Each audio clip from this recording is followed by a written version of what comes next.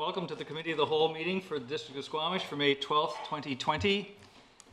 Where to go? Hakan Quist Glasgow Homish Awayme. Welcome to the traditional territory of the Squamish Nation. I am Councillor Doug Race, the acting mayor this month, and according to council policy, I will be chairing the Committee of the Whole meeting today. This is an electronic meeting, as you will have noticed by now. I have a few points to read out just before we start the meeting. For procedures, when the council member disconnects or reconnects, they should advise the member or the chair, so this can be recorded in the minutes. Council members are to identify themselves when they advise the chair they wish to be placed on the speakers list. If you are visual, just put your hand up. If you are joining by telephone, just say chair. With respect to a vote, you are only required to state a nay vote. No statement is required if you are in favor. Council members shall put the telephone or computer on mute unless they wish to speak. Council members shall be involved and participate in the meeting. Council members shall text the Chief Administrative Officer or the Corporate Officer if they have technical difficulty with their telephone or computer, or they need to be reconnected to the meeting. The meeting shall be recessed for up to 10 minutes if a technical difficulty occurs on the district side, which results in the council member being unable to connect to the meeting. So, same procedure we've gone through for the last couple of weeks, Council. I will say, and you've noticed, we do have a very full agenda. There are time estimates on the agenda. I'm going to try to hold you to that.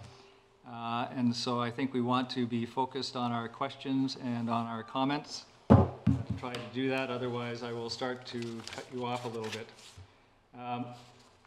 First of all, I'd like a motion to adopt the agenda. I don't have any suggested changes.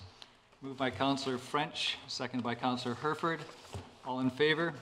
Opposed? Motion carries unanimously. And our first staff report is item 3, sub 1, employment space demand model. Mr. Gunn and Ms. Mulligan are making this presentation. The floor is yours, or the screen is yours, I guess is more appropriate. Thank you. My name is Matt Gunn. I'm a planner with the District of Squamish, and with me is Kate Mulligan, Economic Development Officer. We are today going to be speaking about an employment land and space model of supply and demand forecasting for the District of Squamish.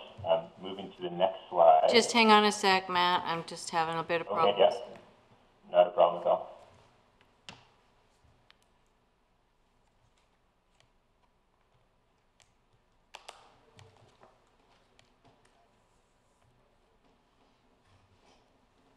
There you go. All right, moving on to the next slide. Our intention is to begin with a quick background to the project. We'll then talk about development of the tools that we used in this project, an inventory for our employment space, and then a model that we developed and with help from a consultant. We then will talk about the results from the inventory, which is kind of the first time that we've done a comprehensive inventory of our built space in the community, so there's some interesting findings out of that. We'll talk about the demand implications that have come out of the model, and then how that relates to supply, and then we'll move on to finish with some discussion around next steps using this information. Next slide. And I just want to introduce, I don't know, because of all the kerfuffle with the technology, that George Parker of Rollo and Associates is on the line, and he was the consultant that helped in the development of the model. I'm going to provide you with a bit of a background. My name is Kate Mulligan, Economic Development Officer. And so just a little bit of background on how the project was initiated and what the outcome was. So in November of 2017, an update was provided to Council on the status of recommendations for the 2015 Employment Land Strategy. And staff proposed at that time development of an Employment Lands and Space Implementation Plan.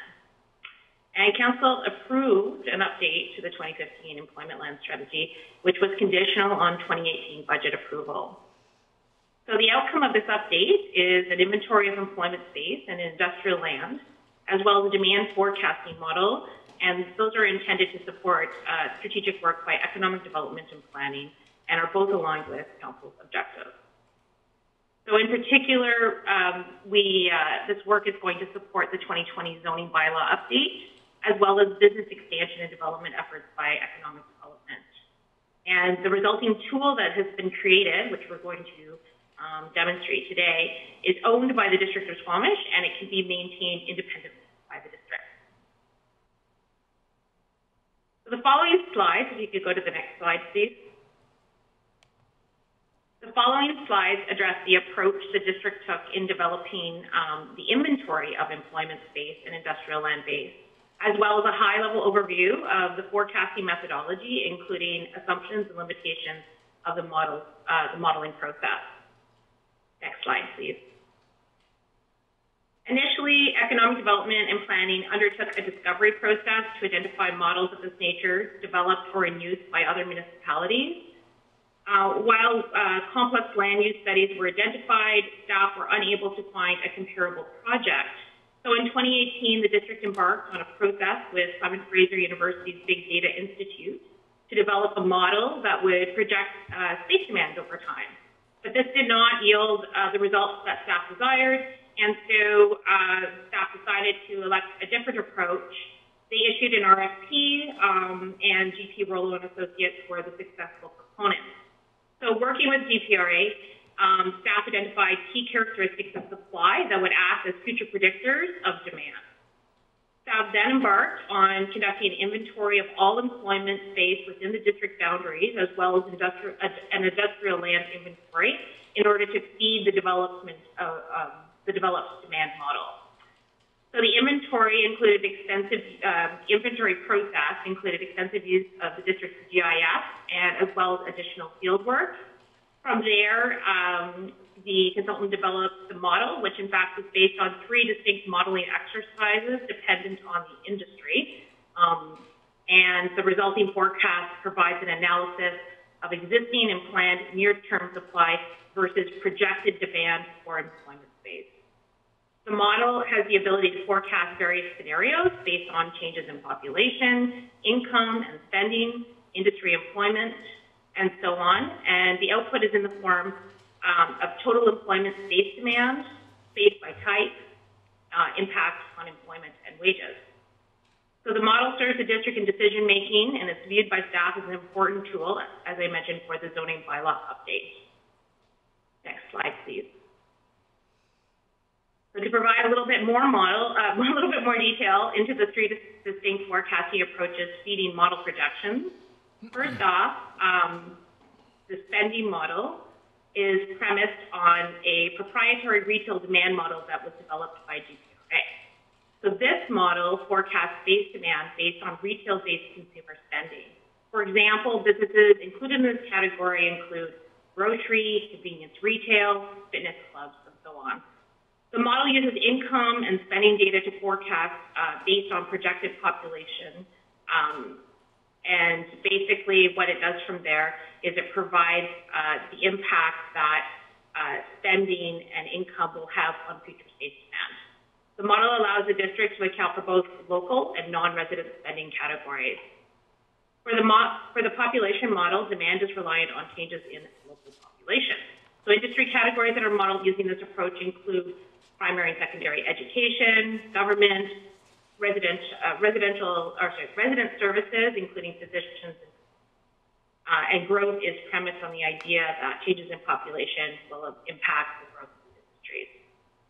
The model uses current supply coupled with changes in population to forecast future demand.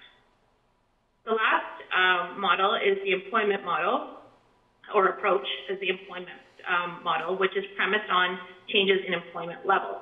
So using supply and estimated employment in the base year, the model forecasts space needs in relation to changes in employment by industry. Next slide, please. So for the development of the following demand scenarios that you're going to see, assumptions were made to predict potential space, employment, and wage outcomes. I'm going to give you a couple examples. However, the assumptions are detailed within the council report in full. So for instance, population estimates for 2016 to 2019 from StatsCan were used to predict future population projections by year.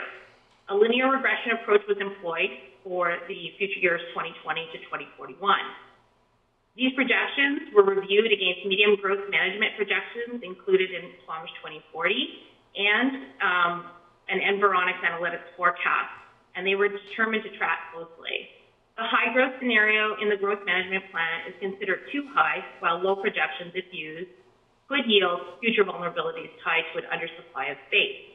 Based on the forecast used, incremental population growth is approximately 500 per year, with Squamish resulting in a declining growth rate over time from 2.2 in 2020 to 1.7 in 2041.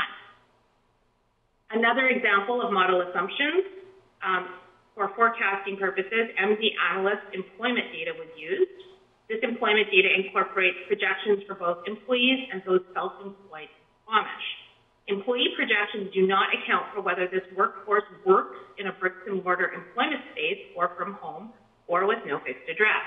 For forecasting, the model forecasts all employment over time and not for employees only occupying bricks and mortar employment space. Industrial land supply assumes expected long-term land use based on existing zoning combined with OCP land use destination. Land unsuitable for industrial use due to topography and environmental constraints has been excluded. So those are the types of assumptions that were made along the way in modeling the various scenarios. And as I mentioned, a full list of those are included in the report. Next slide, please. So there are assumed limitations in the model's accuracy or ability to predict future demand. And these include, for one, scenarios do not incorporate non-resident employment.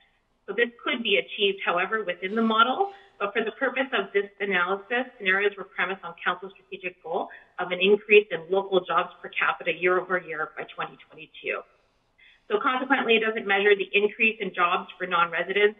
It's assumed, though, however, with new firm entrants, particularly in our priority sectors, non-local employment will result. A second limitation is currently business licensing compliance is not 100%, and it does impact the ability to collect accurate and complete data on each business, which is used to feed the inventory. And the inventory is the basis or the premise for which forecasts are built upon. So the more accurate the inventory, the better accuracy in predicting future outcomes. The third one is that some employment space was not accounted for within the inventory. So I'll give you a few different examples. Office space is considered undercounted because mezzanines and some light industrial second stories may have been omitted. We use the GIS to size the buildings, and then we use field work to confirm both the type of business that's occupying the space as well as the configuration or form of that space. However, in some cases, that was difficult from the outside of premises to understand exactly what the floor space looks like within the premise. Another non-accounted for employment space is that medium industrial demand is difficult to quantify using this built space model. So in the future, forecasted land requirements should be considered in addition to employment space for these categories. So in particular, medium industrial and heavy industrial demand really requires like yard space for their operations. So looking at the built premise is not a good indicator of needs. That's why a separate industrial land supply was looked at. And then also gross floor area measurements are estimates extrapolated from roof areas.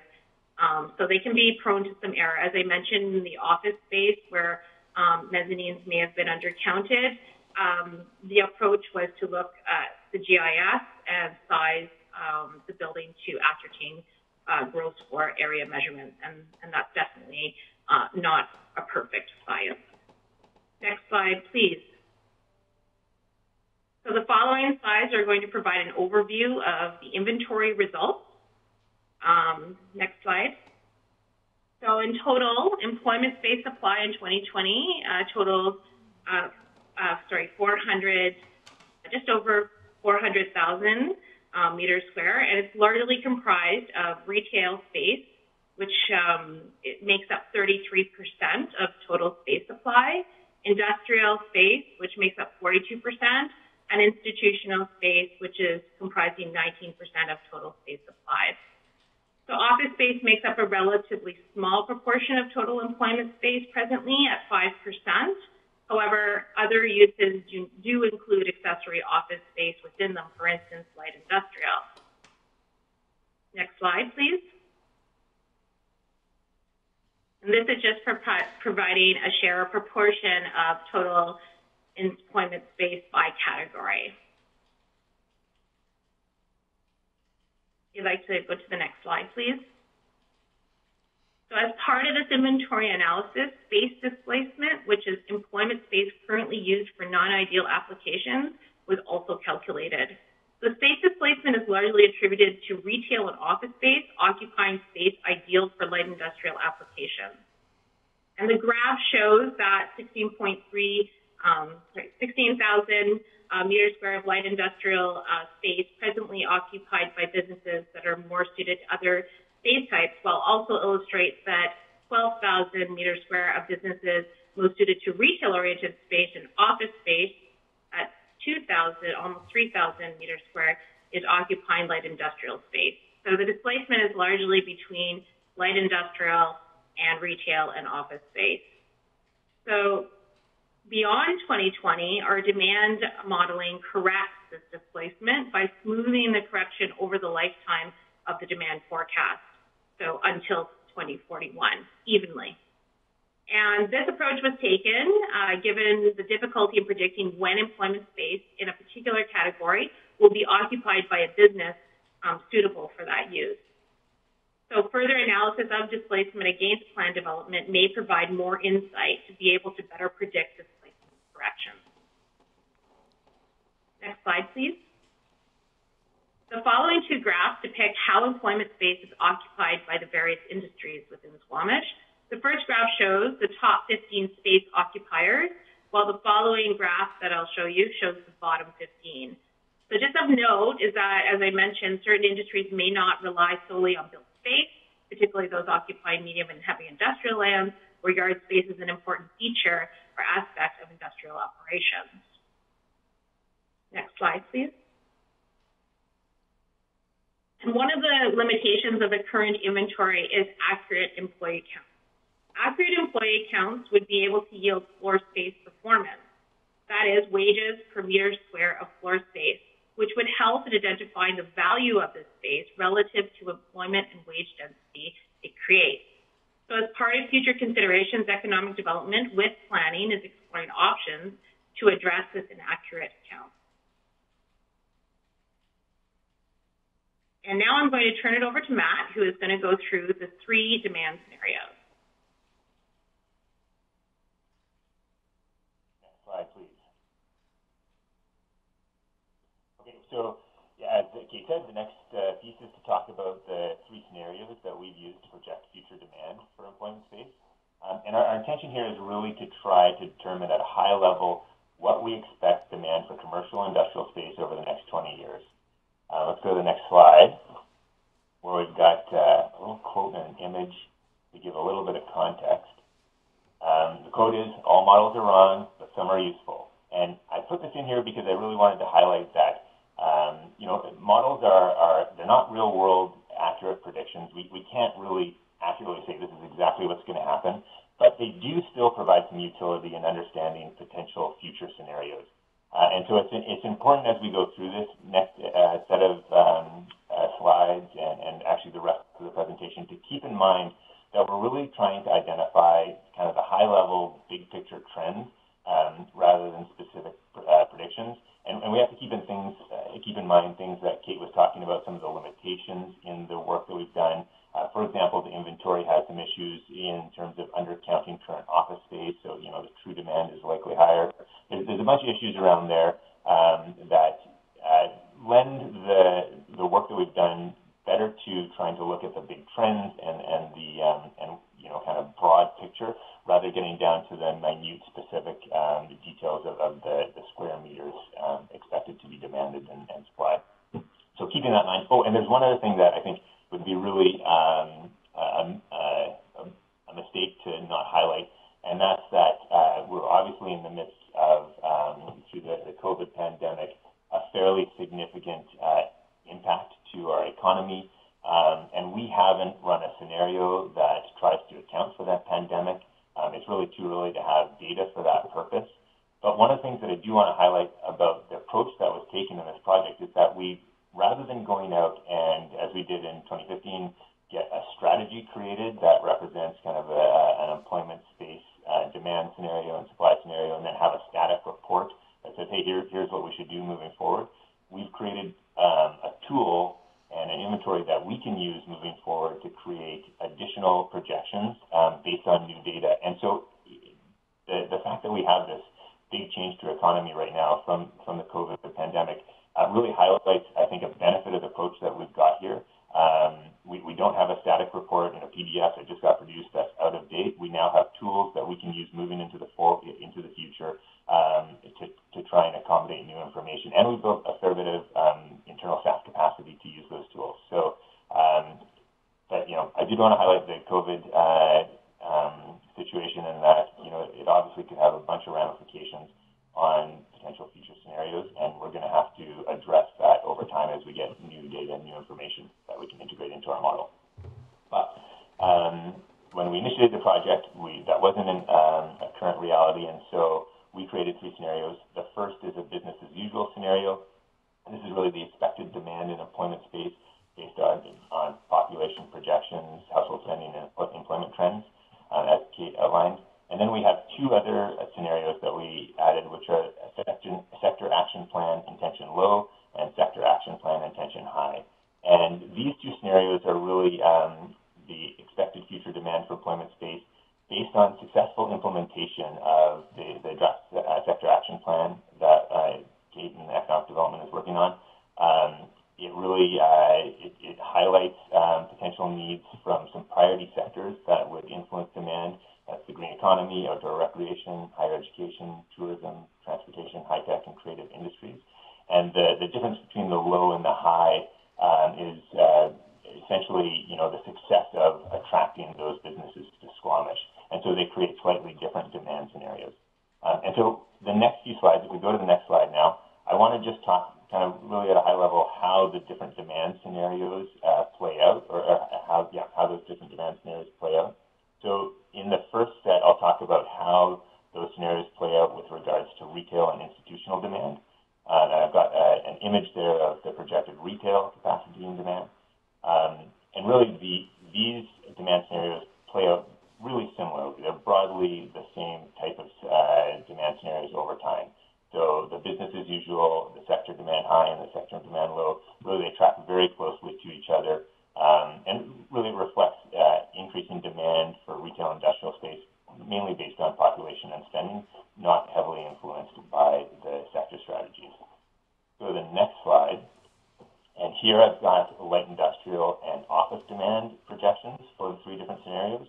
And in these demand scenarios, the projections do vary between business as usual, sector demand low, and sector demand high. The green is the business as usual. That's the kind of steady growth that we expect in light industrial and office capacity, or office demand. The red shows slightly increased demand for those 2 categories based on sector demand low, and then the high, the dark line, that shows the highest amount of demand increase. So there's some variation there. And if we go to the next slide, we see medium industrial, and this is where we see the biggest difference between expected demand over time between the different scenarios. The variation reflects the fact that our sector action plan includes a number of business categories that depend on medium industrial space or medium industrial land. And so higher success in the sector strategy would result in a more rapid increase in demand for medium industrial build space. And so we'll talk about how that relates to our potential supply in a minute, but first, Kate is going to come back in and talk about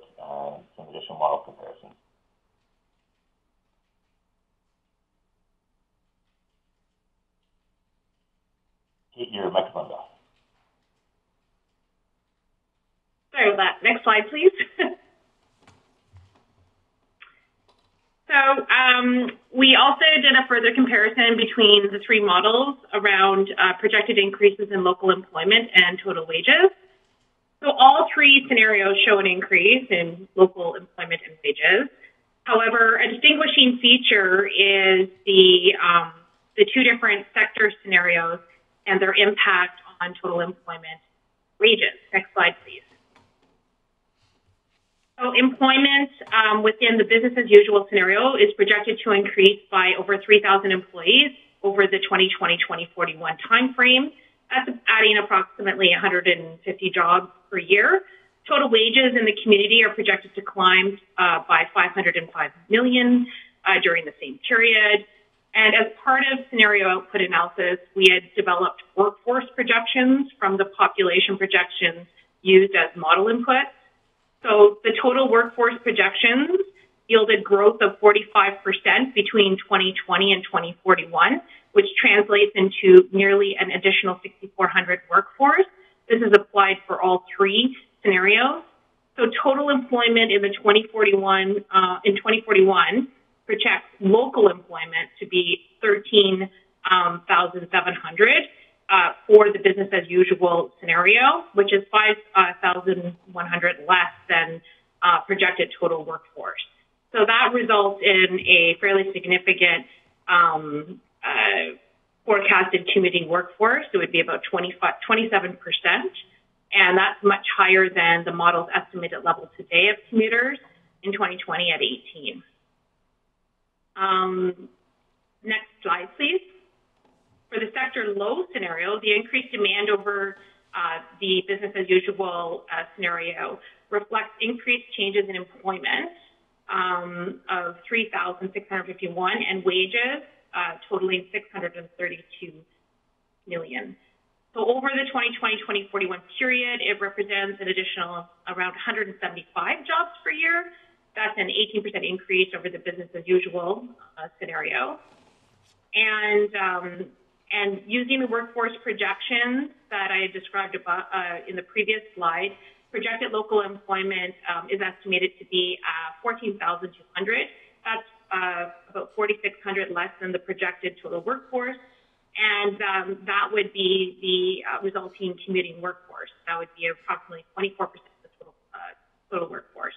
And again, still higher than that of the estimated level of commuters in 2020 based on the model, which is at 18. Next slide, please. For the sector high scenario, local employment increases to 16,300, and that's about a almost 6,000 increase in local employment over the time frame. So it added on average of just under 275 jobs per year between 2020 and 2041, and that would result in a total community population of 2,500 or 13% of the total workforce population. So that's a significant drop in the number of commuters relative to what is estimated today at 18%. This is the only scenario where the proportion of workforce employed locally is projected to increase. And I think I'm handing it back to you, Matt. Thank you. Next slide. So the big question that comes out of this modeled scenario, or the set of model scenarios, is do we have the land base in Squamish to accommodate the projected demand? And to answer that question, I'm going to go over some of the demand in relation to the supply that we have and the potential supply we have in the community for both industrial and commercial uses. So first off, we'll talk about light industrial. And as we mentioned earlier, part of this project involved a review of our industrial land supply and inventory of that land. And the supply of industrial land is quite important, given that light industrial land is a finite resource. With office and retail, you have the opportunity to incorporate those uses into the redevelopment of residential space, but it doesn't work with light industrial. There's compatibility issues with light industrial. You can get displacement by residential or commercial activity. And so it's really important to identify sufficient long-term capacity of industrial space for the community over the long term. In our land inventory, we identified 66 hectares of either zoned or designated for industrial use or light industrial use. Of that land, 51% had been developed. 10% is currently underdeveloped, so developed at a low density, and 39% is undeveloped. And of that underdeveloped and undeveloped land, we currently have proposals for 8 hectares, or about 12% of that light industrial land base for redevelopment. Go to the next slide. So where is that light industrial land located? 95% of the developed land is in the business park. The business park becomes really clearly such a key aspect of the light industrial land base. And then 60% of our undeveloped light industrial land is located in the business park. The majority of the remaining undeveloped land is located at Oceanfront and Paco Road. There's a block on the eastern edge of Paco that currently is zoned for commercial use, but is designated for something more in line with light industrial. And then one thing I do want to note about the location of light industrial land, there is a fairly big block of light industrial land in downtown South, but we've excluded that from this analysis or adding it into the light industrial land supply because in the OCP it is designated for a use that's more in line with the MUD zoning that we have in other parts of the community. To understand what our potential capacity is using this land supply, it's important to understand the density of built space that could be created on that undeveloped land. And so because we've completed this inventory of space, both land and space, built space, we have the information that we can kind of take a look and see what our average floor area ratio or density is on light industrial land, and the average across the community is floor area ratio of 0.26. But another important piece to consider is, the type of development that we're seeing show up in our community. And so the business park, which is the focus of a lot of the light industrial development right now, is being built at an average floor area ratio of 0.49. So we're seeing higher density development now for light industrial space. And so that really reflects kind of the built form that we're seeing in the community and contemporary parking requirements and the demand for that space. So to determine our total capacity for light industrial built space, we apply the average floor area ratio to the undeveloped land mass, and that provides us with a potential increase of 126,000 square meters of light industrial space. We add that to our existing supply, the existing built space, we come up with a total capacity of 206,000 square meters. And I do want to highlight that potential capacity doesn't include underdeveloped land, which might be redeveloped at some point in the future to a higher density. And it also doesn't address multi-story, or doesn't account for potential multi-story industrial. We really see very little multi-story industrial in our community right now. But there are a couple examples, and there are examples in the Lower Mainland, not a lot. But if that development forum were to become more widely adopted, it could increase the potential supply. But we haven't taken that into account or considered that in this analysis. Let's go to the next slide. So here we've got the total potential capacity, or total capacity, and our projected supply from 3 different scenarios.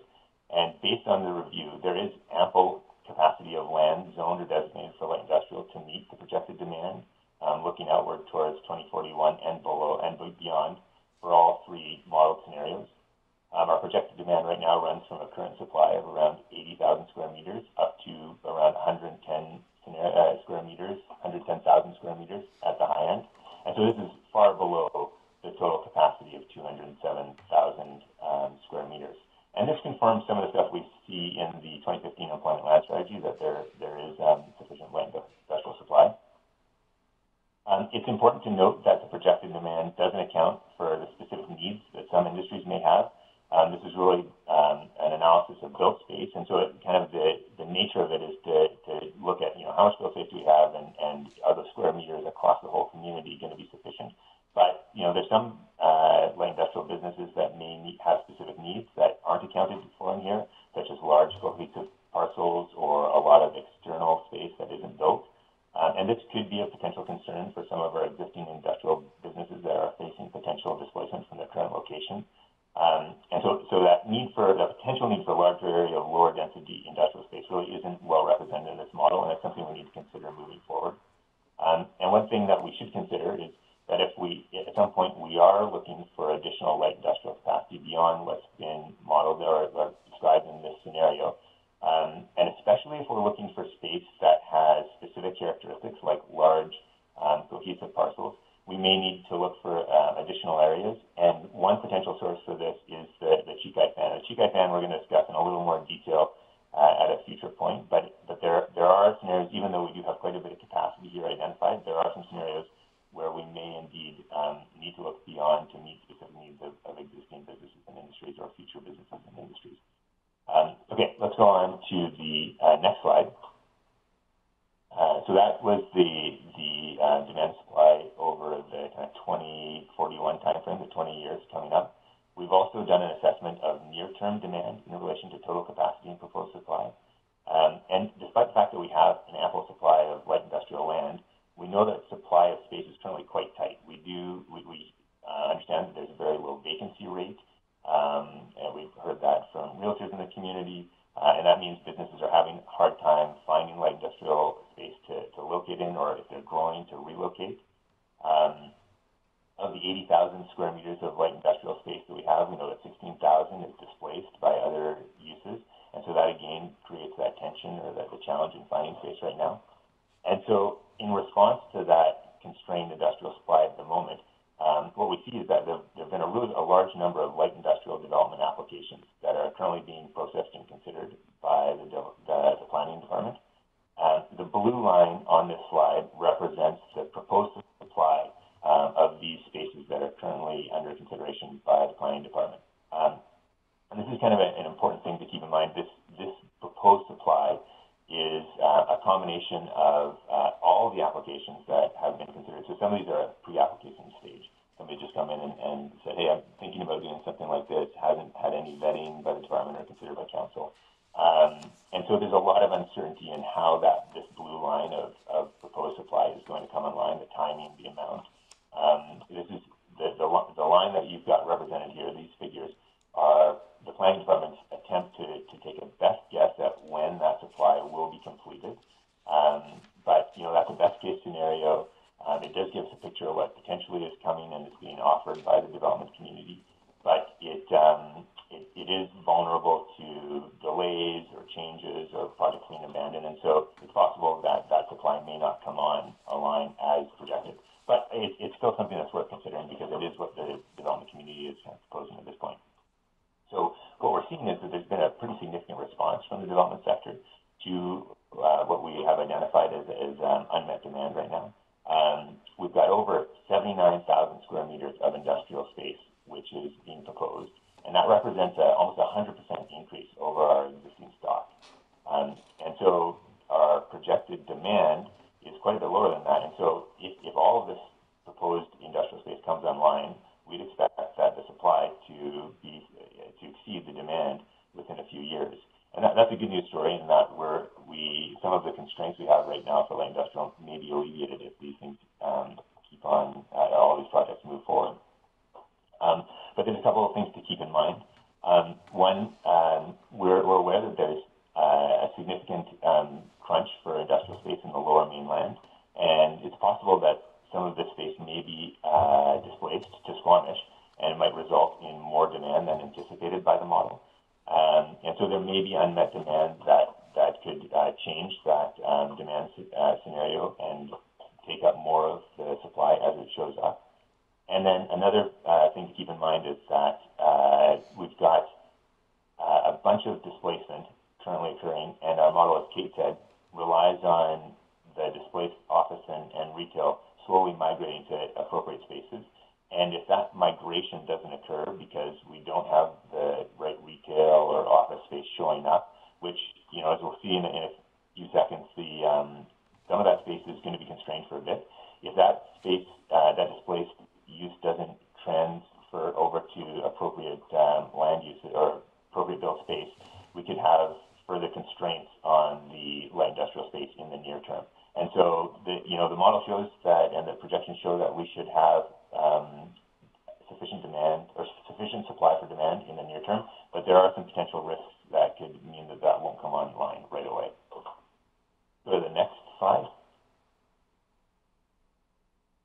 quick summary, we do have ample land capacity to accommodate demand for light industrial.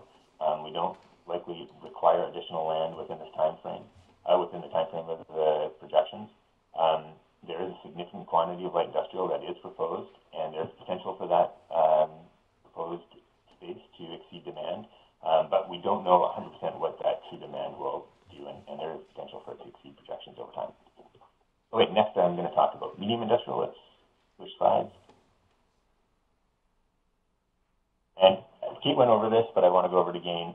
There are some challenges in using the analysis that we've done for medium industrial and the model that we've created. And that is in part because it was structured around built space, and medium industrial activity often does occur outside of built space, which means that built space isn't always the best proxy for medium industrial demand. But with that qualifier, we did inventory medium industrial land as part of the project. And out of the 128 hectares of land that's zoned and designated for medium industrial use, we identified that 69% is developed in some fashion, 7% is undeveloped, and 24% right now is unusable.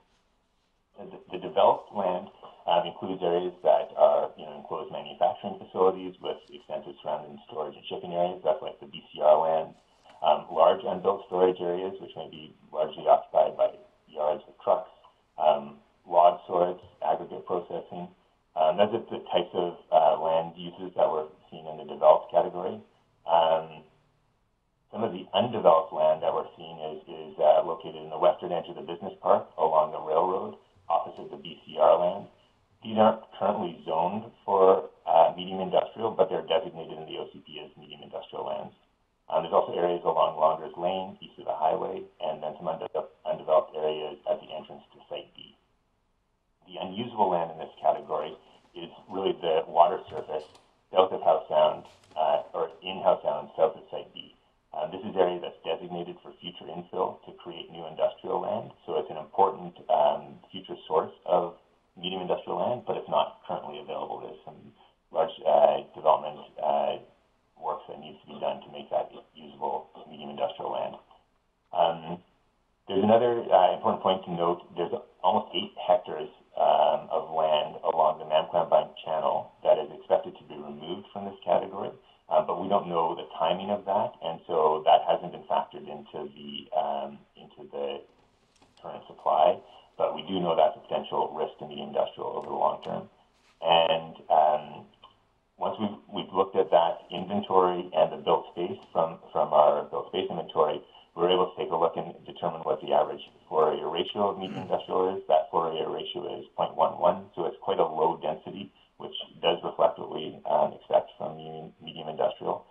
And when we take that average floor area ratio and we apply it to the undeveloped land, we come up with a potential future supply of 9,600 square meters of medium industrial space, which if we add to our current supply, we get a total medium industrial capacity of just under 47,000 square meters.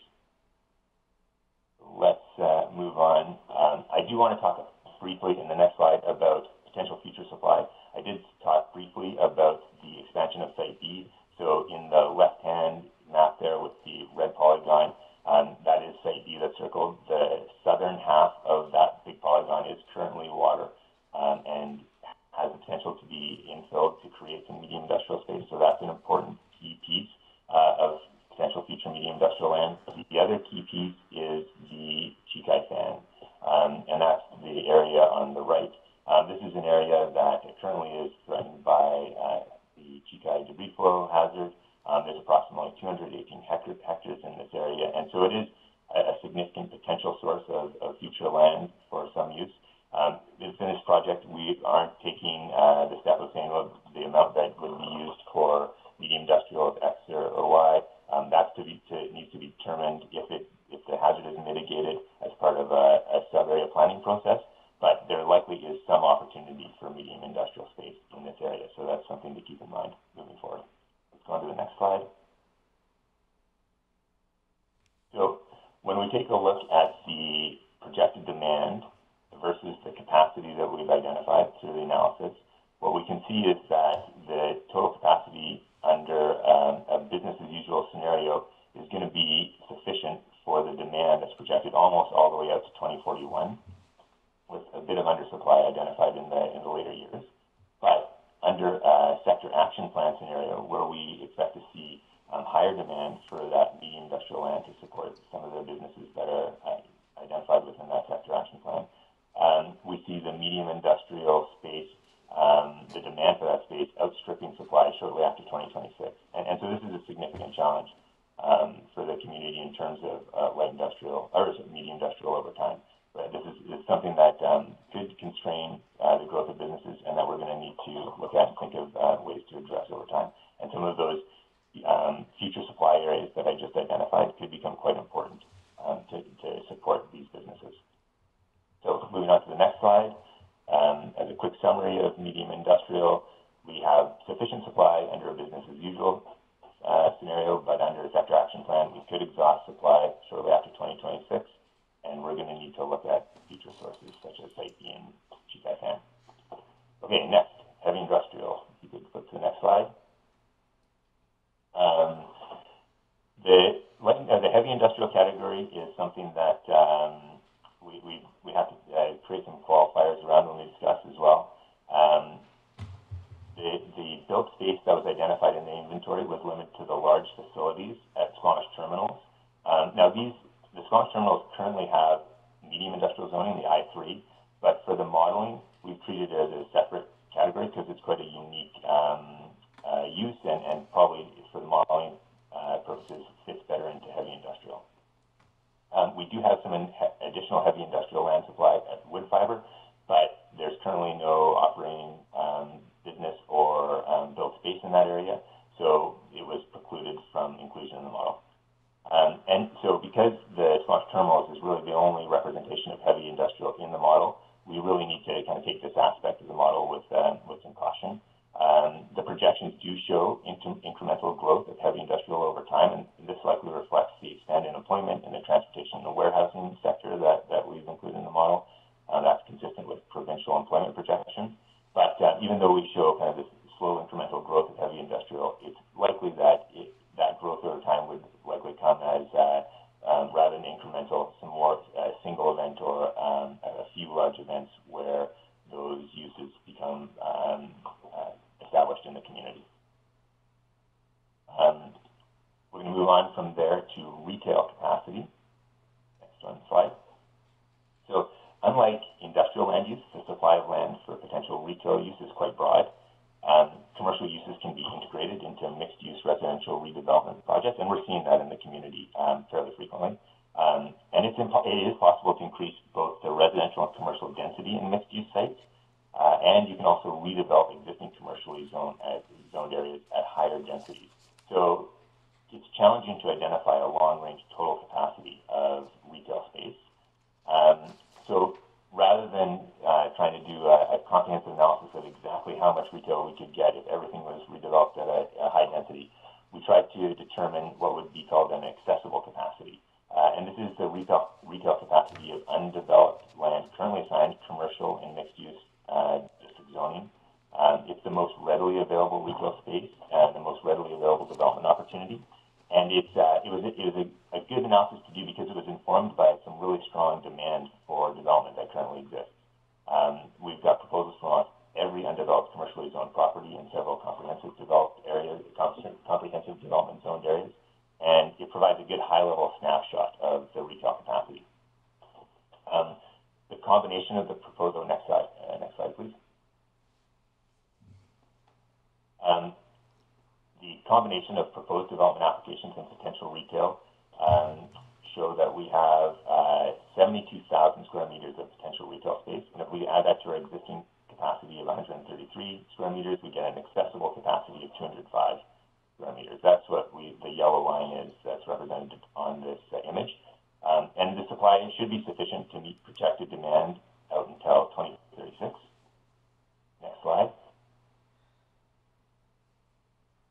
Beyond 2036, we are going to have to look for additional retail capacity according to the projections in the model. And we're probably going to have to do this through some sub-area planning. Retail is something we can incorporate into mixed-use developments, especially adjacent to existing commercial centers.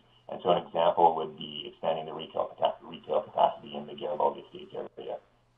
Additional capacity can come through redevelopment, changes in the downtown south area, from changing the zoning from light industrial to the mixed-use development zone in line with the OCP is an opportunity there, and expansion of the size and density of neighborhood node commercial spaces, another opportunity. Next slide, please. Looking at the near term, staff have assessed demand in relation to the proposed supply.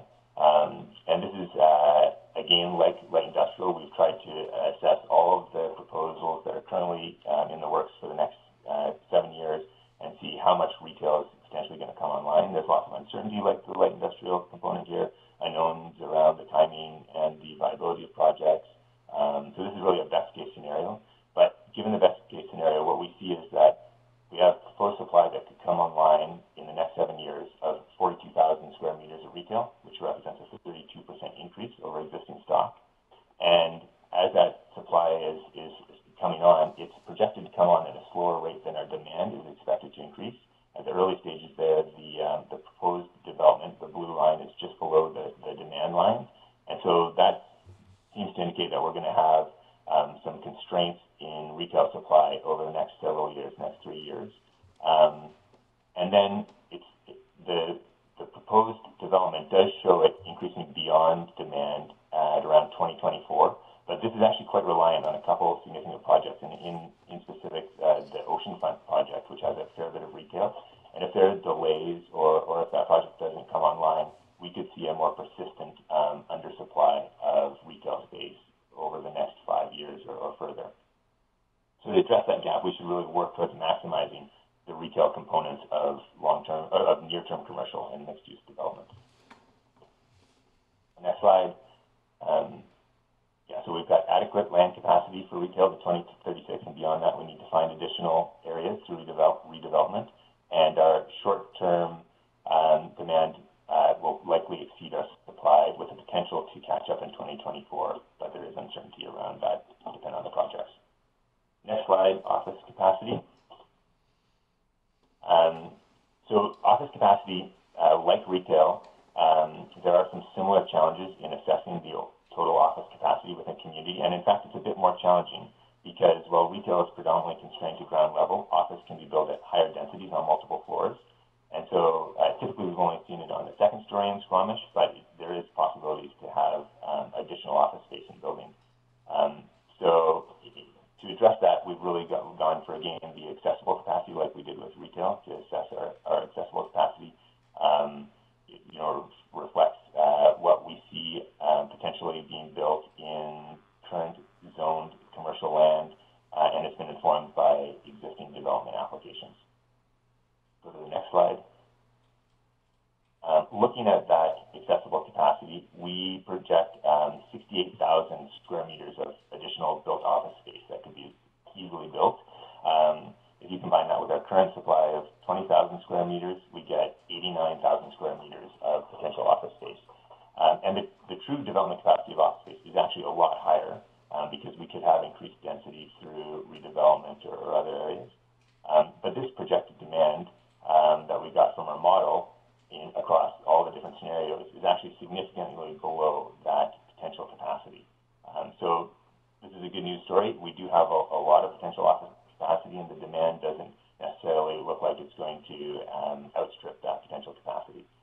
Now, we do know that there are some limitations in our projections for office space demand. We have had limited stock, and so there may be unmet demand. We also feel that there's some holes in the inventory, which Kate talked about. So there could be additional demand that hasn't been met and could show up. But regardless, we have a lot of capacity to accommodate future demand for office space. Let's go to the next slide. Again, here we've done some work looking at proposed development applications for the near term out to 2027, looking at the proposed office space that could come online. And despite right now having a bit of a shortage of capacity, because we know that there's vacancy rate in office space and constraints, despite that, it does look like the development sector has come forward with proposals for a lot of office space. And if all of the projects that are currently proposed, and these are across pre-apps and in a range of applications, if all of that space does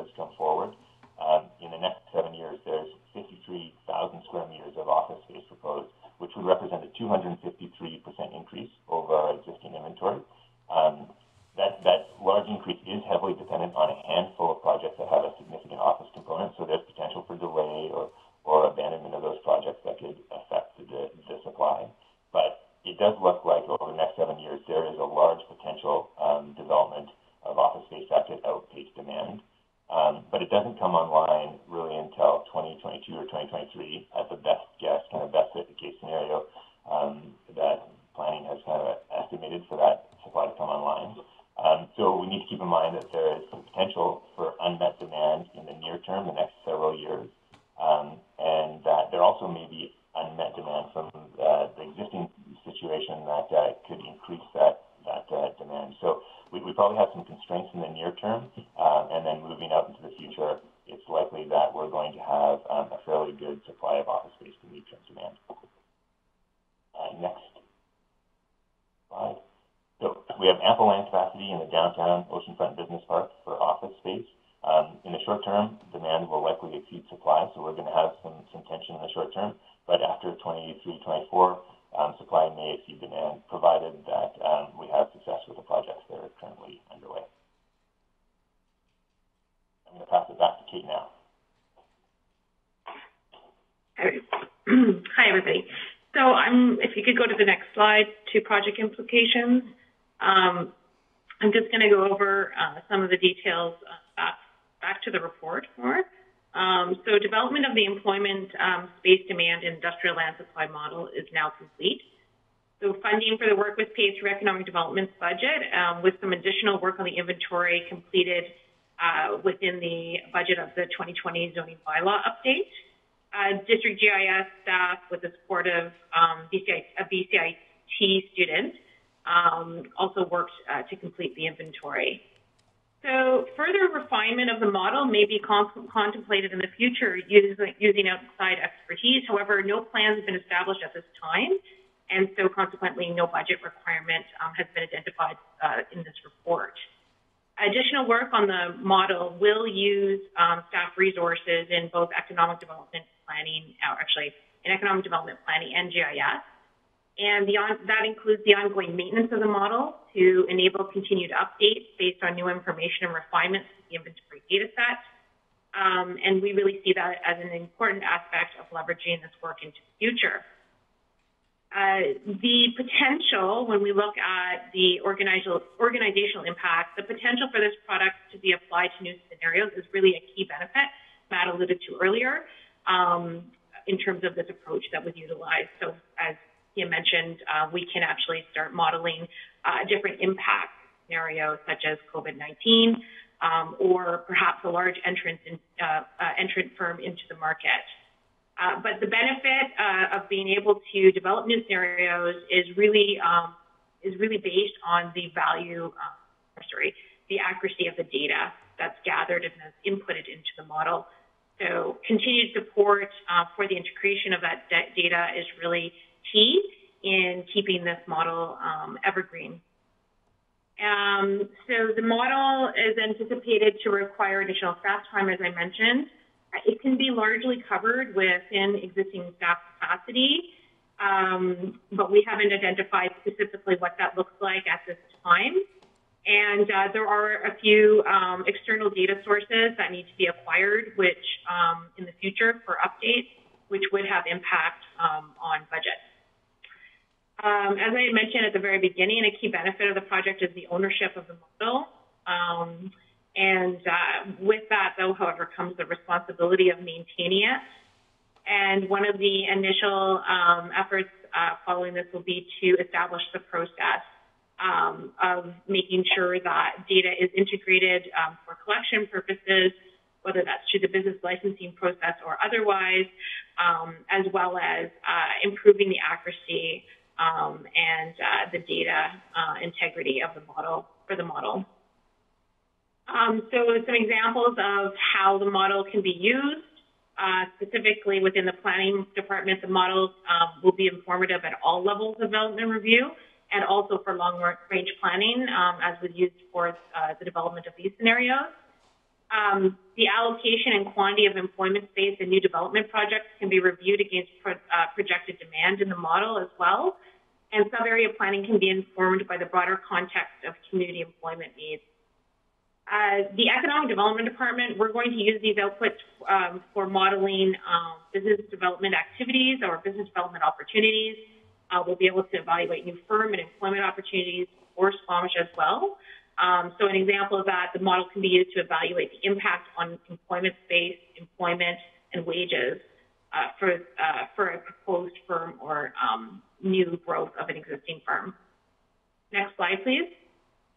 In terms of strategic alignment, the development of the employment space demand and industrial land supply model directly support the economy and local jobs strategic priority, and specifically in terms of supporting net increase of employment lands and space and pace with terrestrial and marine needs by 2022. So the model provides detailed information about the status of terrestrial employment lands and space, and it provides projection of future associated needs, which can inform inline zoning. Just a note that aside from Site B, water lots haven't been contemplated as part of the employment space model at this time, and therefore are not addressed within the context of the project. The second objective that relates to employment and local jobs is to increase the number of local jobs per capita year over year by 2022. So this model is able to reflect the respective employment space needs required to support increased local jobs and to provide quantified objectives for requisite employment space. And beyond being able to forecast local jobs per capita, the model can actually incorporate total employment in the district, whether it is local or non-resident. And finally, and to increase the concentration of priority target sector firms year over year by 2022, this model can be manipulated to develop scenarios that reflect employment growth in our priority target sectors and anticipate the employment space needs of those sectors. So employment growth can be the reflection of either new firm entrants or growth in existing firms as it's based on employment numbers. Next slide, please. I think I'm handing it back to Matt for next steps. Yeah, so moving forward, the next steps are to prepare for engagement with business park stakeholders. These are really any businesses with current or future interest in space within the business park and would include potential businesses that would want to move there. The original plan was to host workshops and to review the model demand and zoning scenarios, but given the COVID-19 situation, we intend to proceed with an online engagement strategy where we create a web resource to present the model findings and potential business park zoning considerations. Stakeholders have the opportunity to review that, submit comments and questions, and we're also going to host one or more web-based workshops to present the information, provide feedback, and ask questions. Based on that information, we want to draft some updated zoning for the business park and present that to stakeholders for their review and comment through a similar process. And part of the intention of that process is going to be to look for opportunities to accommodate potential displaced properties or businesses where they're facing issues with the security of their industrial space in the community and other parts of the community, and see if we can accommodate some of those within the business park. I'm going to hand it back to, and then next slide, finally, we'll just finish off with our recommendations. The recommendations are to receive the information and provide feedback, and then we'd like to move forward and engage the business park stakeholders in the zoning bylaw update using this information. Thank you, Matt. And Kate, slide. But I just wanted to check, just if you can go back one slide, Matt, please. Yep. In the second bullet point, April 14th, 2020 special meeting, is that this meeting we're talking about really? Oh, and that was an error on our part. Okay, so it's the May 12th, 2020 Apologies. Committee of the Whole meeting. Okay, we'll change the recommendation. Thank you. Thank you. And that was it. Now we're into questions. So Council, I'm mindful of time. Focus on those two recommendations. One is to receive, and so absolutely ask questions. And then the decision is to incorporate this feedback into the zoning bylaw update. So I'll open it for questions or discussion. Mayor Elliott and Councillor Anderson, go ahead. Thank you. And thanks for the report. I'm curious what in the model shifts the numbers around local employment so that we reduce our total number of commuters.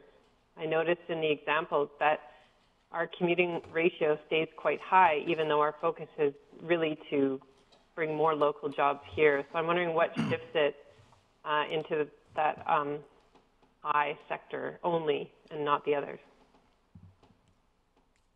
Matt, I assume you'd like me to take that?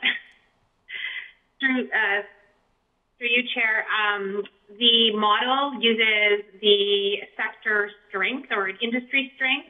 So basically, the relative strength of that industry to all of British Columbia.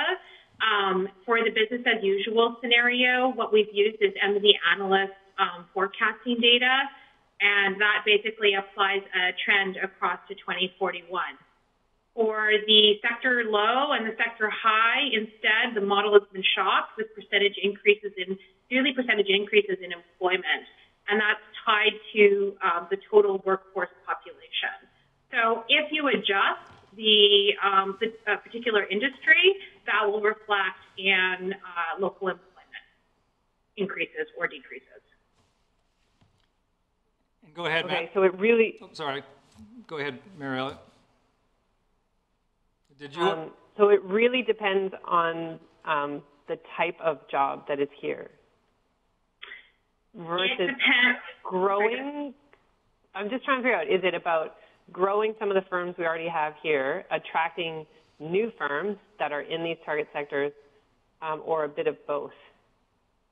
It's absolutely both. So it's basically applying a growth rate or contraction to various sectors. And what we've done for the sector low and high is we've applied various growth rates to particular industries that make up the priority sectors within the green economy, within outdoor recreation, and to an extent within education, transportation, creative industries, high tech, and tourism. Okay. And Matt, did you wish to add to that? Yeah. I just wanted to add that the overall population is growing as well, so we need to account for that because as the overall population is growing, obviously the workforce is increasing considerably. So even just to maintain a share of a percentage share of local workforce to total workforce, that requires incremental growth in workforce. So it's got to work extra hard in terms of adding employment because the population is continuously growing. And within the report, I think I alluded to, there were some considerations around how population forecasting was completed. And there were assumptions made in the workforce calculation as well. We applied some numbers that we have from 2016 census in terms of share of 15 plus population to determine that workforce, and that stays constant to 2041, which is unrealistic. Obviously, there'll be some variation between the different cohorts within the population categories. So there are some assumptions made in that, but it's a best guess approach. Thank you. And Matt, did you wish to add to that? Yeah, so I was going to highlight what Kate just talked about with the population continuing to grow and to meet that demand. But the other piece that I want to point out is that if in the short run, there is a lot of proposed supply of office and light industrial space coming in within the next 5 years or 6 years. And so if there is currently unmet demand that exists, maybe it's being displaced from the lower mainland, and if that's not represented in our model, if that demand is there and we continue to get uptake on the projects that are developed, we do have a lot more built space that could come online in the next 5 or 6 years, and that may revise our projected demand. So there is actually the possibility that that proportion of local employment could go up.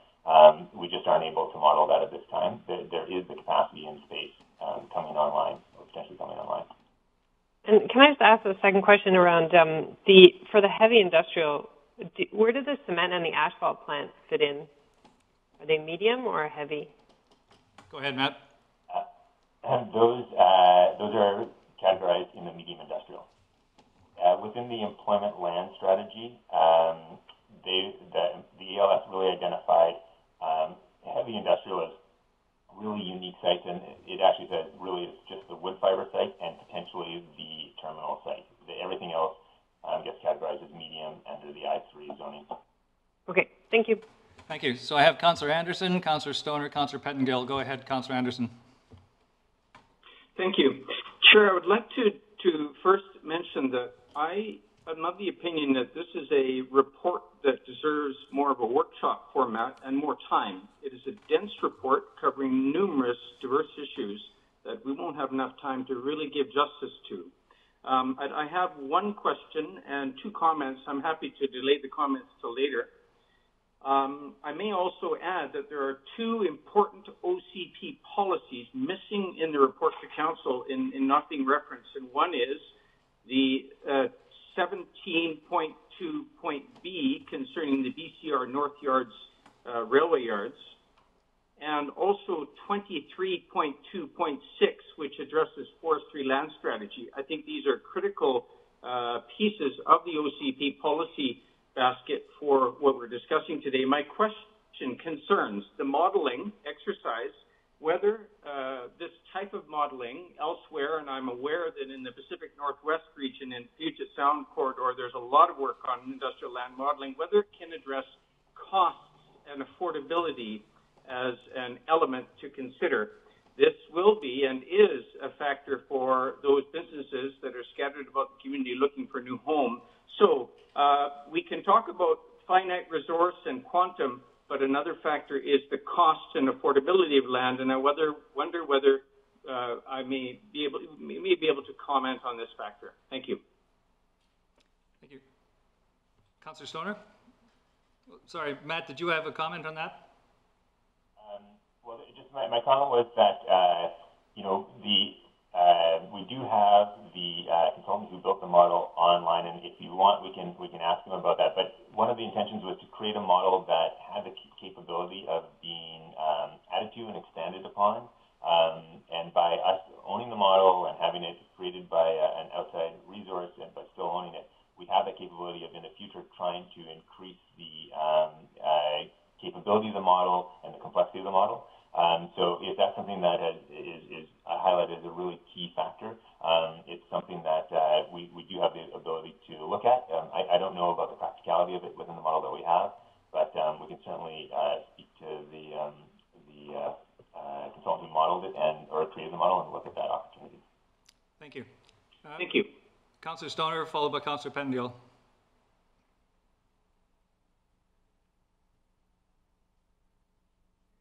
Can't hear you, Jenna.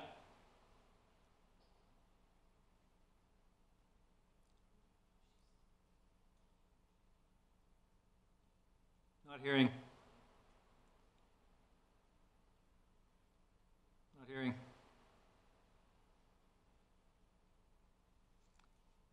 We'll go to Councillor Pettengill, see if you can sort that out. Go ahead, Chris. Great, thank you. So I wanted to just understand a little bit how we arrived at the categories. They seem largely centered around the tax categories. And part of the rationale for that question, it's also related to what business stage are we thinking of in our target sectors. And where I'm going with this is I think if you're a well-established business in one of our target sectors, then our sort of existing light industrial or office zones may be something you can fit better into, and you know roughly how much office space you need in light industrial, and you can actually segment your business that way to different locations. But I think in terms of the startup phase, and my understanding is we actually have a significant startup focus in our target sectors, to my mind, they align much more closely with what we generally consider as light industrial. It's not an ideal, but, you know, in terms of the physical space flexibility, it has the flexibility that startups need. So I guess I'm trying to understand, or intuitively, the amount of office space, I think, might be overestimated, while the amount of light industrial need underestimated, to the degree that we have a startup as a significant focus in our target sectors. And then just somewhat related to that is also, in my mind, a lot of things that I would consider light industrial or fit within our existing light industrial could actually be quite compatible with residential zones and mud zones and so on. And so I'm just wondering if you can dig into a little bit those classifications we've chosen and maybe how those relate to our target sectors. And are we thinking about mostly attracting existing well-established businesses that aren't in Squamish yet but do exist, or growing our own? I assume that'll be you, Can I take that one on, Matt, first? Sure, go ahead, Kate. Thank you. So in terms of the categories for the various, you're talking about the three various forecasting approaches to form the total forecast and demand, I'm assuming. We talk in terms of light industrial, medium industrial, heavy industrial, and then we have split commercial into office retail, but there's a lot of sort of grouping and counting based on those buckets, as opposed to, why didn't we use different buckets, like flex, for example, and, I have this flex concept in the mind for startups, which might allow broader use of permitted uses for a smaller enterprise. So if I may, I'll start off, and Matt could probably finish. In terms of the answer to that one, we actually have outlined within the priority sector action plan as one of the actions to determine space needs for these priority sectors. So as part of the next step of work within the engagement process, we'll actually be doing a needs analysis. For instance, just to provide an example, you're right. Obviously, different stages and phases of business operations have different space requirements. In particular, the outdoor recreation industry, sporting technology, has specific needs that may not be met by our current light industrial form. So that would be one of the considerations moving into engagement. That will help us refine our model results. With respect to categories or industries within the model, we're also able to look at space by those categories in terms of future demand. And then once we have a better understanding of a particular industry's need, and then also the phase of that industry, we'll be able to provide more detail in terms of what that demand actually looks like in form. Matt, do you want to add to that? Yes. So it's a good question, and I actually think it's something that's come out a bunch through the process. We didn't create the categories around taxes. It was more around how we typically zone land. It's more reflective of that and the permitted uses, or how we consider permitted uses. But one of the things that we found as going through this process is that there are a lot of businesses, particularly in light industrial, that do have a mix of activities within them. And that was actually a bit of a challenge to address in creating the inventory. I think we're moving towards more mixed uses in our new mixed-use zones, but those aren't developed yet. And so it wasn't really a category that we could create at this point. But what I'm seeing out of the model is that our demand for light industrial, our demand and in combination with the potential supply for light industrial and office is such that we probably have enough land base to look at more of those mixed-use zones where we can accommodate startups that need to have a variety of uses within them. And so I think that's one thing that this process has really informed me about, is that we need to look for that additional flexibility, and we probably have the capacity to do it. Our supply is so constrained that we can't look for more flexibility in some of our zones moving forward. Thank you. Councillor Stoner, are you able to talk now? I'm not sure. Can you hear me? I can hear you. Go ahead. Yeah, great. Awesome. Apparently the video, or the is what I have learned. Got to use Chrome. So my question follows on from Councillor Anderson's comments and questions, actually, and I first want to thank staff and the consultant for all the work. I think this is a really helpful model to have, and encouraging to hear that we do think we have enough land to accommodate the expected growth over time. What I'm curious, though, especially with the displacement figures and what we kind of hear and see right now, is that availability of land and space is one half of the equation, and the other half is the affordability piece. And we have previously, I think, in passing, kind of talked about mirroring a model to what we've done in housing and kind of creating an affordable commercial bank of units and or tying that to rent. And I'm just curious if staff going through this process, if that kind of line of thinking was triggered at all in doing this, and or if that can be supported through the outreach that we're going to do with this model. Matt, do you want to take it or do you want? Sure, I can start off. Okay. So it's a great concept to try and address, and I have to say that we didn't really take into account the affordability in the development model. We were really focused on, do we have the land, is the space available? As I said, it's something that we can investigate and look into, and because we have the model, we are able to look at what could be added, so that's something we can look into, but it hasn't been something that's been on our mind. I think we've taken it more from the perspective of, is there adequate supply? If there is an adequate supply, prices are going to be going up because the demand is high, and the expectation is if we do get supply come online, especially if it surpasses demand, that should have some mitigating impacts on price. I think constraint is probably driving some of the price issues. So I think we were really looking to try and figure out, could we ensure that supply comes online so we don't have that constraint that would likely cause lease rates to go up. But it's a good question and something to look into further, and I think Kate has something to add. Go ahead, Kate. Yeah, just a couple. Thank you. Just a couple points. One is there's a couple of ways that we can actually incorporate affordability. It was a discussion that we had at the outset, like what are the impacts on demand, and we kept the model rather simplistic at this point in terms of just looking at the demand that can be generated through employment or changes in spending. But definitely it is an area where we can impact the results, the demand projections, by using data essentially around land costs. So that can be incorporated in. One of the things we are also doing is we've used a target vacancy rate. So right now our vacancy rate is sitting really low. It's just I think it's at 0.7% overall, and then it hovers between 0 and 1% for all the different land use forms. So we've put a target vacancy rate of 4% as well, which will also have an impact in terms of market demand and prices. And when we talked about land costs, we also had discussed not just land costs, but also construction costs.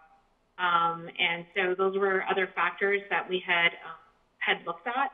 But for the sake of building these scenarios, we decided to start here and then add sophistication into the model once we had a proven concept around the model itself. Thank you. So, Council, I'm mindful of time. What I suggest is somebody put the motion on the floor. I know there might be comments that Council wants to make, and that would allow for a round of opportunity for comment. Would anybody care to move the recommendation? Councillor Stoner, is there a seconder? Councillor Anderson? So I'll open it up for comments. Councillor Stoner, you moved it. You have the first shot. Councillor Anderson, second. And then I'll reiterate my thanks to staff and the consultant for the work done so far. I do think it is important, perhaps recognizing that this is already a complex model. I don't necessarily want to suggest that we have to include the affordability factor in the model per se, but I do think it's something that we need to keep forefront as we engage in these conversations. The other half of that is for the zoning review process, what are the mechanisms to incentivize those anticipated builds to actually get across the finish line? So there were a number of those in the different categories that we think in the next 3 to 4 years we're going to be okay if those builds do happen. Clearly we're going into a bit of an unknown territory in terms of economics. So there's lots of shifting factors, but I do think it is also important to consider what are the tools that we have to incentivize that increased demand over the next little while. So thanks for the work. Thank you. Councillor Anderson, followed by Councillor Pettengill. Yes. Firstly, I'd like to, I have already touched on the forestry land strategy, which I feel should be mentioned in a report like this.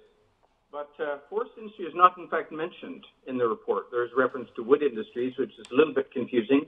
and its status in the sector action plan, as presented in March 24th, is unclear. And I'll just make the point briefly that the forest industry and its land needs and demands is the elephant in the room as regards medium industrial. And so I feel it's inappropriate that it is not directly addressed. It just is such a large factor in the planning of those lands.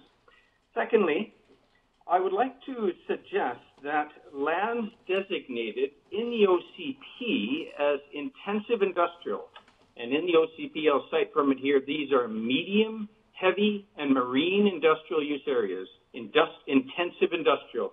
This is distinct from most of the business park, which is industrial business. I would like to suggest that this can be removed from primary focus in this model development, and I have three reasons, and I'll be referring to tourism and export industries. Firstly, the difficulties of using a built space model and floor space ratios have been referred to. The clumsiness of how we address Squamish terminals, and I would suggest not only Squamish terminals, has also been referred to. Secondly, in the description of what scenarios that can be produced, what they can consider, we refer to as a model does, population, spending, inflation, floor space, performance, etc.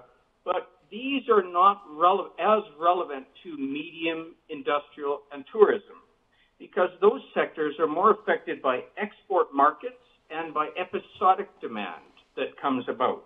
Say a big contract that Squamish Terminals has, or a helicopter company in the airport. And thirdly, there's reference to, and it's an interesting reference to, new infrastructure that could enhance the ability to grow particular sectors. Well, this is very important, and it does relate to our industrial lands planning. It affects, for example, shipping and marine facilities or campgrounds and passenger transportation for tourism. So in summary, I'm suggesting that a convenient way to approach developing this model further is to focus it and on light industrial, commercial, and those categories, and that it is not necessary or even very easy to use the model or develop it further on other sectors that we can summarize as intensive industrial in the OCP. Thank you. Thank you. So I won't go to staff at this point. This is council debating a motion, so it'll only be council members speaking. Councillor Pettengill, and I'll put myself on the list. Thank you. I will support this. I really appreciate the modeling approach and the thought that has gone into this and the understanding it brings of all the different things we're having to think about. I do think that the current categories in terms of light industrial versus offices and so on don't match what I understand some of our target growth is.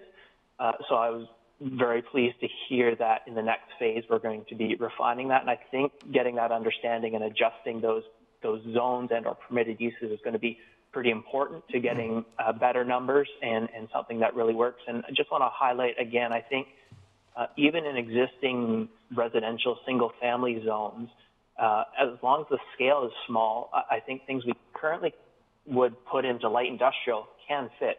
And I'm thinking someone who builds 10 birdhouses or 20 birdhouses in their garage as a little side business, like even that kind of thing, I would include that in the startup in some ways. And so I think, and that's a whole other piece, but there's this whole home-based business and the need to get people walking to work, which means having their businesses right in their community. I think that's another piece that we want to be thinking about this, but I really appreciate this as a great initial step. And so thank you very much for the work on this. Thank you. I'll go to the mayor and then Councillor Herford and then myself. Go ahead, Mayor Elliott. Thank you. I think I like the direction that this model has gone. I think it gives us some interesting insight, and I like the fact that we own it. And so as we see the fallout from the pandemic, we'll be able to see how that demand model shifts. I suppose for me, I would like staff to add clarity about how often it should be updated, and we take a really good look at it, and whether that is more event-driven because there is a disruption in the economy, or whether that is just on a regular basis. Maybe it's both of those things, but I think that's a bit outstanding for me, and to understand what we might need to put in the budget to make sure that that happens over time. There's no point spending the money to build a model if you don't maintain it or allow it to evolve. It, like a report, can gather dust as well. And I think this will be an important tool as we consider large developments and how they impact our employment lands. I know one of the things that we have in place is the growth management boundary that says we should be able to grow within our current footprint until we reach a population of 34,000. But that also puts pressure to build residential on what might be employment lands. And I think a model like this can help inform planning reports about what's being proposed. And if we should ask, we've got a number of things we're looking at this afternoon, and whether we should be asking for a higher density of commercial in line with what some of this modeling shows. So I think it will be a really useful tool, understanding that models aren't perfect, but it does give us some insight into how each large development could shift the equation for us. So I'm looking forward to seeing this become a relevant and ongoing part of our discussion. Thank you. Thank you. Councillor Herford and then myself. Thank you, and thank you for all the work on this project. It was I enjoyed going through it all and seeing the spaces. I was also hopeful that we actually it was great to see that there's obviously challenges, but that they seem to with correct planning and work on our zoning bylaw and all those other levers we have, that we will have the space to get to where we want to be. So that was nice, but there's a lot of work ahead. Overall, I'm supportive of this model being updated over time, and I think that right now with COVID, I mean, it's great that we own this tool and we can go back and look as those effects seem to be more the effects of COVID become clearer. I am interested to. From a timeline standpoint, I'm a little concerned with where we are in our zoning bylaw rewrite and using this model and the shifting economy of the effects of COVID. But we're going to all need to be cognizant of that as we go forward. And then, as a matter of just understanding where we're at in process, maybe Councillor Race, I want to make sure we capture the feedback from everyone, so make sure that we're all in agreement that is the feedback as a whole before we go to vote. I don't know the mechanism to do that, but anyways, I'm good for now. Well, let me go to staff and ask, just to be clear then, what feedback do you have that you would take away from this meeting to date so far? I could go through it. Would that be appropriate, or should we take some time to summarize? Yeah, well, okay. If we're going to take time, it won't happen right now.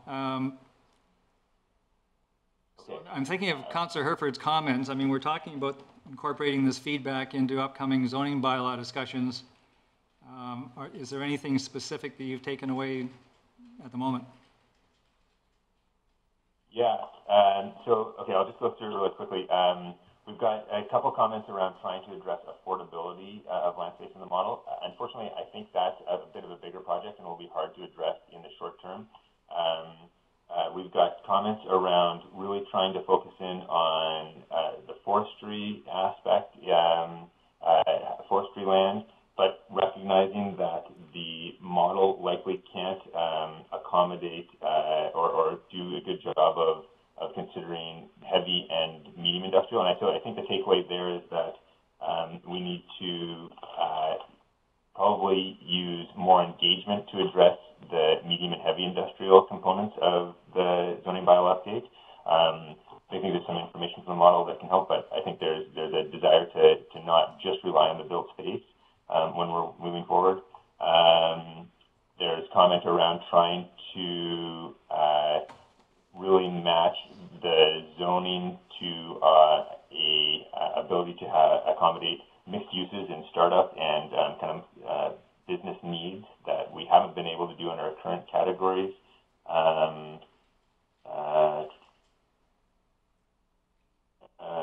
There's a comment about how we're going to update the model over time and what might we need to do to address that in the budget.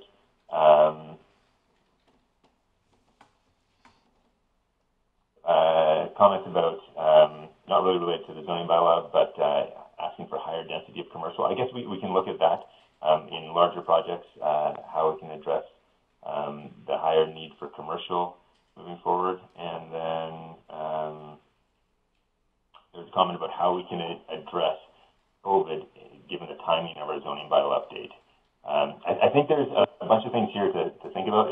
Off the top of my head, summarizing them and how exactly they're going to influence the zoning bylaw, I'm going to need some time to think about that. Thank you. My comment is thank you very much, staff, for the work you've done. This is a huge project.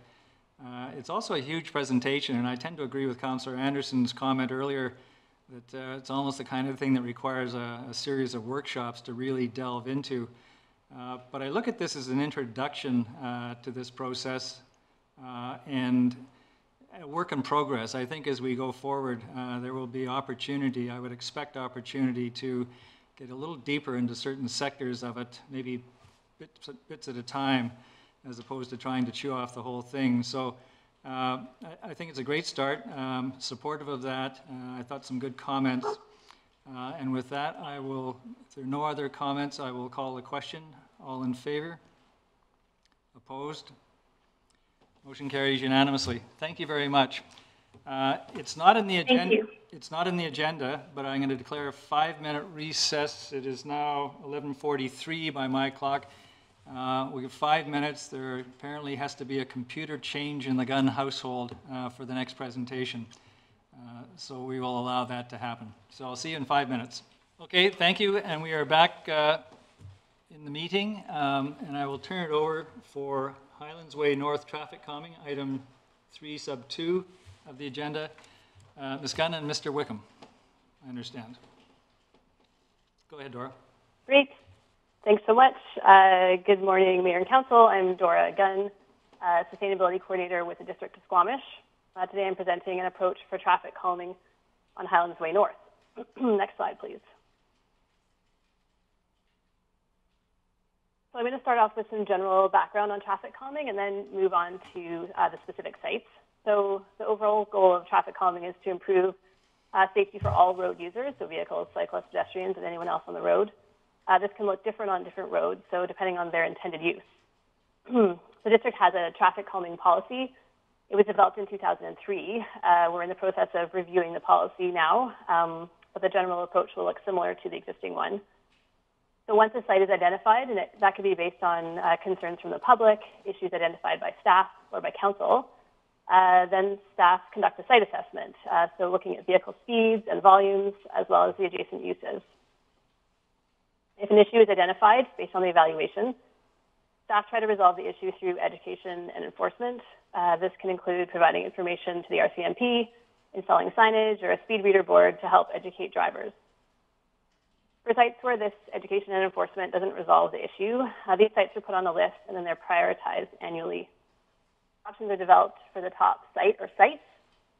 Then the public is consulted on the options, and the selected options are implemented, followed by monitoring to make sure they're having the right effect. And I have a little blue arrow on my slide under develop options, and that's where we're at right now with Highlands Way North. Next slide, please. Okay, so most traffic calming efforts are focused on smaller roads, the local or minor collector streets. These roads are lower volume. They're intended to handle local traffic. In comparison, the role of major collectors and arterials is to provide the through movement. So on these smaller roads, traffic calming helps to reduce speed, discourage shortcutting, minimize conflicts between the different road users, and also improve the local environment.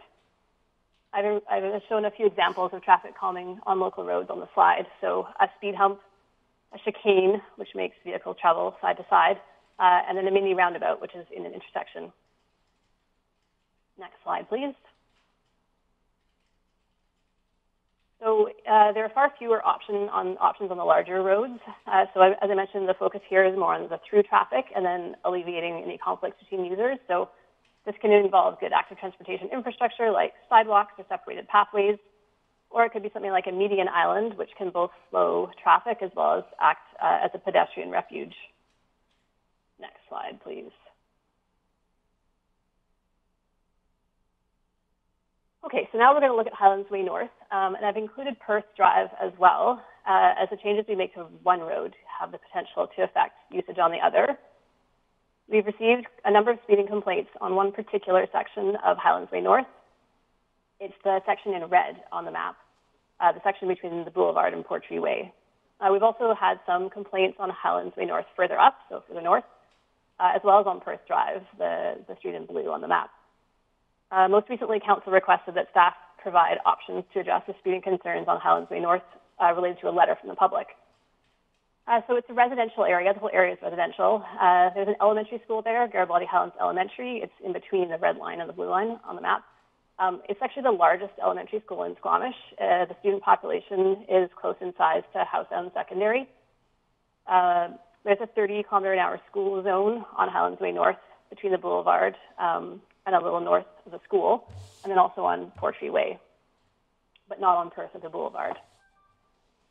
Our initial evaluation showed that the area did warrant additional attention, so we moved to education and enforcement. We've had the speed reader board up several occasions on both streets. We've improved the school zone signage. We created a bike lane with no parking signs on Highlands Way North on one side, and the RCMP has also conducted education and enforcement. Despite all this, though, our most recent evaluation showed that Highlands Way North had quite a high volume of traffic, so 1,900 vehicles a day, with an 85th percentile speed of 49 kilometers an hour over the course of the day. So if that was a 50-kilometer-an-hour road, that would be okay, but it's actually a 30-kilometer-an-hour road for between 7:30 a.m. and 7:30 p.m. So we did look also at the speed during that school time, and we found it was 46 kilometers an hour during the school time. So that's quite a lot higher than what it should be. Perth, on the other hand, has a lower volume of vehicles. It's 1,300 vehicles a day, and the 85th percentile speed there is 58 kilometers an hour. So a little higher than it should be, but not absolutely terrible. And the 85th percentile speed means that 85% of the vehicles sampled are going at that speed or slower. And it's the standard that's used for traffic engineering and planning. So the high number of vehicles on Highlands Way North, that 1,900 vehicles a day, is likely related in part to the school, folks traveling to and from the school, but it could also be related to folks shortcutting to reach residential areas to the north. So through our prioritization process, we found that Highlands Way North was at the top of the list due to the speeds in the school zone as well as the lack of sidewalks. Okay, next slide. So just a little bit more information about the area. The map on the left shows the transit routes in the area. The route to Highlands travels north on Perth and then south again on Highlands Way North. And then the map on the right is an excerpt from the road classifications in the Subdivision Development Control Bylaw.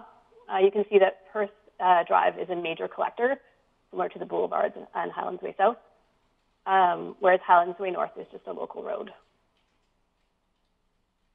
Next slide, please.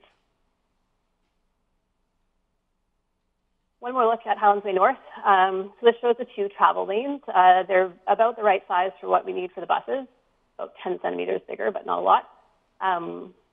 There's a bike lane on one side, on the right-hand side there. It does actually have no parking signs now. It didn't when this picture was taken.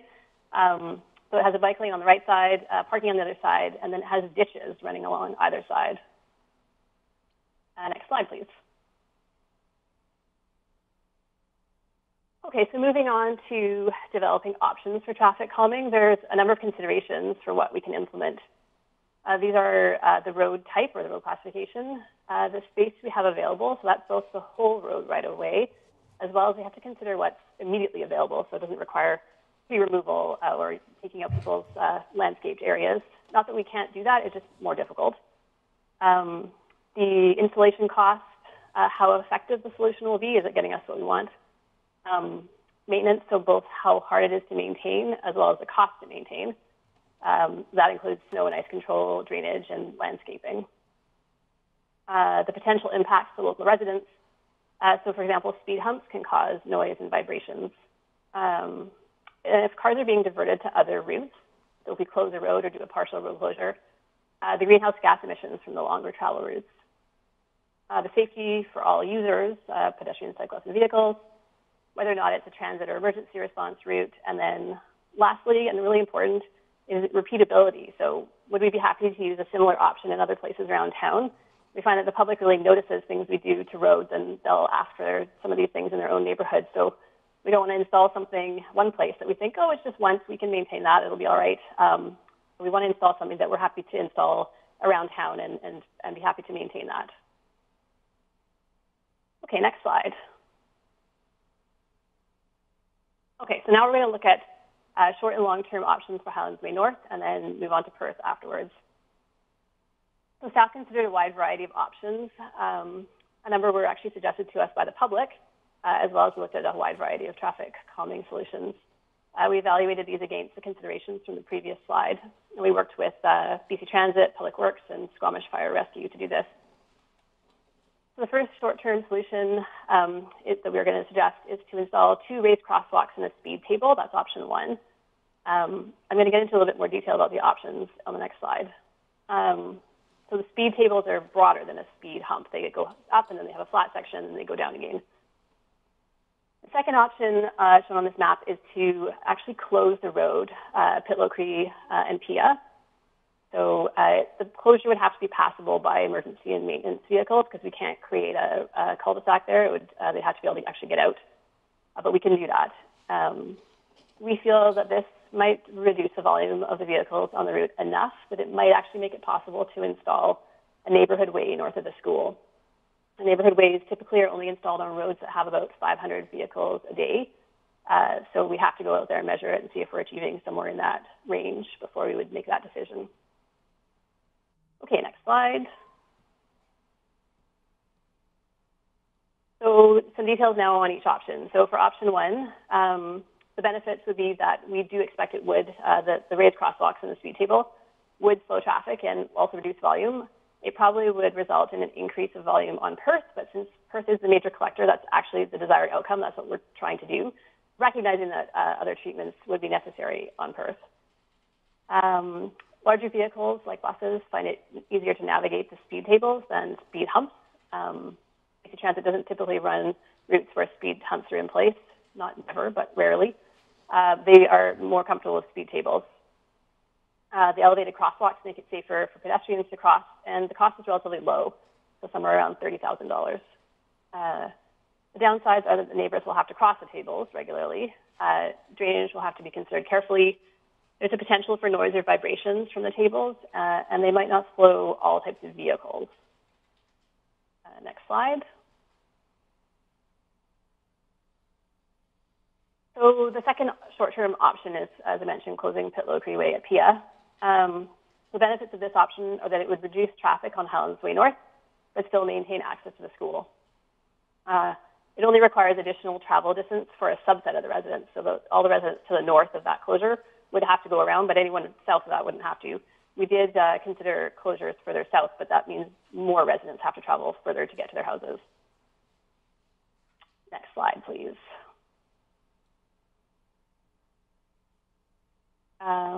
Okay, so now we're moving on to the long-term options. Option 3 is to construct a separated bike path on the east side of Highlands Way North between the boulevard and Portree Way. That's the red line on the map.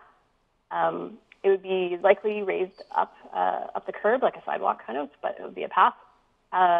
Somewhat similar to the existing path that's on Portree Way there. We built that in 2018. And then option 4 is to reconfigure the intersection at Highlands Way North and Portree to remove, it has a swoopy right turn lane there, so we'd get rid of that and tighten up the intersection a bit. Next slide, please. So the benefits of the multi-use path are that it would narrow the road, which typically does have the effect of slowing cars. It is better if the road is narrowed on both sides, though, so we're not entirely sure how much slower the cars would be traveling. It would also be a really great benefit for active transportation. So it's a safe route to school, it's a short-term priority in the active transportation plan, and it would also provide a safe route for local residents, which may alleviate some concerns about the vehicle speeds. The downside to this one is that it's expensive. There are some stormwater and environmental concerns that would have to be addressed. It could limit or remove street parking, and there are a number of driveways, which is not ideal for a multi-use path, but we could probably manage it. Next slide, please. And then lastly, option 4 is reconfiguring the intersection. The advantages of this option are that it would slow traffic at the intersection and make the whole intersection safer for pedestrians, which would be a large benefit because this intersection is right out front of the entrance to Garibaldi Highlands Elementary. As well, there's a possibility that it might create a small amount of green space. It is moderately expensive, though, and it's unlikely to contribute to slower speeds further down Highlands Way North. Next slide, please. So I've thrown all the options up together on the one map. I just wanted to point out that they're not mutually exclusive. We could actually potentially do all of them over time if the public was supportive and if there was budget available. The only exception is that we couldn't have both a raised crosswalk at Portree and the intersection narrowing. We'd have to choose between those. Or if we put one in, if we put a raised crosswalk in, we could remove it in order to do the intersection narrowing later on.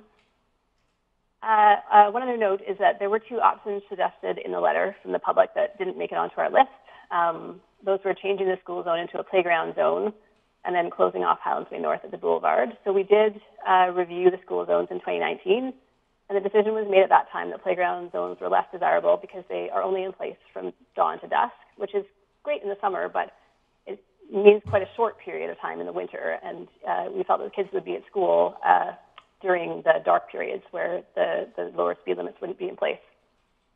I think closing off Highlands Way North at the boulevard we felt would limit access to the school, which is already very busy and challenging at drop-off and pickup times. We felt that the closure further north still has the effect of limiting that through traffic, but provides access to the school. Next slide, please. So for Perth, we have put some thought to Perth as well, as we expect the traffic diverted from Highlands Way North will travel in Perth. It's going to require a different approach, though. It's a major collector, so meaning that we need to continue to enable vehicles to flow along it, as well as alleviating conflict between the users. It has 2 large ditches as well that convey significant amounts of water, and at least one of them will require a culvert before we reach a long-term solution. Some of the shorter-term options could include curb bulges or short sections of sidewalk or multi-use path. But we feel that we need to have a long-term vision in place first so we can make sure to line up any curbs that we build. We don't want to come in and tear out curb later on if we built the curb in the wrong place. So we felt that we need to start with a conceptual design for Perth. It doesn't mean that we're so far away from doing anything, though.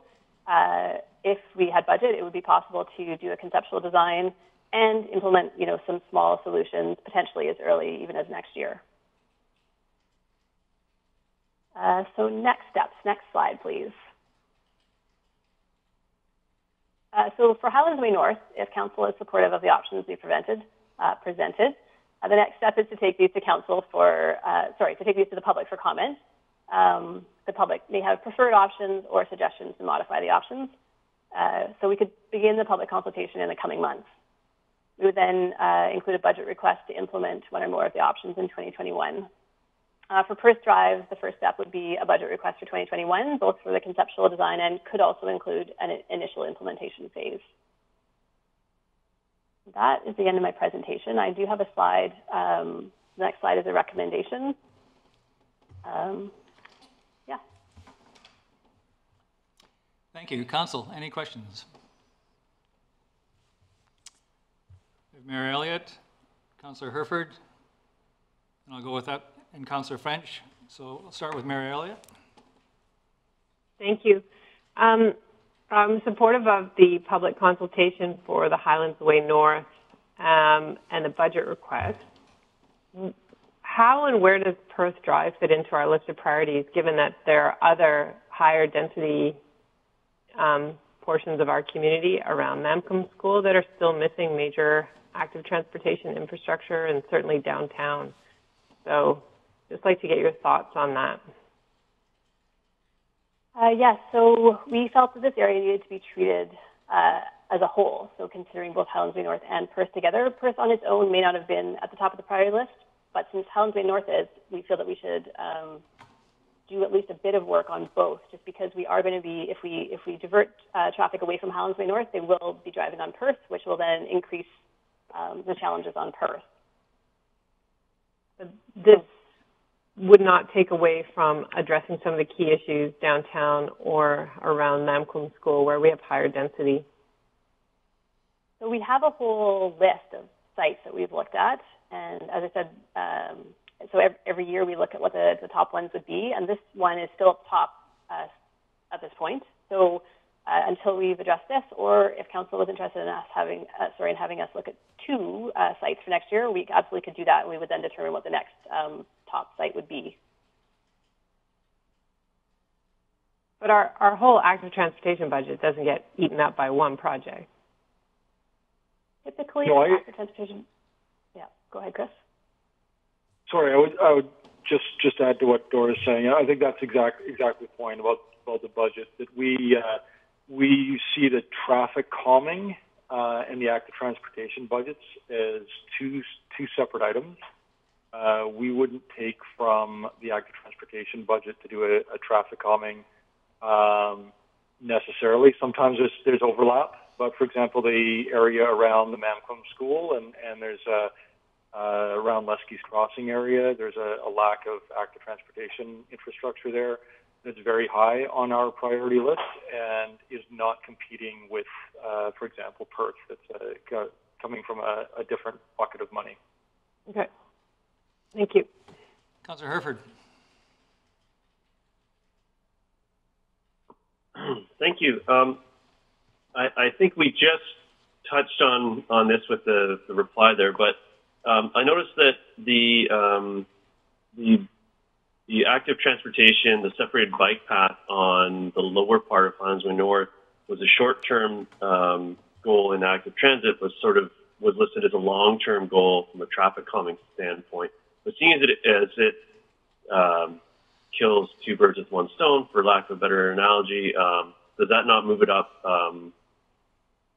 both lists, or how do you weigh those things? Because to me, it seems like could be a win in 2 categories. Go ahead, Ms. Gunn. To the chair, thank you. I absolutely agree that it would be a win in both categories, and also if it's an active transportation infrastructure item, it could be funded out of the active transportation budget. So we prioritize these 2 things separately. So we have a prioritization matrix for traffic calming and then a separate one for active transportation. But we do consider the 2 together, and absolutely it could move it up the list.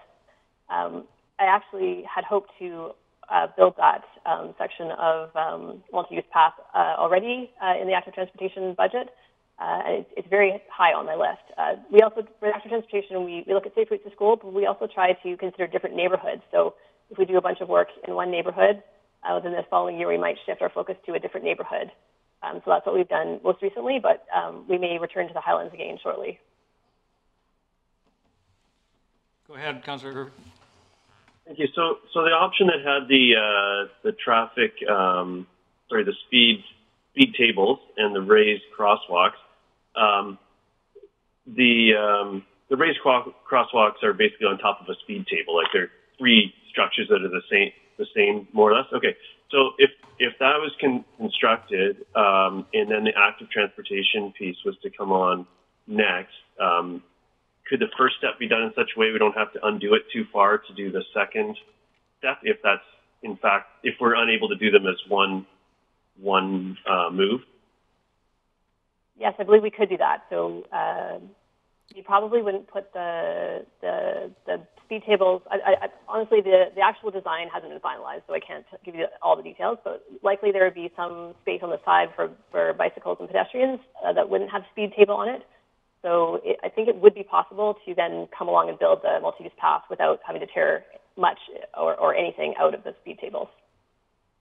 And then last piece to clarify that, and doing the way I looked at all the options provided, I'd love to see all of them accomplished, but I wasn't sure if we did the active transportation piece, do you feel that would have enough of an effect that the speed tables wouldn't be required because it narrowed the drive lane, or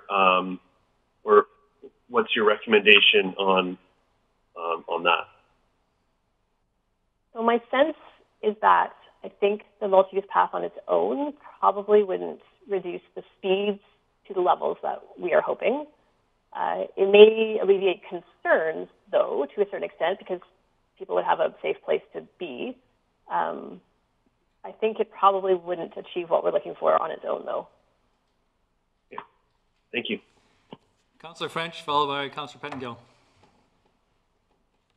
Councillor Thank you. Stoner. And I wonder if staff will comment on the impact a new access route via Dowwood Drive into the Garibaldi Highlands through Lot 509 would have on traffic along Perth and Highlands Way North. Is it anticipated that such a new connector would reduce volumes for those two streets? Through the chair, I'm not entirely sure I understand the question, so I'm just going to clarify first. So you mean if there was to be a new connector to the Highlands up from Dowwood, are we anticipating that the volumes would be less? Have I got that right? Okay. On Perth and Highlands Way. On Perth. So I believe that if there was to be a new connection from Dowwood, that would be part of a development project, most likely, Shima Lands, I believe. And so then my expectation would be that the number of residents would increase potentially quite a lot. And so it's really difficult to anticipate at this point what that would do to the volumes on Perth. Obviously, there'd be an alternate exit route, but then there'd be more residents as well. So I don't know that I have a good answer to that question at this point. Okay. And could intersection reconfiguration at Highlands Way North and Portree be shifted out of long-term option and into short-term option? I just think that makes more sense to me. To the chair, yes, it could be. I think I put these in as long-term and short-term, partly based on cost and partly based on the impact I thought it would have on the speeding concern, the particular speeding concern. But I guess the next stage would be to take these options to the public and see what feedback we get from them, and then decide the phasing of how to implement them. Okay, and Chair, one more, if you'll indulge me. With a reconfiguration of that intersection at Highlands Way North and Portree, I'm guessing that it could be set up in such a way that that current merge that is such a concern could be set up so that bike traffic could carry on through there, but vehicles would be forced to go to the stop sign and then turn a right off at Highlands Way North? That is to the chair. That is a possibility that I actually hadn't considered, but there's no reason that we couldn't do that. We'd have to look at that through the design process, but that is a possibility. Okay, and I absolutely support going to the public for feedback on all of this. Okay, thank you, Councillor French. Councillor Pettengill, followed by Councillor Stoner. Thank you. So I'm just wondering if we have looked at or how we assessed Garibaldi Highlands Elementary as a destination, rather like destination traffic rather than through traffic, because I talked to my wife who works at Garibaldi Highlands Elementary, and we're on J. So I think we counted 5 staff that live in the area that work at the school. And it's not a census count, but I hear people all the time say, oh, there's like 70 kids who live on J, and that sure seems realistic. And I mean that in a positive way. But so whether it's people, I know we want to encourage people to walk to school and so on, but presumably there's a fair number of parents who are commuting to work and dropping off partners or kids at the school on the way, and so it is a destination. And we also have that adventure hub there too, and so we've kind of encouraged traffic to go through those streets. And when I talked to some neighbors, one of the feedback I heard about the Portree closure is, or the Pitlow Creek closure is you're going to drive a lot of traffic now onto Portree with parents and staff and so on going there. And then, I don't know how the adventure hub users are going to impact things. So I guess, just a question about how we factored that sort of distinction in of through versus destination traffic. Well, through the chair, I'll try to answer this question. So for the Adventure Hub, my understanding of how that works is that people may drive to the school and then typically bike after that. So I feel that the road closure would actually be an advantage to them because they would have a better biking route. As far as accessing the school itself, if they're coming from anywhere down the hill, then they can easily get to the school with any of these options, including the closure. As far as parents or educators trying to get from the J Crescent area to school, I also live on J Crescent, funnily enough, and have 2 kids who attend the school, and I drop them off on the way to work sometimes. So I'm very familiar with this particular arrangement. The walking route is very accessible from J, and what we're trying to do is get everybody walking and biking, and tons of kids do walk and bike from J, even in the rain, in the winter, in the snow. Some of them do. As far as dropping them off, it's true that if I was to then drop my kids off, I would drive up to Perth, and then I would probably access through Portree, but there are other drop-off points that are really great as well. There are a number of trails that come into the school. It's called the Mike Weeks Trail, and you can access it from Perth as well as the Boulevard. And so there's a couple of other really great drop-off points. So not everybody would be forced into Perth.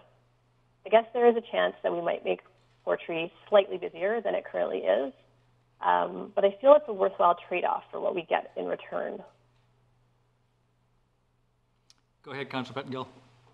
So if I just follow up, and I am familiar with some of the trails, especially off of Perth, but my recollection is where the trail entrance is, there's a fair number of crosswalks and intersections also coming into that area. So I would presume if that was an important part of the solution, we'd then need some sort of parking or temporary stop zone and some of these other challenges.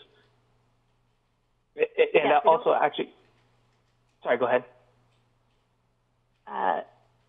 To respond to that, I agree that we don't have a great stop zone on Perth itself, so perhaps that's something we need to look at, especially as we move into that Perth conceptual design process. There is actually a relatively good stopping zone on the Boulevard, though, where the trail comes out there, so that at least provides one spot with a good, safe spot to stop and drop kids off.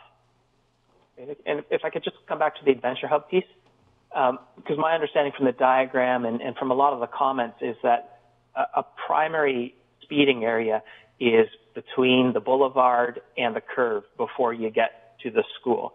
And so, speed humps or some of these other things would deal with that for the Adventure Hub, but Titlow Cree or some of the other things on the other side of the school aren't necessarily going to do with that. So I'm just wondering if we need to think about the Adventure Hub, is that the right place, given what we're seeing with speeding? Because again, I think other than speed humps or some of those solutions, we're not going to deal with the Adventure Hub people coming off of the Boulevard, going up to the school, which again, maybe I'm misunderstanding, but I thought that section of road was kind of the worst place. Through the chair, so to understand, when you say not the right place, do you mean not the right place for the road closure? Sorry, for the Adventure Hub, because the Adventure Hub, I think, is attracting people, lots of people to drive off the Boulevard, up Highlands Way North, around that corner, and then into the school parking lot. And my understanding is that's the particular stretch of the road where the worst speeding is. And so, as part of this, do we need to think about the location of the Adventure Hub if we're not willing to do speed humps or other traffic calming on that section of road? I see Chris has his hand up. I'm not sure. I'll just say one thing about that first. We haven't. At least I'm not aware if we have looked separately at the speeding concerns on the weekends versus the school days. So we could look at that. The Adventure Hub, as I understand it, only operates outside of school times. So we could look at the concerns outside of school times. So far, from the data that I've seen, it doesn't look like those concerns are as bad as the concerns during school times. If we found that was the case, then we could have another look at the Adventure Hub as far as location, but I am not sure if there's a whole lot of options for that. So, and I haven't been super involved in that project myself, so I might pass that one over to Chris. Yeah, go ahead, Mr. Wickham. Thank you through the chair. I think those are excellent points that Ms. Gunn has already made about really timing. That the Adventure Hub is not in use during peak times. The vast majority of traffic through the neighborhood is coming from residents and parents. dropping off at school, or on their way to work from their homes. So the volumes going to the Adventure Hub is low, but it's also off-peak. Anything that we do to catch the peak traffic will also affect the Adventure Hub traffic. And it's a fairly low amount of cars with not a lot of options of other places to put it. So I think that the larger impact will be on the overall traffic flow, especially during commute times through that whole neighborhood. Thank you. So I'll go to Councilor Stono. I'm mindful of time, so think about your last comments.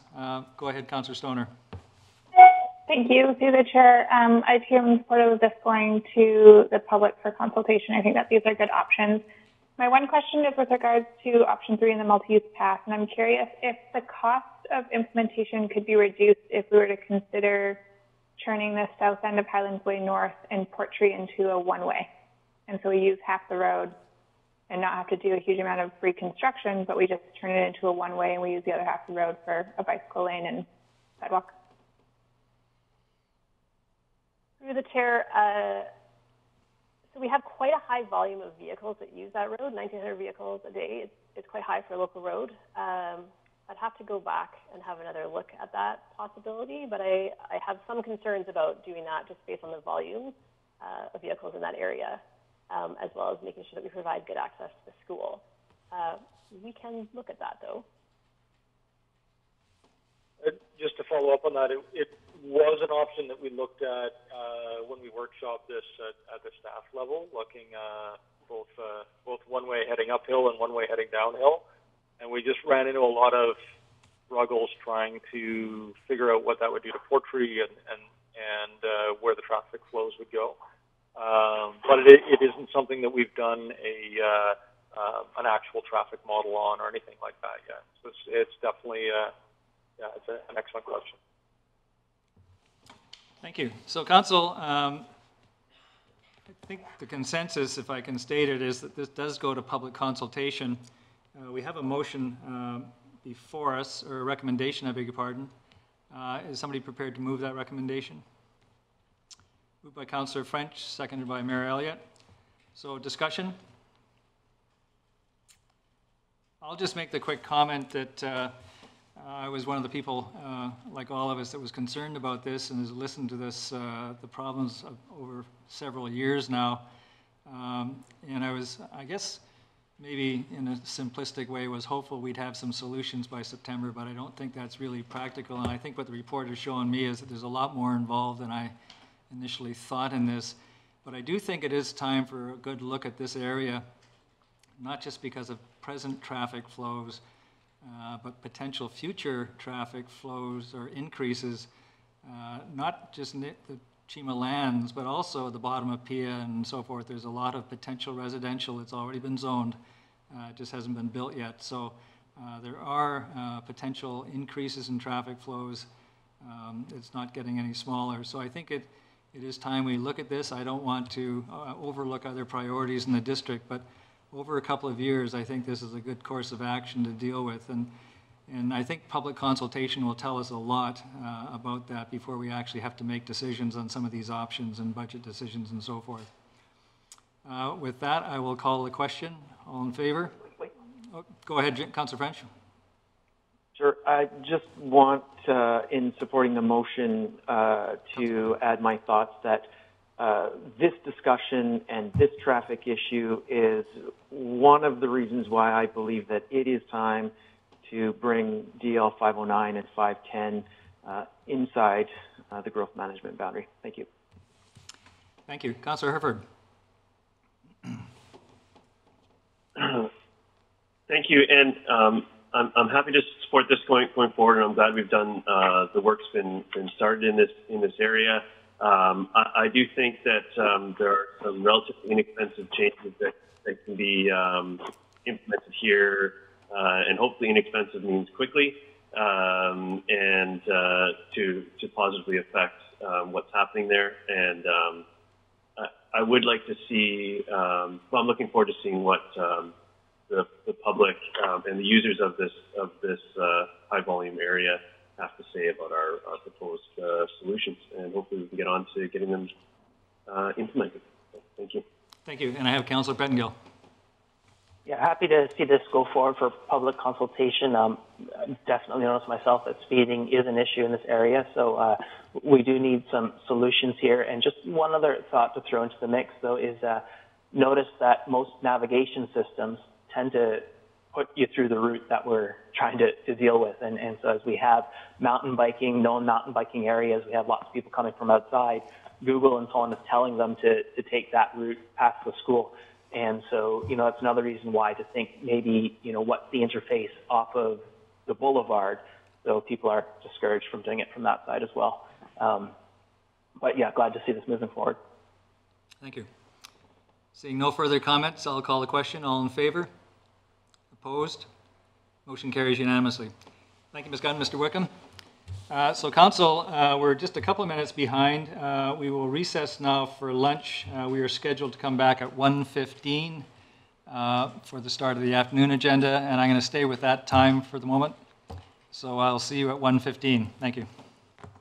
Thank you, and we are back from recess, starting the afternoon session. The first item is item 3 sub 3 of the agenda, the Redbridge Development Overview. Ms. Hamilton, the floor is yours. Okay, good afternoon, Mayor and Chair and Council. My name is Carrie Hamilton. I'm a planner with Community Planning and Infrastructure Department, and I'm presenting to you today an overview of the Redbridge Development. So the purpose of today's presentation, I'm just realizing I have a live video on, sorry. So the purpose of today's presentation is for staff to present to committee a general overview of the Redbridge development prior to DP 490 consideration. The presentation will provide an overview of the development's history, the land development agreement referred to as LDA and amenity packages, and will also include a general summary of the public comments through the years. We are on slide 2, just for your information, Robin.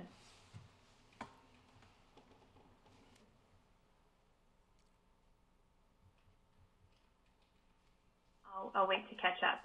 So the purpose is the presentation will provide an overview of the development's history, the land development agreement referred to as LDA and amenity packages, and will also include a general summary of the public comments throughout the years, and identify how the project is planning to respond to Council's priorities and the development's next steps.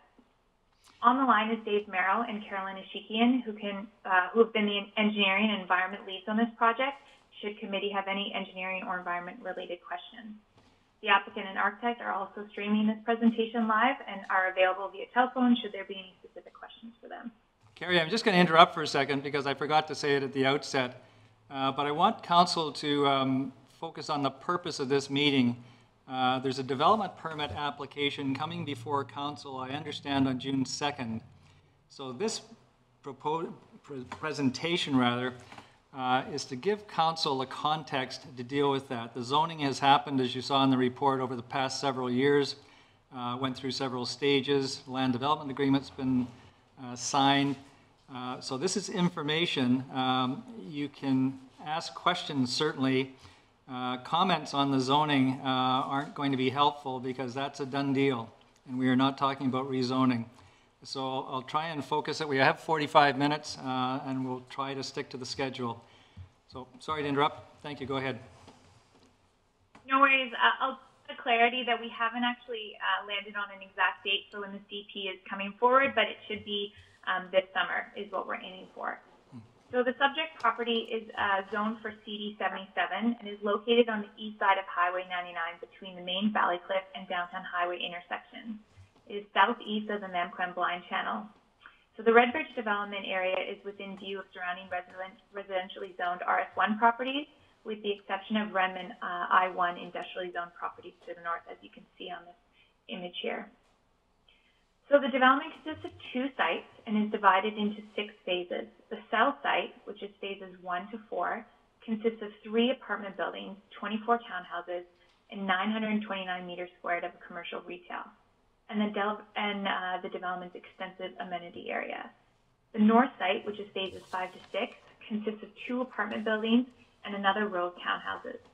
The north site also contains a district park dedication area, which extends along the west side of the property, and the combined land shall contain no more than 435 residential units, with a maximum floor area of 1.8. So the Scott Crescent Development Project has a considerable history, which is partly why we're probably bringing this forward today, to give you this history and background in advance of the CP. But the history dates back to 2006, when it was called Red Point. The application was rescinded in 2007, and in turn, the district initiated a land use study for the Upper Mamquam Blind Channel, which I will refer to as the UMBC land use study. I'm sorry, Robin, I haven't said next slide. Please, next slide.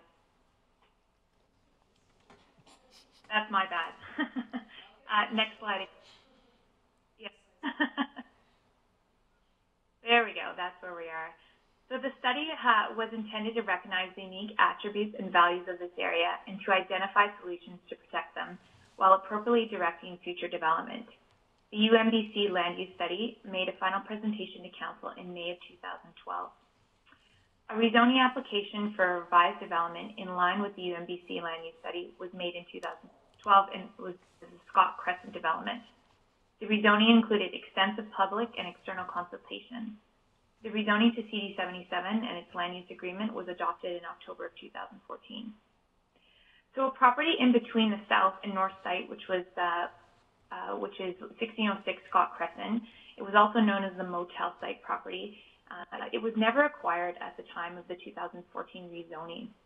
So in 2017, the site was actually acquired by Kingswood, and an application for rezoning was submitted to add this property to the existing CD 77 zone.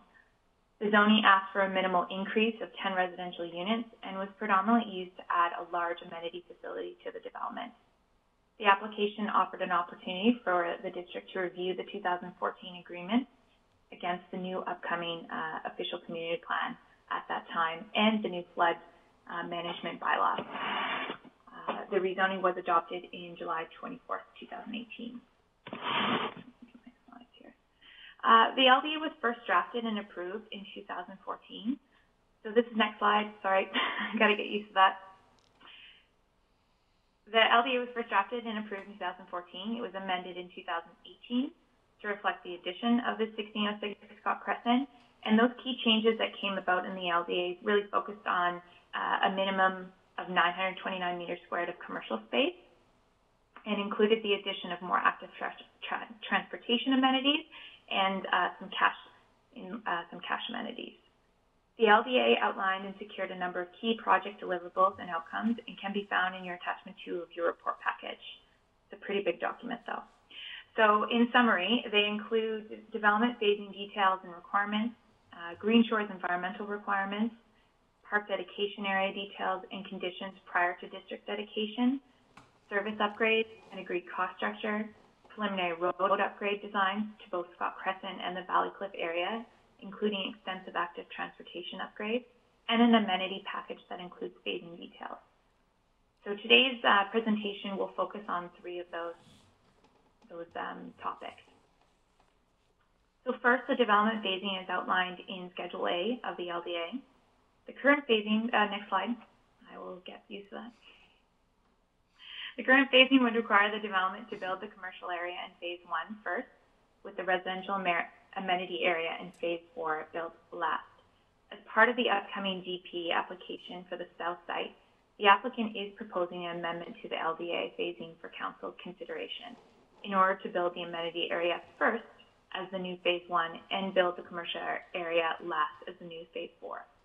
Rationale for this change is based on providing better success and viability for the intended neighborhood commercial tenants, as the commercial units are designed to be neighborhood commercial uses and not hybrid commercial uses. The development will need to form a neighborhood prior to attracting and supporting commercial tenants. The phasing of the amenity package will not change.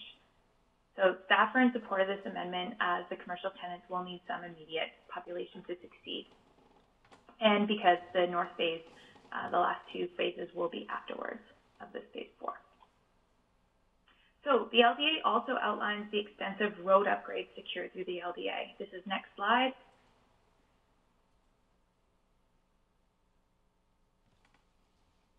All road upgrades are required to be completed in Phase 1. This means that the amenities will need to be completed prior to occupancy of the Phase 1 buildings. So this image is an overview of all the road upgrades and amenity locations. The circle label correlates with the amenity table, but as they're probably way too small to read, the next few slides will provide a visual overview of and summary of some of those amenities. So next slide. So highway access to the site is only right in and right out. This means that some traffic would have to travel through the existing residential neighborhood, triggering the need for upgrades or financial contributions to Clark Drive and Highway 99 intersections. Traffic patterns and road upgrades along Lower and Upper Clark Drive were the most concerning for local residents during the 2014 rezoning. These stretches of road pose some unique challenges as the road right-of-way is encroached by many individual properties, restricting and narrowing the ability to expand the road to accommodate all users. Next slide. So currently, Valley Cliff's active transportation network is disconnected from access to the corridor trail. There is an existing gravel path coming down from the Hospital Hill to Scott Crescent. This pathway is identified in the blue in the upper left corner of your screen. And the pathway branches off into a steep hill, which is not highlighted here in the blue, or a switchback route, which is highlighted in the blue, that both end at Scott Crescent. This map also shows a second connection to the corridor trail that currently breaks at Bremner Drive, with only road shoulders left to navigate to the Highway 99 intersection and Guilford Drive. So Redbridge active transportation upgrade shown in red. Next slide. At a complete connection to the corridor trail and a new connection to Rose Park, most notably with the addition of a 4-meter wide pedestrian bridge. Financial contributions shown in yellow will go even further to connect the corridor trail at Brenner Drive and will provide funding to upgrade the existing Hospital Hill connection. It's worth noting that the district is currently already underway with intersection upgrades at the Guilford and Bremner Drive intersection, which include active transportation upgrades to the corridor trail. And this is all, we're looking at this holistically, and those upgrades are in line with the upgrades that are coming with Scott Crescent. Lastly, this is the next slide. A transit stop, shelter, and bus pullout will be included in the south side road design, roughly where this red circle is on the screen. The addition of a pedestrian flashing light for the corridor trail when it intersects with the Scott Crescent and Highway 99 intersection is also currently being reviewed and is subject to Ministry of Transportation and Infrastructure approval at this time. Next slide. So the amenity package along with its phasing is summarized in the tables in these next slides. All amenities in each phase are required to be completed before occupancy for that phase is granted. DP 490 for the south site will trigger amenities for phase 1 to 4, with phase 1 having the most amenities as it includes all the road upgrades, most active transportation upgrades. It also included the pedestrian bridge and the service upgrades. Phase 3 will trigger the need for the kayak and canoe launch to be built and operational. And phase 4 will trigger a cash contribution for the Hospital Hill trail upgrades and the 2018 CAC contribution. Both the pedestrian bridge and the canoe kayak launch amenity is not going to be considered with the DP 490 that's going to be coming before council in the summer. It's going to be part of a separate DP application that will focus solely on the foreshore structures. The north side development will trigger phase 5 and 6 amenities. Phase 5 will start the public art competition and secure that the development laneway, which is currently part of the switchback trail that I showed you earlier, will be designed to accommodate a separate walking and cycling pathway. The final phase 6 include park dedication and foreshore enhancement, the public art installation, the final multi-use pathway upgrades, and ensure that 3 car shares are provided on site. The development, that was next slide. And then we'll move to the next slide. Yes, perfect, thank you. This development has had 14 years of public consultation. So in 2006, when this application was first brought forward, neighborhood concerns around density and proposed road network fueled the rationale for council to rescind readings and conduct a land use study for the area instead. The land use study underwent several years of public consultation and was finally endorsed by council in 2012. It concluded 3 guiding principles for the area, which are identified in the image in the slide: village-oriented, waterfront-oriented, and recreation-oriented.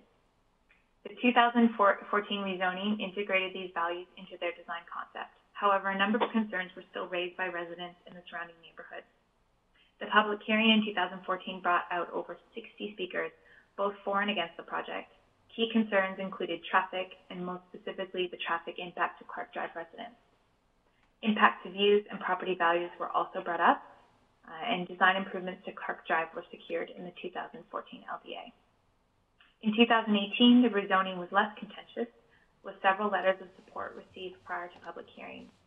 The public hearing in 2018 heard from just over 10 speakers, who were mostly in support of the project, with a few local residents stating objection to the project due to the Clark Drive and traffic-related concerns again. Comments around active transportation, connectivity, and some concerns about archaeological significance for the site were also raised. So following the adoption, this is next slide. Following the adoption of the rezoning, staff were tasked to investigate the archaeological significance of the area. An archaeological report was conducted at the time of the 2014 rezoning, however, failed to mention a historical artifact that was found within the area. The ministry's archaeological branch investigated the new finding and the 2014 report and concluded that the area be recoded as an archaeological site, known as legacied, which means archaeological finds were present at one time, but now are completely removed due to the property just being leveled down to glacier till from past industrial use of these properties. This means the development is able to proceed without further archaeological reports or concerns for archaeological disruption or future findings. The development is meeting, this is next slide. The development is meeting the plan and environment priorities as it was brought, it has brought the 2014 design to a 2020 Step 3 building code standard. It also goes further by proposing green roofs and additional energy efficiency design elements, which will be disclosed in more detail at the time of DP 490 review.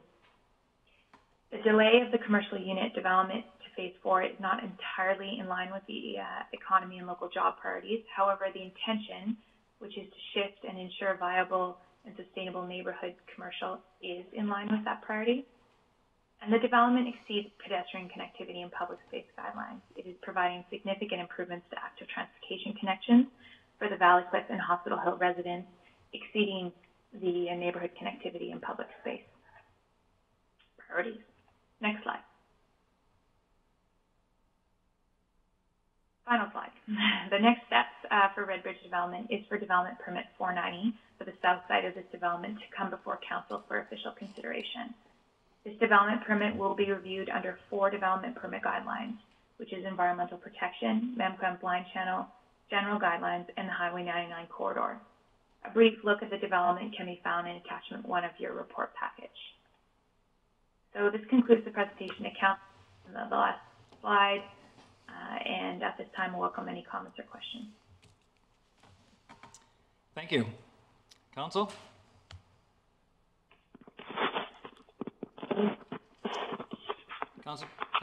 Okay, I have Councillor Pettengill, Councillor Herford. Thank you. Just wondering if I can get some clarification on the amenities, because there's stuff like trails and bridges and so on that seem to be at different phases, but then there's also a co-working space and a gym, it looks like in the pictures, and it seems that those latter two, that when they're talking about switching the timing of the commercial versus the amenities, that's actually what we're referring to. So can you just clarify, especially in terms of changing phases, what specifically we're talking about? Yeah, definitely. Sorry, the term amenities comes in twice. So the first time is the amenity package, which details all of the different amenities locked into the LDA. But the amenity facility, which is what you're referring to, Councillor Pettengill, when it talked to you about the gym and the office spaces, that's a completely separate piece, and it's not secured in the LDA. All of those are design considerations that are coming forward in development permit. And that is, yes, correct, that is what is being discussed about shifting. They want to build the amenity facility first instead of building the commercial area first. Okay, and a follow-up question, if I might? Go ahead. Thank you. So just understanding then some of the parameters around phasing, from the developer's perspective, could they build a couple phases at the same time, and it's just the occupancy that we would limit, so they could have build the residential and commercial at the same time, so they're ready to go for sale at the same time, and we give them occupancy as long as they were both ready there, kind of, or is that the sort of basic idea how this could work? Through you, Chair, yes, I think there's there's a limited capacity how much they can build all at the same time, but it does not preclude them building all of it at once. It's just the trigger of when to have those amenities in place. So if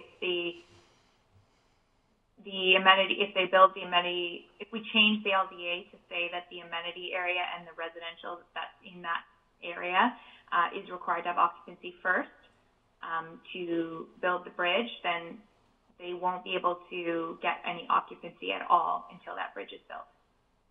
Hopefully that was clear. Councillor Herford? And then I have Councillor Anderson. Thank you. And thank you.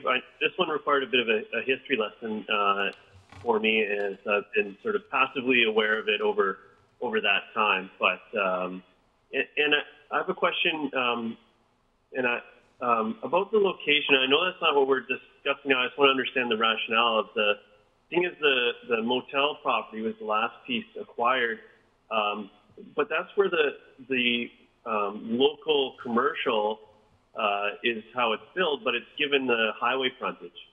And to me, the phrasing of local commercial and then the placement along the highway frontage, I didn't really understand. So can someone run me through the rationale for that location versus they're nestled in the center of this new neighborhood, which would make it more accessible to the existing neighborhoods above? Yeah, through you, Chair. I recall those discussions when that rezoning was being reviewed, and that was in 2017, 2018. And there was discussion of where to put the commercial and where it would be best placed. And I think their economic team reviewed the different locations and found that having the amenity at the core in between the two north and south sites was better placed and is still a form of a communal hub and is offering services to their community there. And then having the commercial closer to the highway, closer to the transit, closer to some of the corridor trail was a better access for, more viable for those commercial tenants. Yeah, thank you. Just one of the things that jumps to me is, and I hope for success for all the commercial tenants, but as we put this neighborhood commercial right on the highway, I'm not a big fan of sort of the strip malling of the community as a whole, and I'm worried about overloading the parking as we get into the more the nitty gritty of where we're going to put these customers that are coming in, not just from the neighborhood, but off the highway as well. But that'll be a discussion for another day, I suppose. Well, and I think to be clear, that was decided in the zoning. When we talk about changing the phasing, really what we're talking about is timing. We're not changing the location of these buildings. It's a timing issue. Yeah, I'm just trying to get my head wrapped around all the pieces of this. So yeah, thank you. I have Councillor Anderson, Councillor Stoner. Go ahead, Councillor Anderson. Thank you.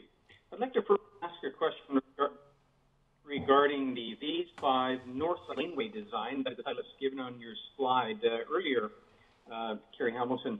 In the package, it is in the works benefit package under pedestrian bridge to trail is one part of it. The other one is Valley Cliff Trail to Scott Crescent connectivity. So my concern is with the phasing. These are respectively, those two elements are phases 5 and 6, and whether a temporary solution can be found. Safety improvements for pedestrians of all ages in getting down and up the escarpment has been the most important transportation element that we've been seeking over 15 years.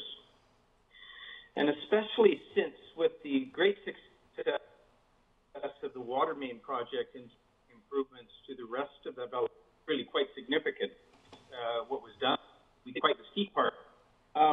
So we have seniors, children, and including school children who are not able to safely, especially in wintertime, get up and down that steep hill. Will get you up to Clark Drive isn't practical. It isn't used.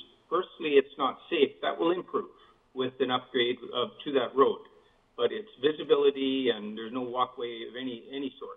But it's also inconvenient. It's a long switchback that nobody would practically use. So my question is whether we can arrive at a temporary solution to the north site as it is today, as it is already, of course, used as a driveway for the Beckham family, or can we revisit some other practical solution to deliver access for these 1,000 plus households to downtown and schools down that escarpment through some solution through that north site? Leave it at that. Thank you. Well, I will comment, keep in mind that we're not talking about the north site today. We're talking about the DP for the south site. Is there a quick answer to that, Ms. Hamilton? I don't know if there's a quick answer. I will say it is complicated, and I've been looking at it internally with staff and active transportation staff. And when we did the rezoning for this in 2018, we identified that there was a miss in the 2014 rezoning, and that we hadn't actually secured any upgrades to the switchback section to connect to the Valley Cliff Trail. And so we actually secured that in 2018. Whether regards the timing of it, we tried to time it with the north site, and that's why the phasing of it is in the north site. I will also add that there is currently a temporary sales center on that property, and we did secure that there is a multi-use pathway connection on that design in order to still facilitate movement through the property in the interim. Thank you. And I have Councillor Stoner. Thank you. Through the chair, I'm curious, the way that I look at the plans in the current proposed phase one, so the current phase one that is commercial space, is there residential on top of that?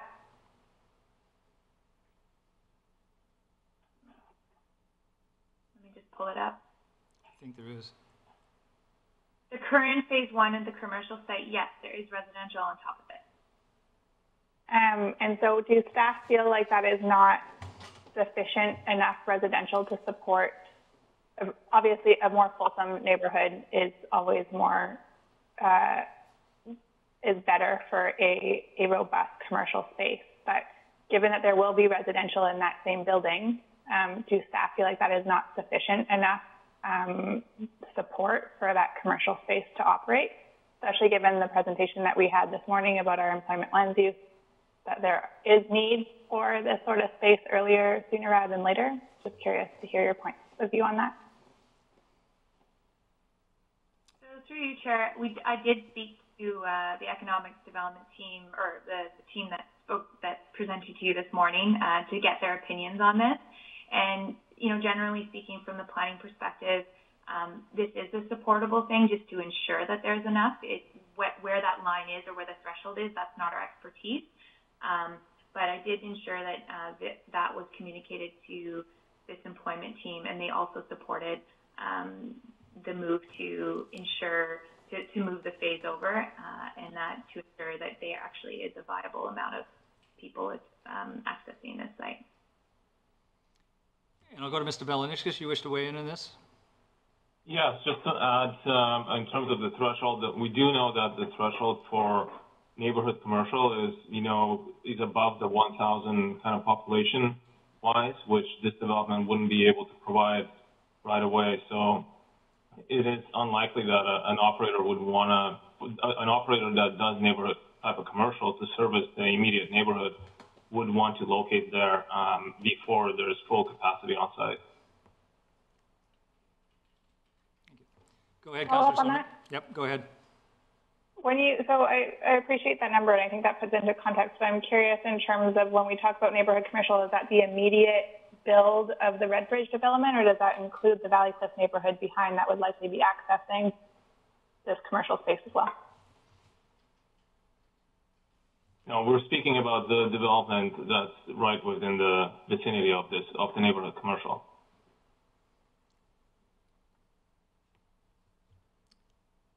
Any further questions, Council? So there is a staff, go ahead, Councillor Pettengill.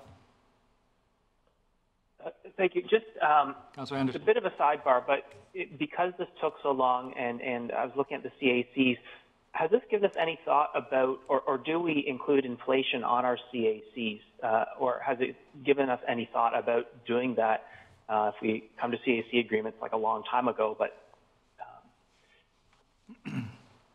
a dollar yesterday isn't worth as much as a dollar today? So through you, Chair, go ahead, Jonas, if you want to speak. Go ahead, Jonas.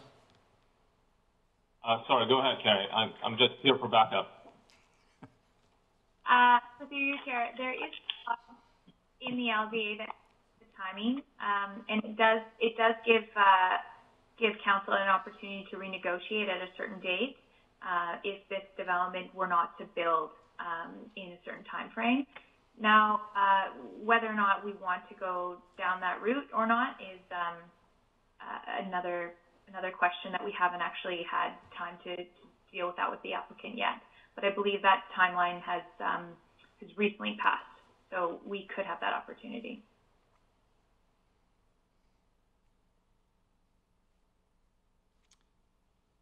Then I had Councillor Pettengill and Councillor Anderson. I'm good now. Thank you. Okay. Councillor Anderson.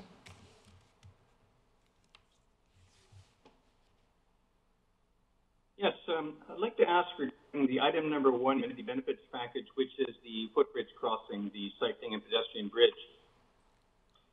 During all the years that I've been involved with my this development, we have never actually asked for this bridge. The bridge has. Eric, we're not hearing you. Eric, we're not hearing you.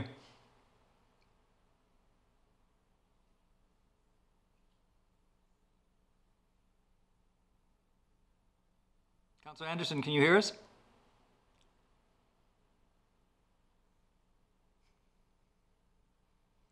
We're not hearing you, Eric.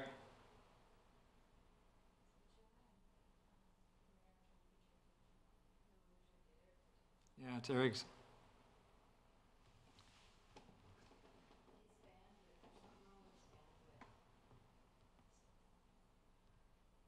Eric, you want to turn your video off? Oh, there you go. The current alignment doesn't give you a waterfront loop trail. The shorter route from the Councillor Anderson, hold it. would give the. Councillor Anderson, can you hear me?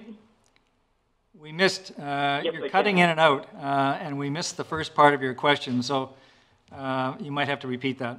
In fact, you will have to repeat that. And I suggest you turn your video off because it will help with the audio feed. Thank you. I haven't had that before, but I've just done that. All right, then. My question is, can we re-examine the concept of a shorter, more easily maintained footbridge alignment between Rose Park and the Spit? This would greatly benefit the use of the district's new park, creating a waterfront loop trail, which the present bridge does not. And then we can explore other means for using the gesture of this amenity here. It's a lot of money. It's nearly $500,000.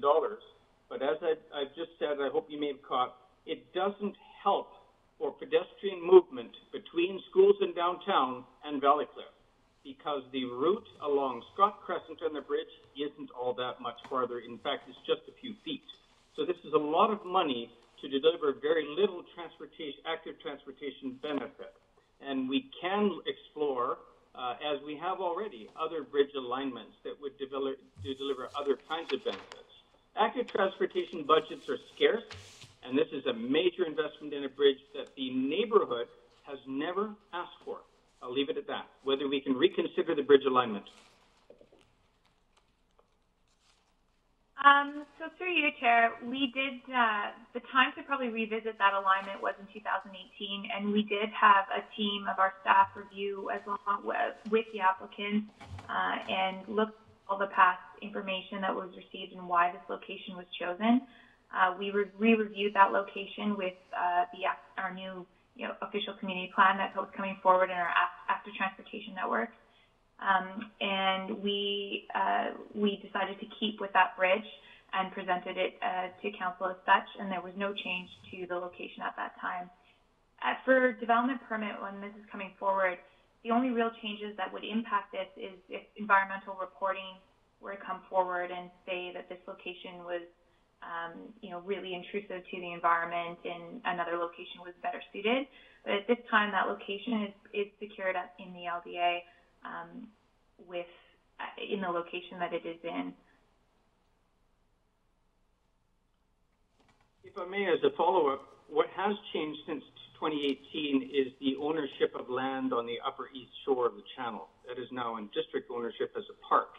And the primary concern around the present, or the shorter alignment to the spit was from private property owners, and that has changed. I'll just leave it at that. Thank you. I'll just add one last thing, is that the DP 490 that's coming forward does not include the bridge, and that when we do include the bridge and when that DP does come forward, we do plan to reach out to the community again and reach out to all the stakeholders that are within this area to get their feedback. So there is a bit more of a review that's going to happen when that DP comes forward. Thank you. Thank you. Any other questions, Council? And seeing none, there is a recommendation that we receive this report. But Ms. Hamilton, correct me if I'm wrong, we also want, or do you want, comments on the phasing? It's not a decision we're making today, but do you want that feedback? I was open to that feedback if Council would like to provide that today. Okay. So what I'm suggesting, Council, is someone move the recommendation, which is to receive, but also in your comments, feel free to comment on the phasing. Is there somebody who's prepared to move that recommendation? Moved by Councillor Stoner, seconder. Councillor Pettengill. Anybody wish to speak on that? So we'll start with Councillor Stoner, Mayor Elliott. Councillor Pettengill. Thank you. And as I move this recommendation, I will support receipt. I am hesitant about the proposed alternative to the phasing. I would like to see the commercial space move forward first.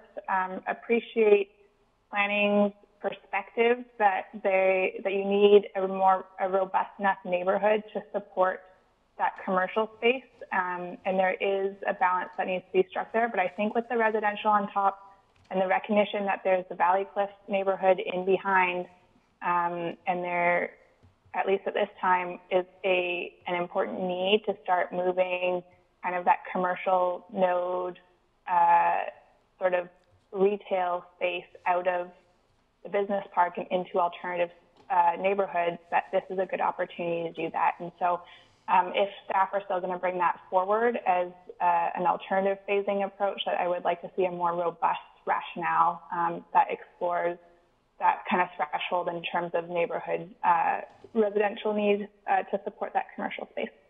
Thank you. Thank you. Mayor Elliott. Thank you. I'm supportive of receiving this report. It's great to have all the history. I think the phasing, it doesn't, the argument of sort of creating greater density before putting the commercial in doesn't really hold well when you make the commercial in phase 4, because the townhomes up front really aren't adding that much density.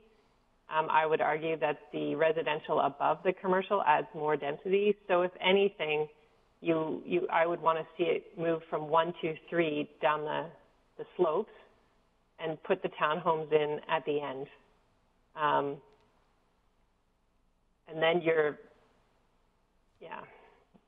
at the very least, I don't think it should be saved till phase 4 the apartment buildings are what brings the density to that area. It's not the townhome. Councillor Herford? Oh, I beg your pardon, Councillor Pettengill, Councillor Herford. Thank you. Yeah, I will support receiving the report. I am also not sold on the phasing change. In my mind, I'd like to make sure that neighborhood commercial isn't important just for serving the neighborhood, but it's also employment for the neighborhood. And so I think if we have all the homes there before the business, I am concerned that people will set up their lives and they will be commuting somewhere else to work. And so I'm asking myself, and as part of my question around occupancy versus phasing, and so is there a way to orient this so that we have the people that will be working and using those services living in that neighborhood as much as possible? And also the amenity piece, for me, as it's described, seems very much neighborhood amenity. It could technically be used for other, but for me, it seems like a piece to attract residential sales. And so I'm not sure that the priority for me to move that up to the first phase. But I'll keep my mind open to hear more about the phasing. Thank you. Councillor Herford, then I have Councillor French, then I'll put myself on the list. Councillor Anderson. Thank you. Been having a hard time with this one coming in at this point in the process, as I'm sure we all have. We skipped a few steps along the way, or they were handled, I suppose, by other councils and through all sorts of other processes. So that aside, the phasing, I'm also not 100% sold on. I see benefits in both ways. I am, if a new business or a business new to that location needs to operate in a construction site the first number of years that they're there, that may not lead to their success. And I understand their need to have customers there. Although they are on the highway, but I don't know if we want to add the additional traffic in what's always an interesting time during construction. As we can see around town, there's various traffic considerations during the construction phase, which makes those sort of issues stack up for me. So that helps me a little bit with the rationale of delaying, but there's been some great points made today by the other councillors as well. So maybe some more justification through that, but to sort of get me over the line. But I'm supportive of receiving this report, and thank you for the work for the generations of staff that have got us to this point. Thank you. I have Councillor French, Councillor Anderson, and then I'll put myself on the list. Thanks, Chair. Yeah, I'm supporting receiving this, and I'll just point out the obvious. This project has been dragged out for a long time, and I would hate for any discussion that we're having at the council level over phasing and the timing of the phasing to drag it out even further. I'd like to see this one move at the speed of business because of how long it's taken us to get here. Thanks. Thank you. Councillor Anderson? Yes, I will also be endorsing receipt of this proposal. As expressed by, or delivered by planning, the considerations and recommendation with respect to phasing, I also support. While I do appreciate Councillor Stoner's point on the desirability of introducing a neighborhood hub earlier rather than later for Valley Cliff residents, the reality is that we can't get there. We do not have a safe, convenient, not only pedestrian, but cycling route to the Scott Crescent area. And so until we have that, it wouldn't really be utilized in that way as we might hope or expect. So I am in support of the staff's recommendations.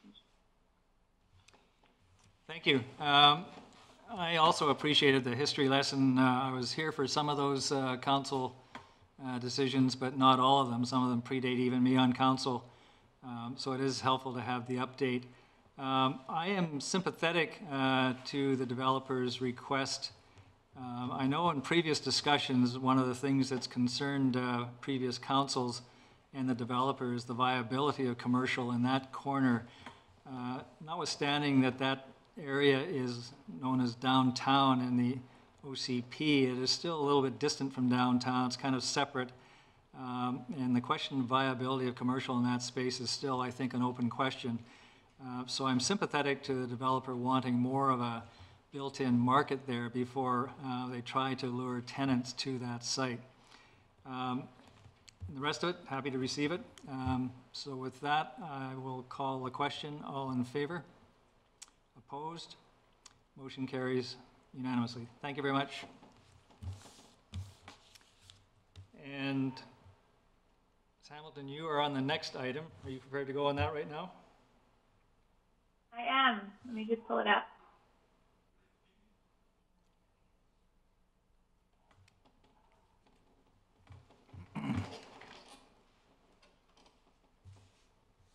I will say, Council, while we're waiting for that, the item is 3 sub 4 of the agenda, and the goal here is a little bit different. This is a rezoning, as you've noticed, as opposed to a history lesson before a DP. And what we want, or what staff want, is council feedback on the proposal before staff and the developer put together the bylaw for first reading. So your comments in that respect are desired.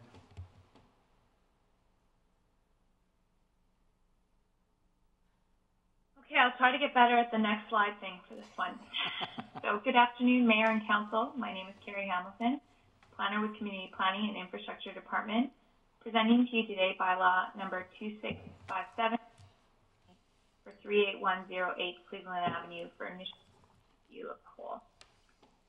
And no next slide for this one because you're already on it. So the rezoning is located at 38108 Cleveland Avenue and is proposing to rezone from the existing C2 vehicle fueling station site to the C4 downtown commercial. The property is surrounded by C4 properties with the exception of CD51 to the east, known as the Mistral Building, which I've highlighted in blue here. The property falls under DPA 3 Universal Guidelines and DPA 5 Commercial Center. So next slide. A rezoning application for this property was first submitted in 2017 under bylaw number 2524.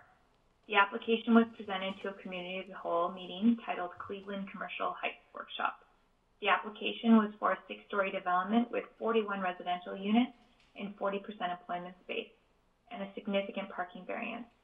Concerns for density on Cleveland Avenue at that time focused on shade impact, massing, preserving view corridors, and the rezoning did not proceed to any further council meetings and the file was later closed. Later that year, the C4 zone went under review and a number of amendments were approved under bylaw number 2578. The C4 properties, specifically on Cleveland Avenue, saw a reduction in allowable density, the addition of upper story setback, and regulation regarding maximum frontages. Next slide. So the application was submitted in December of 2018 and experienced several zoning and design challenges along the review process, which has resulted in different design and massing orientations, as can be seen on the slide. The project was presented at an ADP meeting in October of 2019 to receive more guidance on the project. Although there are still elements of the development to be resolved, the applicants are eager to receive council's feedback and proceed with the project. Staff have recommended to simplify the building mapping for initial CAL review purposes, which is why the building is now presented as colorful boxes instead of these earlier form and character designs. Next slide. The mixed-use development is proposing 28 residential units with 30% employment space for a maximum floor area of 2.0. This is in compliance with the existing C4 zone. The employment space is broken up into 372 meters squared of ground floor retail and 426 meters squared of office space. The site is vehicle accessed by 2 entrances off Loggers Lane, accessing 3 stories of parking garage. The project is currently seeking 1 loading bay variance in order to minimize street frontage interruptions and maximize ground floor commercial space. Staff is in support of this variance given the unique property constraints. The site, next slide.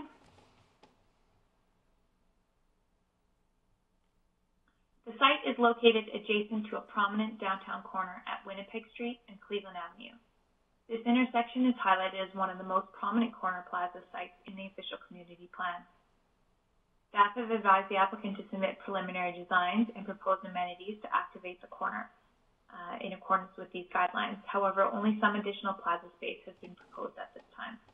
The image on the slide shows the additional space outside of the area already required for the visibility setback triangle, which is identified in yellow on the screen. Next slide.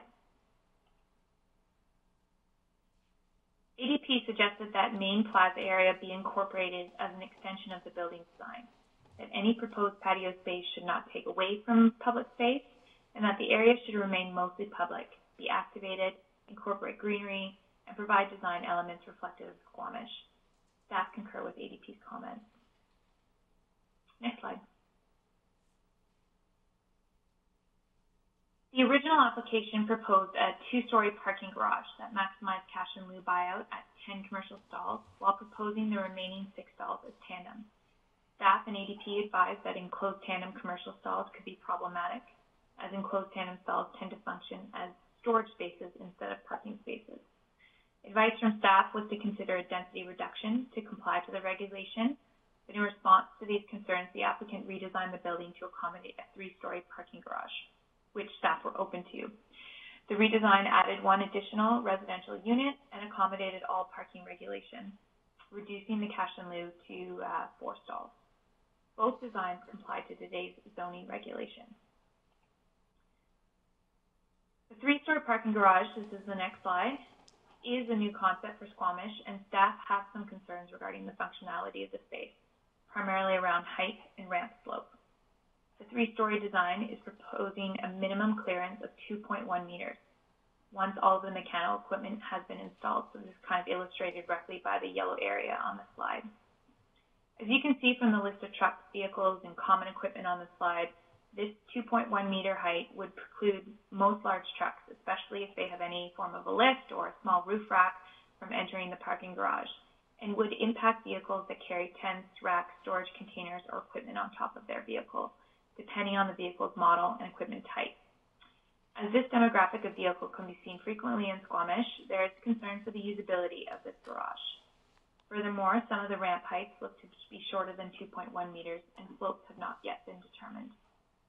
The development is also seeking a reduction to the width of the ramp slope from 6.4 meters to 6 meters, which staff have been supportive of to explore. Although our zoning bylaw does not yet have regulation regarding parking garage minimum height, as this is a rezoning, staff are not in support of the 2.1 meter minimum heights and are unsure if the 3-story parking garage will be viable. One of the main challenges of this lot is that it has 3 street frontages. This is the next slide. And it has no laneway. So as Loggers Lane is in a transitional state, street activation and ground floor commercial presence is one of the DP guidelines for this property. Activating 3 frontages with viable commercial space, providing ground floor parking, meeting density regulations, has been difficult for this development. For instance, increasing the commercial area by losing parking spaces could mean that the density now exceeds 2.0. And cash and lieu parking buyout would have to be greater than it is allowed in the regulation. So another option would be to reduce the residential component of the project, but in turn, this could result in a reduction of commercial space. So this is a balance, and it has not yet been achieved fully, as the Loggers Lane frontage is still quite minimal in terms of its activation. Next slide. A further challenge for this development is the presence of a district sanitary sewer line that runs along the rear of the property. You can see it in this yellow line here on the slide. This sanitary line does not have a right-of-way on it, and therefore it was not on title when the applicant purchased the property.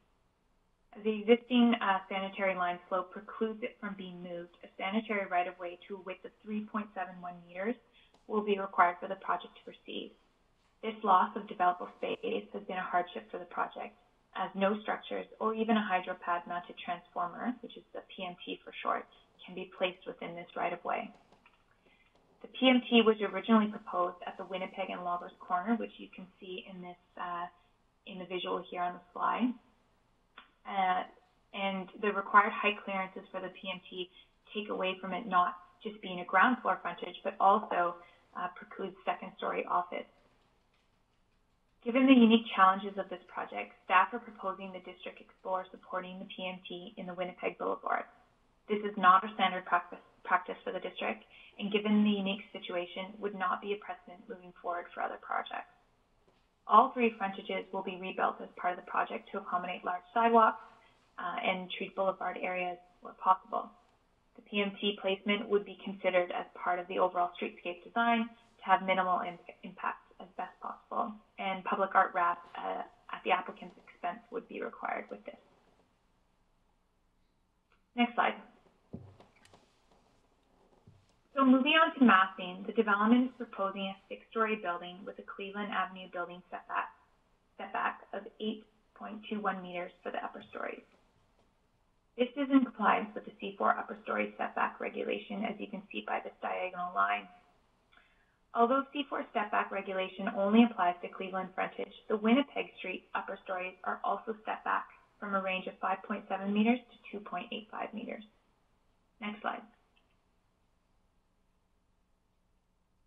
Loggers Lane entire massing is stepped back 3.71 meters due to a sanitary right-of-way, which was previously discussed. And the building's residential upper stories with balconies are further stepped back due to the proximity of the DC hydro poles along the Loggers Lane frontage.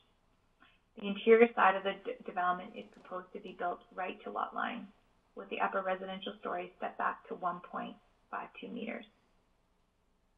Next slide. So although this development is designed to comply with C4 regulation for Cleveland Avenue, a rezoning from C2 still allows for C4 zone discretion on building massing and height for this particular property. Given the parking and corner plaza concerns raised, staff is seeking council's review on the proposed height and massing of the building. ADP voiced some concerns for the 6-story massing at this prominent corner, and to date, staff have not raised concerns particularly around the 6 stories, but have raised concerns regarding the massing complexity, its relation to other buildings along Cleveland Avenue, the Squamish character of the building, and that given the parking complexities, the development may potentially be trying to achieve too much massing. Next slide. To better understand massing, staff have asked for a preliminary viewscape analysis, and viewscape 1 shows how the step back of the upper story along Cleveland Avenue helped to preserve the view of Mount Garibaldi, whose location is identified by the red dashed line. Unfortunately, you can't see it on that cloudy day. Next slide. The step back also helps preserve the view of the Mamquam Mountain Range, which is also the red dashed circle in Viewscape 2, noting that this view would likely be covered if the adjacent north or west building were to redevelop. Viewscape 2 also shows that the mountain range behind the development, roughly sketched in a white dashed line, is covered at the C4 20-meter height. Next slide.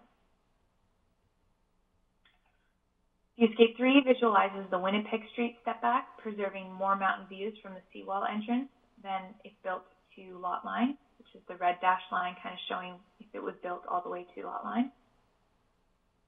Next slide.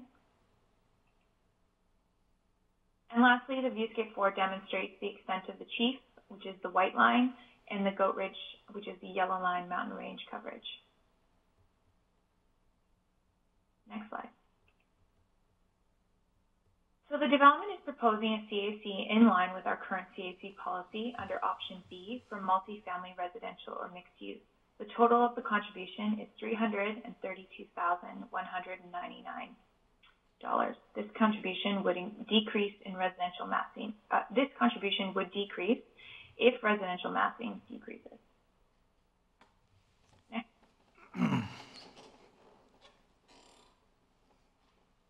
So this slide attempts to summarize some of the key policies this application is meeting and some they are not. So in summary, policy met focuses on supporting a mix of commercial space downtown and support for both residential and commercial on Cleveland Avenue. The policies not being met focus on the lack of information regarding the corner plaza and the need to have activated public spaces. Next slide. So for council priorities, this application is not proposing any affordable housing, but is proposing a cash in lieu payment with our policy. The application is proposing the required 30% of the employment floor area required in C4. And the application is currently not meeting the Corner Plaza recommendations for public space, so it would not be meeting this particular priority at this time. Next slide. The project has not received any public comment at this time, and no public information meeting has been held. Next slide. This is, for Council's recommendation is for Council to receive this project and to provide us some feedback prior to coming forward with the application for official reading. Next slide. That concludes the presentation, and welcome any comments or questions. Thank you. So just to staff, first of all, because we went through this morning, if you could try to make notes of the comments, because we'll try to summarize those before we vote on the resolution, just to ensure that we're also agreeing with the comments going to the developer. So with that in mind, I saw two hands, Councillor French, and I think it was Councillor Herford, and Councillor Anderson. Thank you, Chair. So in going through the package for this one, found myself observing that some developer plans are easier to read and understand than others. This is one that I found was a bit difficult to wrap my head around. And then having said that, the viewscape images are excellent. Thank you for those. And 2 thumbs up to the public art component. Is the proponent planning to sink the parking below grade? I couldn't tell from the drawings what the plan was there. Through your chair, it is a little uncertain at this time. The 3-story parking garage was a last-minute addition to address parking constraint issues. So that's why some of these there are still some things that are left to be resolved. But it does look that it is sunk in one area, and maybe this is something that the architect or the developer can confirm via telephone if you need for this meeting. But it's something I don't have clarity on just yet. Okay. Yeah, I think that could be the solution, to go down, to increase the height of the 3 parking levels. Thank you. Councillor Herford, and then I have Councillor Anderson and Councillor Pettengill. Mary Elliott. Thank you. In regards to the parking and the height, and I appreciate this getting flagged and sort of thinking ahead to what vehicles we are most likely to see use the facility.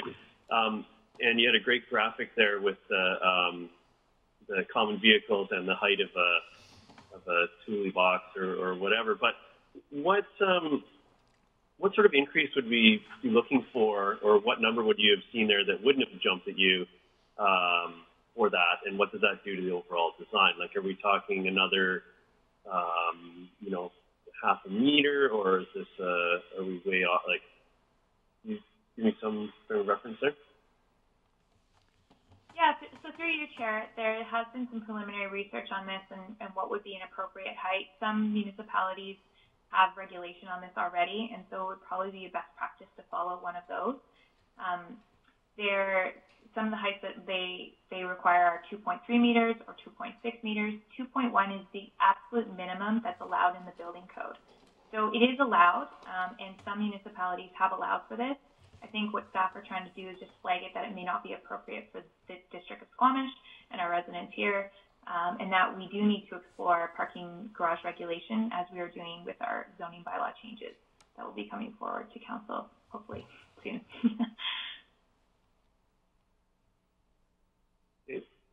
If I can, sure. Go ahead. Thank you. That helps and tells me sort of how close we are. And I'm happy to see the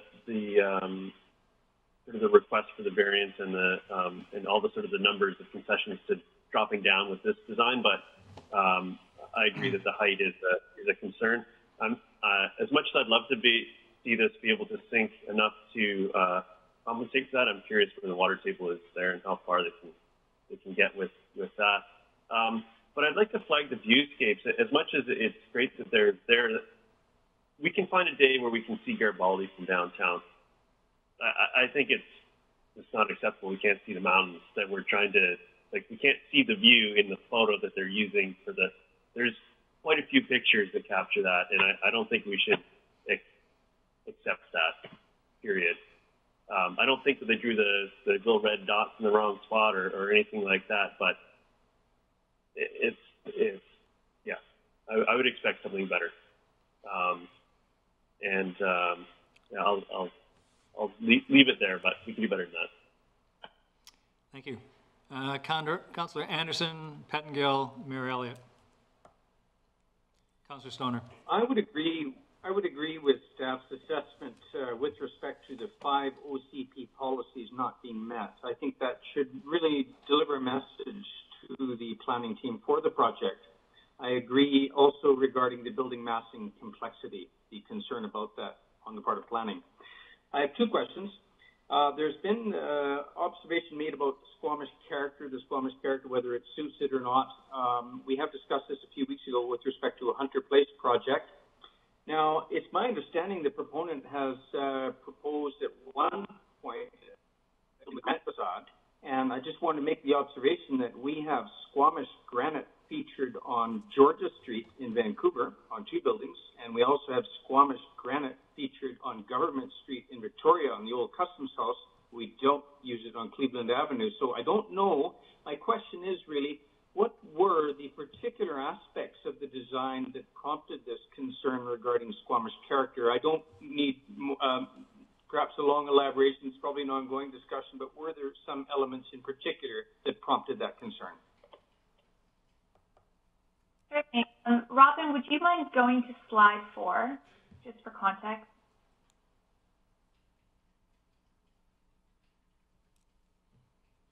Or if you have the slides available, Councillor, you can refer to slide 4.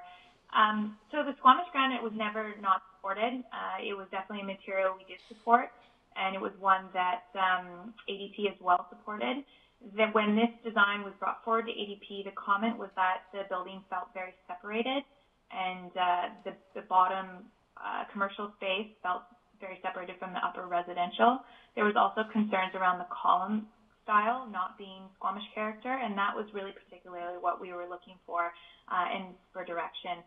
Now, the direction to lose the granite was not ever a direction from ADP or staff, but it was the direction that this development and the architect took to address some of the ADP's concerns around having some symmetry between the ground floor and the upper floors. Thank you. Another quick question is regards the Loggers Lane side and the sanitary sewer line constraint.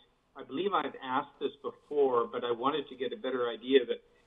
Is the limitation, for example, for use for diagonal parking? I'm not promoting that use or putting it forward, but is the curb design another constraint for example, that type of use, the curb against Loggers Lane?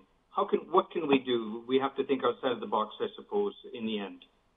Is the design of the curb eliminates uses for diagonal parking, even temporary use for diagonal parking?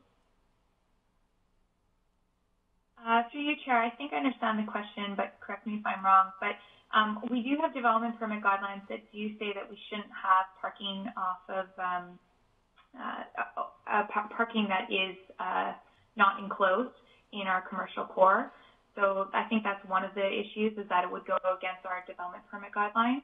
And then secondly, there are some concerns with having diagonal parking on a street that will definitely be seeing increased volumes over the years as oceanfront expands. So diagonal parking was not looked at. There was discussion of having some parallel parking off of that area, but that also contradicts with our development permit guidelines, so we didn't support that and move forward with that. The last piece I'll add is that Loggers Lane is very constrained in terms of its space, and it's still unknown as to how much space we're actually going to have. So preserving enough space we do intend to preserve space for sidewalks, which is what we've done in this case at this time.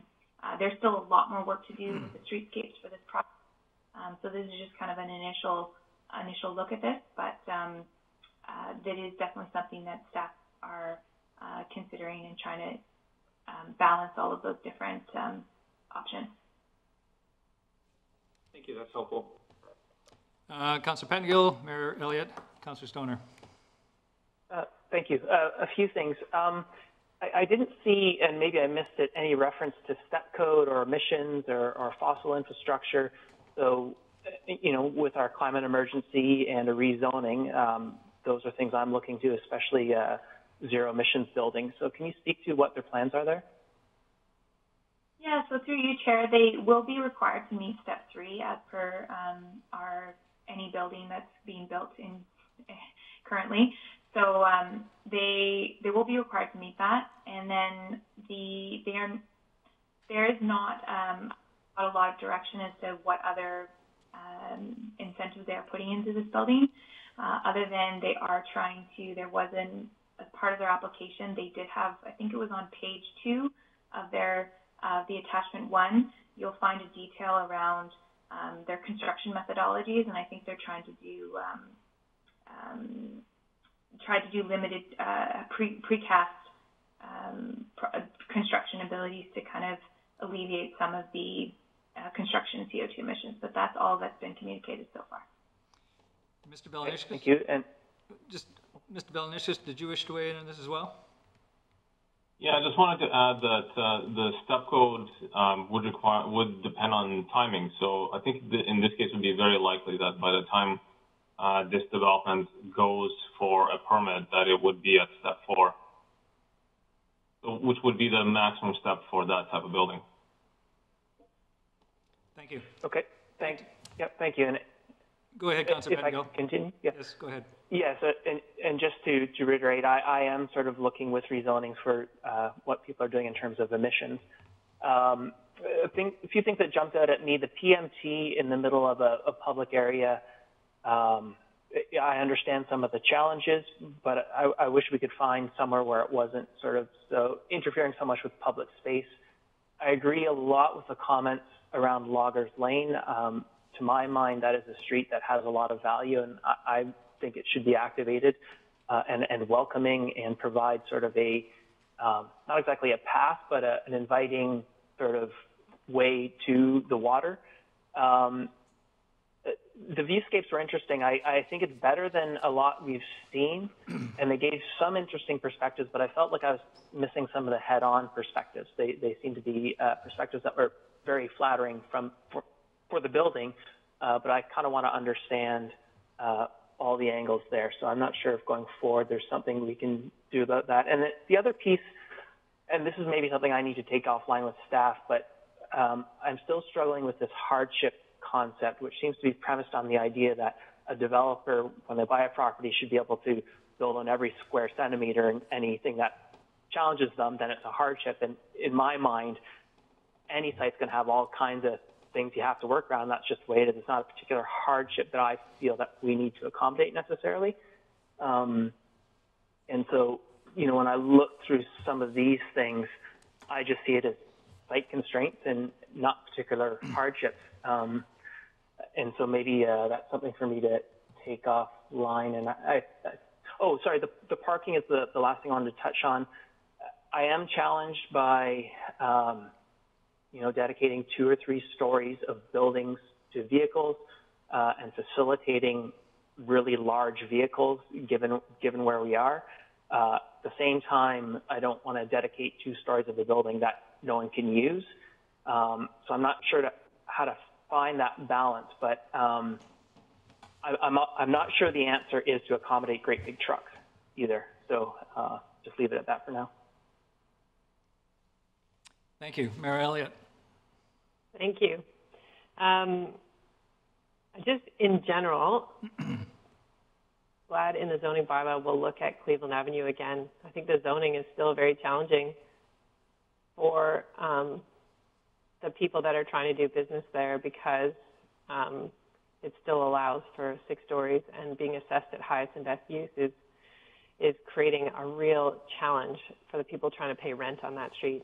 And I remember last council, there were a couple of us that wanted to pull the zoning down to 2 stories for all of Cleveland, which would have addressed the affordability issue and then allowed us to rezone on a case-by-case basis to choose a height that was appropriate for each site. Because we are trying to get that sort of varied height on Cleveland. And I think Cleveland would look terrible if everyone all went to 6 stories. It's not really what I imagine for that street. I think that there are some constraints on this site. It's really unfortunate that sanitary sewer line wasn't registered on title. That's a pretty terrible surprise to find after you've bought a property. So I think the proponents certainly shown a lot of creativity to try and fit everything in and try and meet as many of our policies as possible with what they've presented. But I still feel like this is now trying to put a square peg in a round hole, and it is trying to do too much on that site for me. I think that corner has been called out because it is so important. And I agree with the ADP that any design that comes forward has to contemplate what that plaza space looks like. And it is for the public, not just for a commercial tenant. And it needs to be activated, and it should serve as some sort of gathering space, meeting space. It should have presence in its own right, not just in its connection to the building. So I think that is certainly missing from what we've seen today. The hydro box, I think, is not something that should be accommodated within the building. I think that's a terrible use of that space at the back to try and accommodate a 2-story gap above it. And so I'm okay with moving that into the public realm as long as it can be, you know, wrapped or made to look a little bit nicer than a hydro box. I think staff are on the right track with guiding the proponent to reduce the density in order to meet the parking, and I'm disappointed that the direction the proponent took was to add or try and cram in 3 levels of parking. And I think they chose the wrong direction. I think staff were providing the right advice there. I don't want to look at a big cement wall on Loggers Lane. I think that is quite unfortunate. And I just know in terms of my movements around the city is when you end up in a bad parkade, you're just in a bad parkade, and it doesn't work. And you can see that with evidence on paint on the walls. So I would like to see them move away from the 3-story parkade idea. I almost feel like the project needs to be thought through a little bit differently, and whether I know they've been trying to move this mixed use forward, but I wonder if there's an opportunity to just look at this as potentially primarily an entirely commercial site, and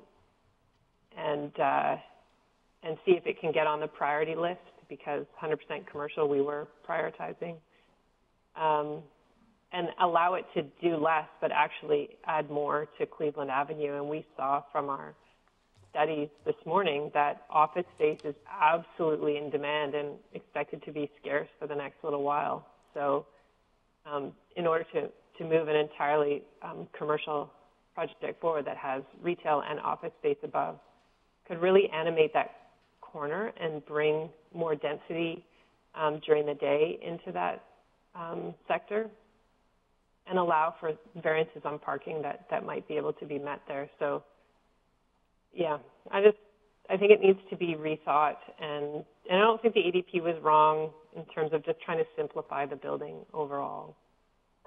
It's probably trying to do too much with density, and so the height and the parking aren't really going together there. So those would be my comments. Thank you. Councillor Stoner, and then I'll put myself on the list. Thank you, Chair. Reiterating many of the comments that my colleagues have said, I do recognize that there's complexity to the site, and the proponent has tried to be creative in the way that they come forward and address the different puzzle pieces that need to fit together. But I just don't feel like this is the right this site at this point. To me, the most important component is that corner plaza and the feel that it will leave on Cleveland Avenue. And the ADB's comments of how the corner plaza should really be an extension of the building design really strongly resonate with me. And I think that that really falls back to what the mayor was just pointing to of perhaps there's just too much going on. We're trying to fit too much in one site. The massing does not sit well with me. And I don't think that the parking as designed or proposed is going to be functional in any way, shape, or form, both for our current reality in Squamish and then also for the future reality that we want in terms of perhaps smaller vehicle sizes, but it's just not functional. Picking up on Councillor Pettingill's points, Ms. Hamilton, you spoke to the proponent on page 2 does speak to achieving built green silver. That standard is less than the step 3. So built green silver standard is a step 2. Built green gold standard is a level 3 in the step code equivalent. So to me, the proponent is falling short there as well, and recognizing that, as Mr. Valeniska said, by the time this comes forward for DEP, we're probably looking at a step 4 with our current regulations. So making sure that they are clear that that is the direction that we'll be expecting them to go, I think is important to reiterate. And I think I will leave it at that. Thanks. Thank you. This is an interesting project and an interesting location, and I agree with the comments, first of all, going from the back to the front, about Loggers Lane, and it's been something we've talked about in council over the years. Historically, Loggers Lane, as the name suggests, was sort of an industrial lane with log sorts and so forth behind it. But now it's being upscaled significantly with new building and new construction. And the challenge is having the backside of the Cleveland Avenue buildings kind of match that, and yet have some serviceability and so forth. Where does the garbage get picked up from, for example? Where does the parking lot enter? So I think I agree with the comments that we want it activated to the point. That doesn't necessarily mean storefronts, but it does mean an attractive face to the buildings on the other side of Loggers Lane. I am not happy with the parking height proposed. I happen to drive a Toyota 4Runner, which is more or less the same height as a Tacoma, and it would have difficulty fitting in there, and yet it fits in the small cars in the shopping centers, small car spots. That's not a huge car. So I think I hate these tortured parking lots, as somebody else has mentioned, and so I think I would rather see something that is a little bit more user-friendly. Whether that means sinking it or raising it somehow, I don't know, but something certainly more user-friendly for the public that are going to use it. Some of it's commercial, for example, as well as for the residents. The electrical box, the PMT, is obviously not ideal, but there is a bit of a hardship in my mind with the right-of-way at the back there, which I think cuts out other locations for it. So I am prepared to, with a certain amount of, I don't know, perhaps some design features even around it, it could be something that we could live with on the side street there. Plaza is an interesting issue. I'll come back to the plaza. Let me go to the massing. I think there is too much massing there, quite simply. And even though these are kind of schematics and boxes, when you sort of see the, going lot line to lot line or setback to setback, it becomes quite a significant structure.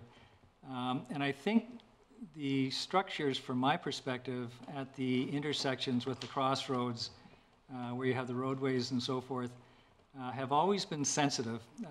We just dealt with one on 2nd Avenue, and I think in Cleveland Avenue they're even a little bit more sensitive. And so some kind of other treatment, I think, is necessary there. If that building was in the middle of the block, it wouldn't be such an issue. But when it's right on perhaps arguably one of our main corners or main intersections, then I think the massing has to be more suitable. And from my perspective as not an architect, the simple solution to that would be to get rid of a floor. And I am open to the discussion whether that should be a floor of residential or whether that should be the second floor commercial. And notwithstanding the argument this morning or the presentation this morning, and the need for office space and so forth, we've rezoned the whole of Cleveland Avenue pretty well to require second floor office. I think there will be office space coming online over time. And perhaps we make a bit of an exception for road ends and intersections to allow for a little bit less massing on the corners. And so we could arguably just take away that second floor and just leave the residential there. I know there's a commercial or an economic element to this because developers usually make more money on the residential than they do in the commercial. And so it might not be so onerous. It might also get rid of some of the parking pressures if we got rid of that floor of commercial. But I'm open to that discussion. I just think that at 6 floors in that location, that's just a little bit too much. The plaza is an interesting issue, and what's offered as a sort of a postage stamp is really, in the totality of things, really not sufficient. But the district has highlighted that plaza as being a significant public space, and so I think, as I felt with another development we had last term, that the district should be prepared to put a little bit into that proposition and not just put it all on the developer. So if we were really committed to the idea of a public space and connectivity and so forth, what we could consider doing is closing that road between Cleveland Avenue and Loggers Lane to allow pedestrian access only down to our waterfront, because then it goes to the road end and the marine walkway. That's a bit of a different thing. It's probably something the developer hasn't thought about. But I think we have to, with a spot like this, which does have constraints, which is a very prominent spot, I think we have to be prepared to think outside the box a little bit. And so, for one, I would be prepared to engage in that discussion. And I'll leave it there.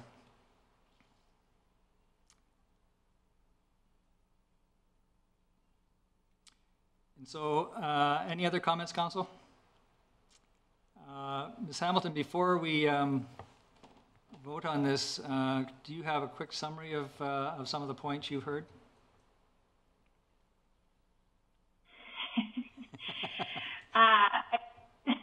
I have a lot of points. I don't know if I can summarize them. I think I generally heard support for the PMT location in the boulevard with the caveat that this needs to be done thoughtfully. So I think moving forward, we can bring something that actually has a streetscape design to make sure that that's thoughtfully done before this decision is made.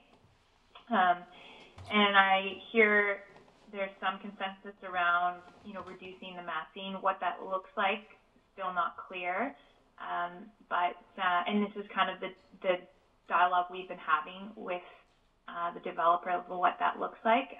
There's some suggestions around the council rates that you provided around that losing commercial, potentially losing residential. That's helpful. And so if council does have any more comments around how they think that what they would be willing to give on, whether it's parking, whether it's commercial space, whether it's what are some of the other constraints, the density that they are trying to, the FAR that they're still trying to meet to make this economically viable. So there's trade-offs with this, and that's the kind of conversation that would be really helpful and direction. But I've heard some of it from council today. Then I've heard a lot of support for the corner plaza, and I hear Councillor Race on staff getting a bit more involved with that. We can definitely do that, and I hope to provide a better corner plaza when we bring this forward for council consideration. At this time, staff also don't agree that this isn't enough to meet our policies. So it's great to hear that support from council. And then I'm hearing a summary on the no three-story parking. I think that's, unless they can come up with another solution that's going to address the height, I'm generally hearing support for ensuring that that this parking garage will be viable I believe, and I also heard around the viewscapes, we'll get better images and we will get more images for council as well. Councillor Herford? Thank you. Just on the parking piece, the height. How many floors it is, and the formula and what the parking is supporting is sort of an aside. I don't have a problem with being 3 levels as long as it's 3 levels of usefulness. That's the important piece to me. And obviously, if the use changes or the size of the project changes and the parking requirement changes, if that takes it being accomplished in 2, that's fine. But by itself, I don't have an issue with the 3 levels, just to clarify that. Yeah, I was in the same place. It was just a matter of each individual floor and what the height was, the usable height. So council, anybody have any problems with what you've heard before we vote on this? No. We have a recommendation that we receive this with the feedback you've just heard. Will somebody move that? Moved by Mayor Elliott. I'll second it. And Councillor French, do you want to speak to it? Yep, sure. I recall the first iteration of plans and drawings that I saw for this development, and I will say that this has come a long way from that initial first go. It didn't fit at all in Squamish and the downtown. So what we have now is definitely an improvement, and based on the feedback that we've given today, I think we're on the way to getting this development to where we want it, something that's going to work. Thank you. Anybody else in council? Council Pattengill. Councillor Herford. Yeah, I just want to check, because a couple of us did mention the building efficiency, emissions efficiency, and so didn't want to have that get lost. I do acknowledge, and I just want to clarify my statement on hardship. Notwithstanding my thoughts about hardship, there are some challenges on this, and I do appreciate the efforts to work through those. But I agree with my colleagues that it's not quite there yet, and so I'm, I guess, eager to see what comes back when this feedback is considered. Thank you. Councillor Herford? Thank you. I'll be brief. I do think the project does feel like just trying to accomplish too many things in too small a space, and maybe a refocusing or a scaling of some variety. I don't want to prescribe what that is, but yeah. My overall takeaway from this one is like, wow, it's too much of for that space, and I do appreciate the site, the issues with the site, and I'm open to working through those challenges. This just feels like too much, so I'm looking forward to seeing a scaled back version when it comes forward. Thank you. Thank you. Councillor Anderson.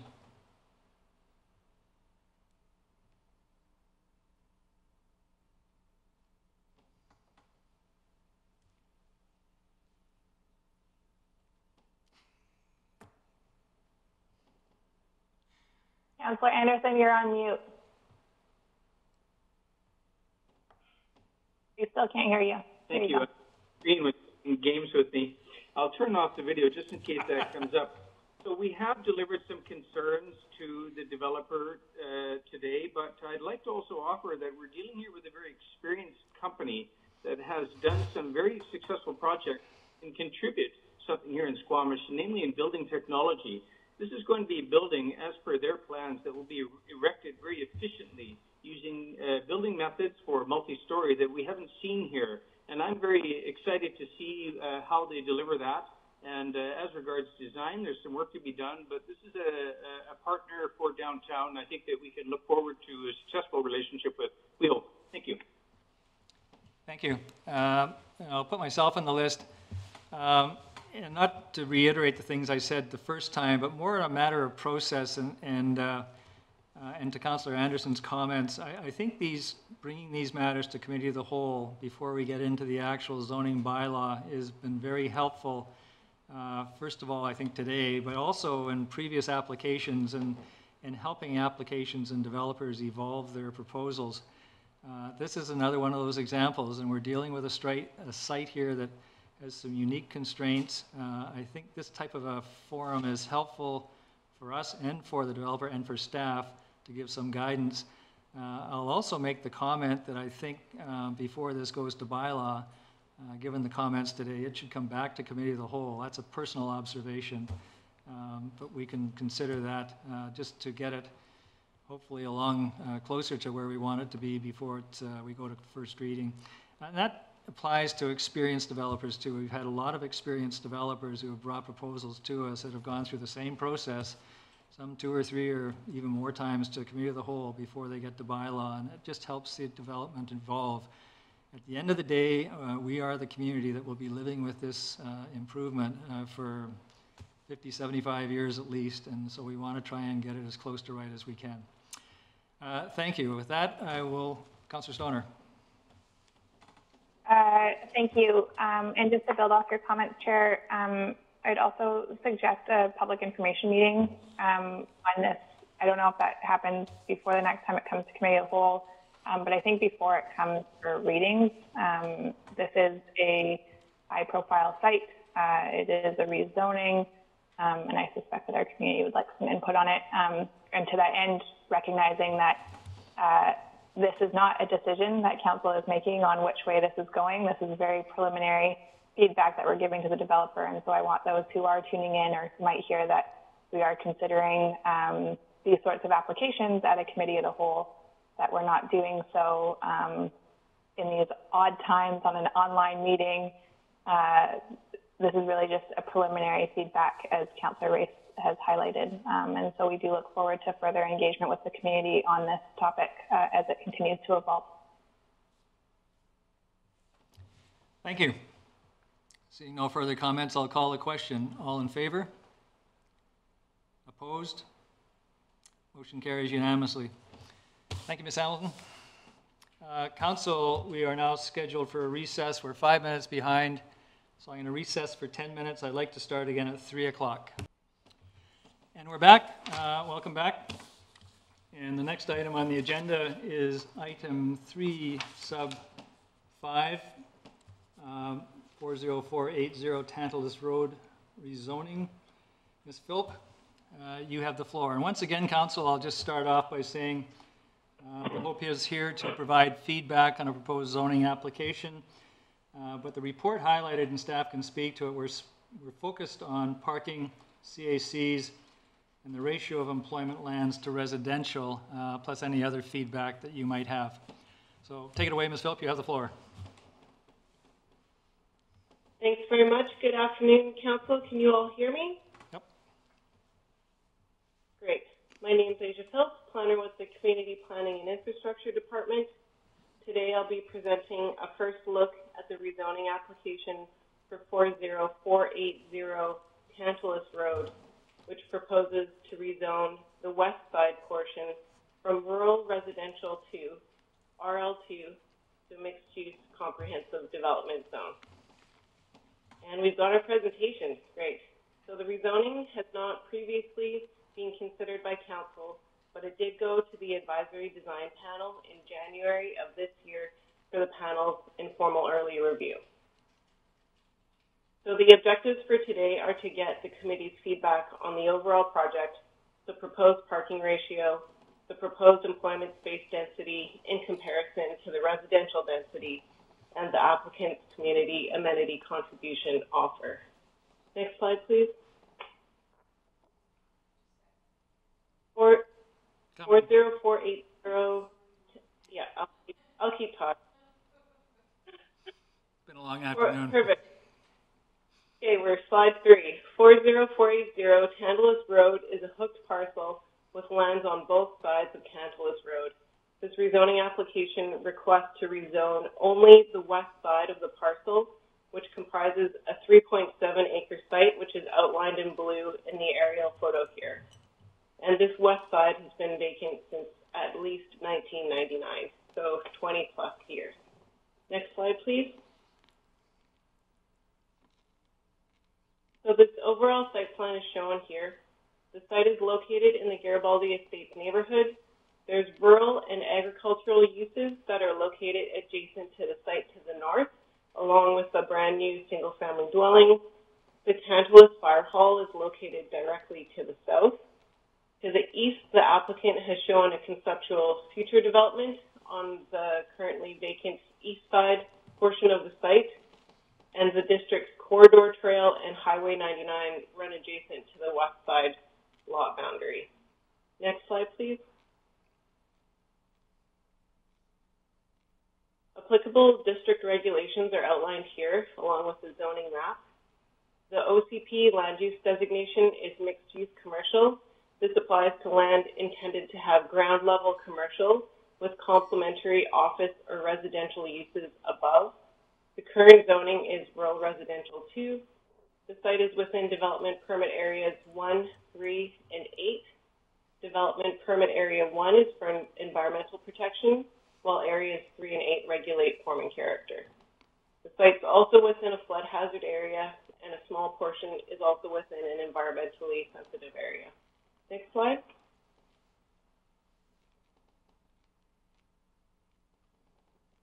So the mixed-use development proposal consists of 2 8-story buildings with a partially sunken parkade shared between the 2 buildings. There's 29,000 square feet of employment space proposed. This is shown in yellow here. There's 110,000 square feet of residential space proposed, divided into 142 residential apartment units, which are all proposed to be built as purpose-built market rental. This is shown in blue above. The floor area ratio is 0.86. The building is located approximately 350 feet from Highway 99. The red dotted arrow shows the proposed connection from the corridor trail through the development to Tantalus Road. And the red area highlights the indoor and outdoor amenity areas associated with the residential portion. Next slide, please. The applicant's architects have completed shadow analysis. It shows that during the equinox, so mid-March and mid-September, approximately 25% of the agricultural property to the north is shaded only during the morning hours and is not shaded in the afternoon. Next slide, please. A combination of surface and parkade parking is proposed. The applicant is proposing a residential parking variance of 24 residential spaces. The applicant is also proposing that the required visitor parking spaces be shared with the commercial spaces. And this is the same as our MUD 1 visitor parking requirement. Outside of the downtown area, this has, which has that lower residential parking standard of 1 stall, regardless of number of bedrooms, the district has only granted significant residential parking reductions to projects that have proposed 100% affordable housing to date. Next slide, please. As was presented in employment lands modeling scenarios this morning, near-term demand for office and retail space is high, and it's expected to exceed supply in the short term. Specifically on the retail side, the supply is not expected to catch up to demand until 2024, but this catch-up hinges on key large development sites being built out. And on the office side, the supply is also not expected to catch up until approximately 2024, and it also hinges on these key large development projects coming to fruition. The current proposal is for 21% of the total gross floor area to be dedicated to commercial space and 79% of the total gross floor area dedicated to the market rental residential. Next slide. So the rezoning application triggers the district CAC policy. The applicant is currently proposing a CAC that meets district CAC policy targets, as outlined in the table shown here. 100% market rental is proposed, and the rest of the CAC is provided as cash in lieu. The district CAC policy states that major new residential or greenfield residential development proposals are expected to exceed the minimum targets to address the significant impacts resulting from an application. Major new residential development projects are defined in the policy as projects exceeding 250 new residential units. Greenfield development is defined as land that is undeveloped prior to an application, is not serviced by municipal infrastructure, and is left largely in its natural state or has been fully returned to its pre-development natural state following a prior use. If Council considers this application to be a major new residential or greenfield development, additional community amenities may be warranted to ensure the development makes a fair contribution to address the impacts of added density. Staff suggests a target of 10% of the total gross floor area as affordable rental housing, which is above and beyond the minimum policy target, if the application is considered as a major or new greenfield residential development. Staff also suggests that given the magnitude of the proposal, that a pro forma review could be undertaken by an independent qualified professional to help inform negotiations. Next slide, please.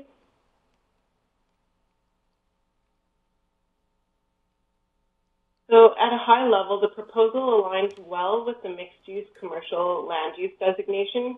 These areas are intended to accommodate much of the residential growth community.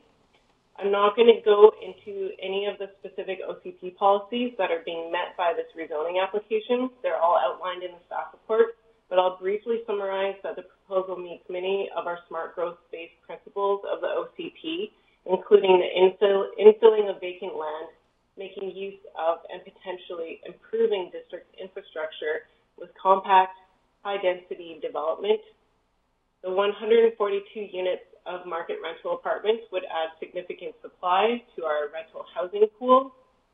It's a good location for employment and residential density as it's located within walking distance of the district's core transit network, a grocery store, and many other shops and services.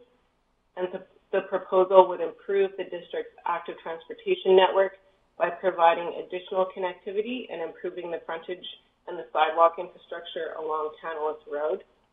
And lastly, the proposed acre of open space could likely be secured as publicly accessible space, which would then contribute to the district's inventory of park and public spaces. Next slide, please. So anticipated next steps are to get the committee's feedback today and then continue with refinements to the proposal and CAC negotiations. Once the proposal has adequately addressed initial feedback and CAC negotiations have advanced, the CD zone would be drafted and the project brought forward for initial reading and Council's first formal consideration. To date, the project has followed the district's standard development communications policy. No comments or requests for a public information meeting have been received. However, this project might be a good candidate for our new online public information page that we've put into place, and thoughts on this from the committee are also appreciated. Next slide, please. Okay, that concludes my presentation. Thanks, and at this time, I welcome your committee's feedback and questions, particularly around parking, the employment space, and CACs. Thanks, Ms. Phil. Council. Don't all say so at once. Councillor Anderson. Thank you. In reading the Advisory Design Panel report, Alexa, I'll come back to that. I'd just like to say that my concern is less with regarding the ratio of commercial space to residential, commercial employment, residential, than its impacts on traffic and parking. So I am looking to the advisory design panel where I believe you may have made a comment here, Isha Phelps, on traffic impact study only for currently proposed site. So I wonder if I could have a little bit of description about the scope of the expected traffic study. Otherwise, I'll just say that the public information meeting, I believe here your suggestion that it may be a candidate for our new mode of those is a good idea, and especially with concerns already in this general area regarding traffic and parking. And finally, I support the independent qualified professional reviewing the CAC on affordable housing. But I'll just come back to the traffic study if you could offer some description of the scope of that expected study. Thank you. Thanks, Councillor Anderson. So in response, we got a referral response from the Ministry of Transportation, who also wanted to see a traffic impact study. So it's been agreed that we are going to ask the developer for that.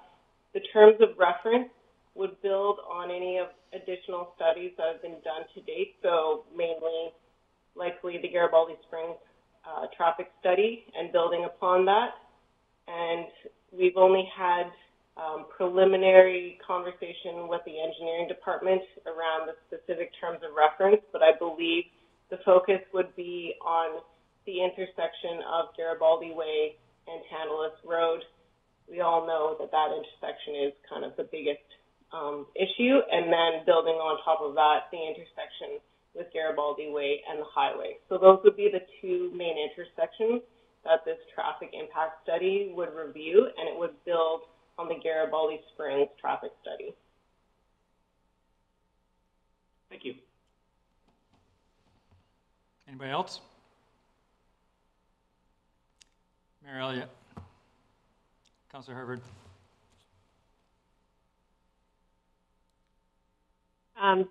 Thank you. So the presentation provides a bit of context for the other part of the site across the road. I'm just wondering what, if any, the context for this development is. There's a mall just down the road and the spectacle building next door, and so what's the goal of this? There seems to be a lot of height that's going to be requested both here and across the street, and it borders right onto a single-family neighborhood street and ALR, and I'm just trying to figure out, like, what's the concept? Is this a new kind of mall? Is it purely residential? What's it trying to be? And that's not clear to me at all. Yeah, I'll do my best to take a stab at answering. I think the vision from the applicant side is of a very dense commercial kind of neighborhood hub that builds on what the mall to the south already provides. But they also want to achieve a fair amount of residential density there. And above and beyond that, I think that our land use designation of that mixed-use commercial and saying that we do want to see residential infill, like significant residential infill happen on those designated properties is appropriate, and so it's falling in line with that land use designation.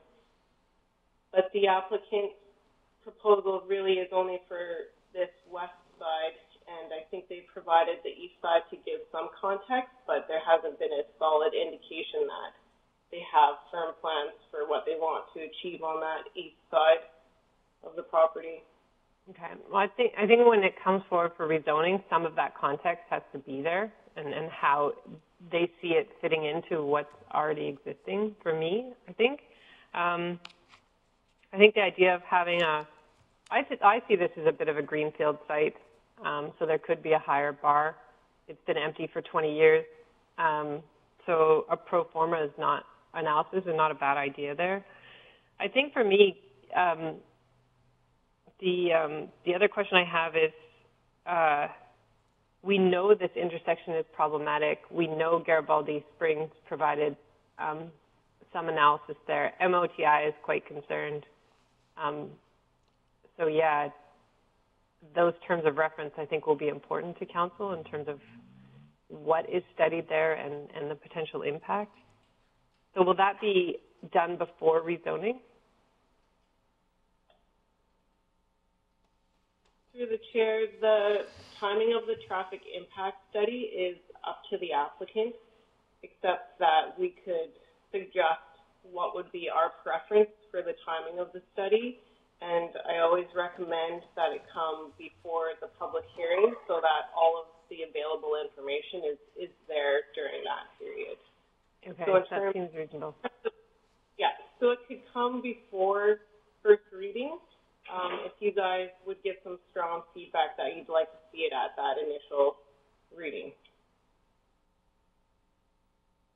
I'll think about that. I mean, that intersection is already a bit of a gong show. In our housing needs assessment from 2018, it says that 36% of renter households in the district are spending more than 30% of their before-tax income on rent and utilities, possibly putting them in core housing needs. So that's 36% of households need below-market rent. So I wouldn't be supportive of this going forward without affordable rental included. It's such a huge development. And while cash is great, this is walkable to so many things. And we need affordable rental built where people don't have to get in their cars to go and do the things they need to do. So this site is ideal for affordable rental. And I wouldn't be supportive of it just coming forward as market rental at this time. And then my only other question was, given the height that's proposed here and then what visually across the street looks even higher, are there any limitations with our current fire service in order to support that in terms of work safe requirements and that sort of thing?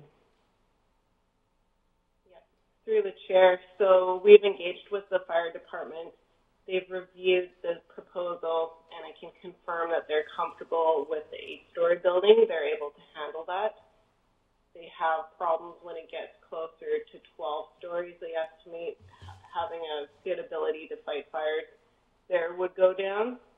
But what they've consistently conveyed to us is that for more complex, as more complex and high density buildings are added to our community over time, it all has a cumulative effect on the fire department's workload and their ability to adequately provide service. So we just want to stress that, it's more of this cumulative problem, not kind of a one-by-one problem for the fire department. And has car share in the neighborhood been contemplated with this development? It hasn't been discussed with the applicant, but for sure we can raise that and refine that before we come for first reading. Okay, I have other comments, Chair, but do you want me to wait? No, go ahead. Not questions, comments. Okay. Oh, comments? I beg pardon. Let me go to other. Yeah, do you want me to wait? Yes, please. Yep. Okay.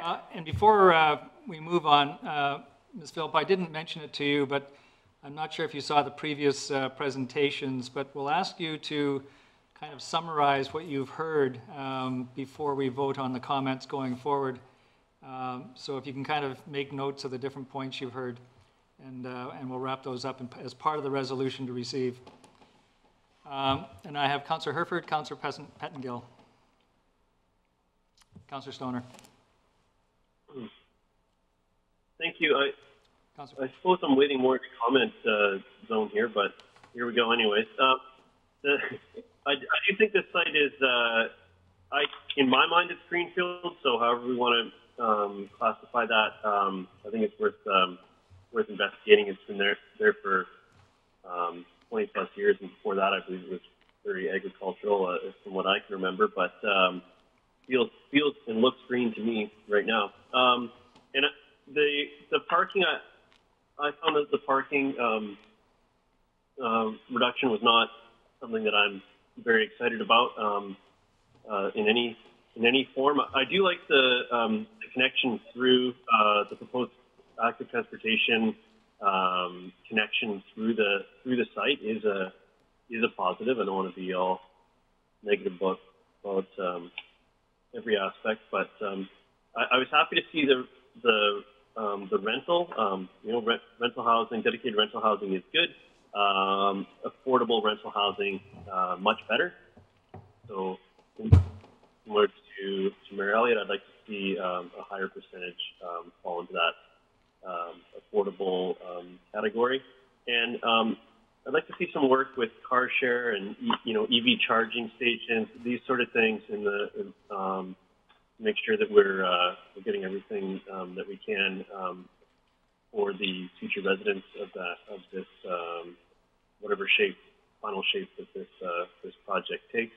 I'm really interested to see what the scope of that traffic study is going to be. Where with the developments further down Tantalus Road, we're already going to see a big bump in traffic there. We've already acknowledged that intersection is, we'll just call it less than perfect, substantially less than perfect. And I'm concerned about the cumulative effect all the way through, and at what point we need to do something major needs to happen at that intersection. So I'd like to make sure that the scope of the traffic study is takes into account the cumulative effects all the way through.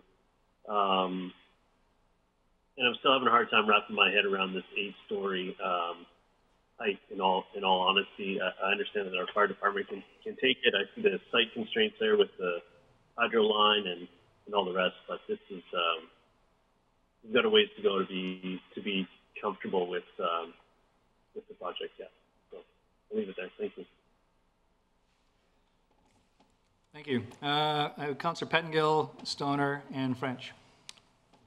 So I just have comments at this point rather than questions. Should I proceed with that, or? I've actually cut other people out, so maybe we'll come back to you. So if there are other questions, and then we'll start comments. So Councillor French, you were first. Do you have questions or comments? I have a question. Go ahead. I would like to know if this proponent for this particular site has made any mention of plans to include public art with the project? Through the chair, there has been no discussion about public art, but I can add that to the list along with the car share to raise with the applicant for sure. Great, thank you. Councillor Stoner for questions. Go ahead. Yeah, thank you. Through the chair. So I understand that there is no floor area ratio for this area set in our current policy, but are there height requirements in and around this area? Or maximum height?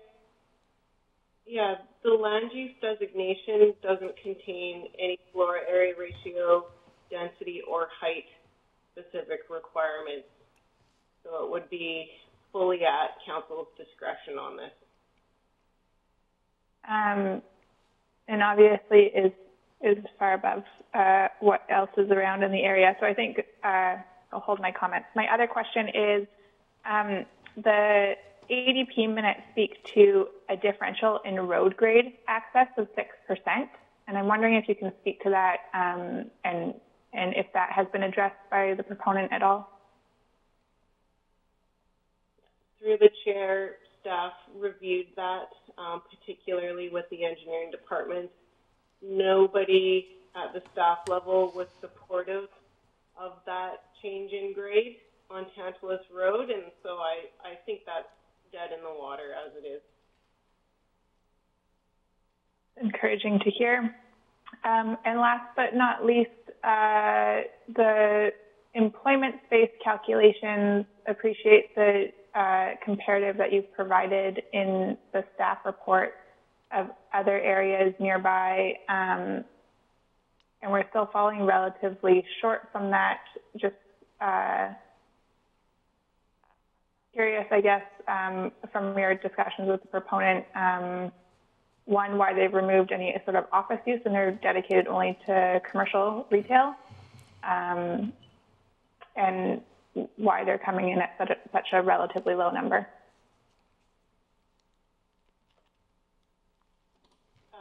Through the chair, sorry, Councillor Stoner, Planner, can you kind of repeat the question about? Yeah. So 2 questions. One, why have they moved away from providing any sort of, or why are they focusing only on commercial retail use as the employment space and not including any office space?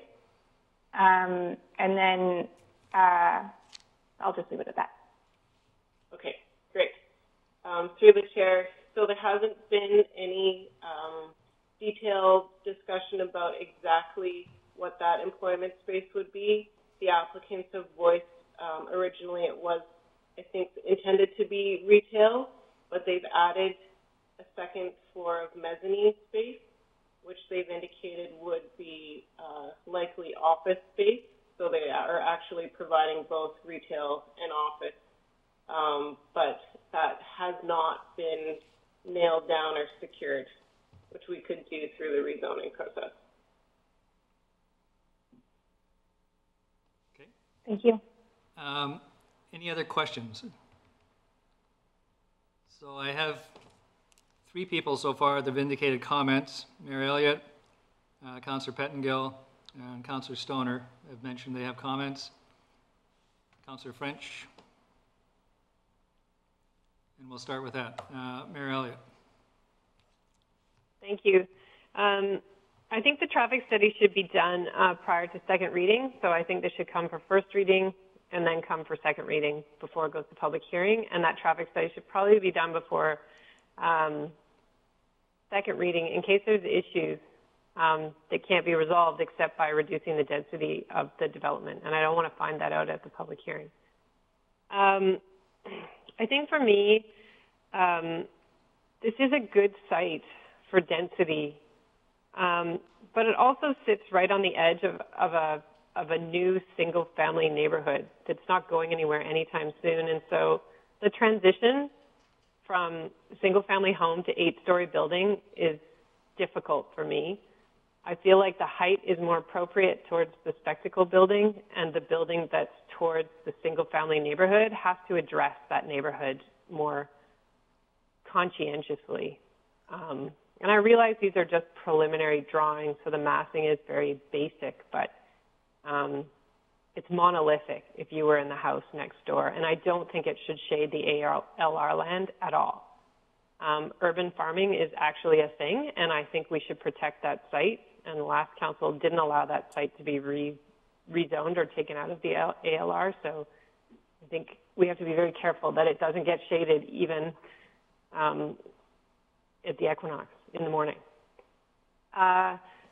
So I do think car share will be important for this kind of density that's available to the neighborhood, not just to the residents in the building as well.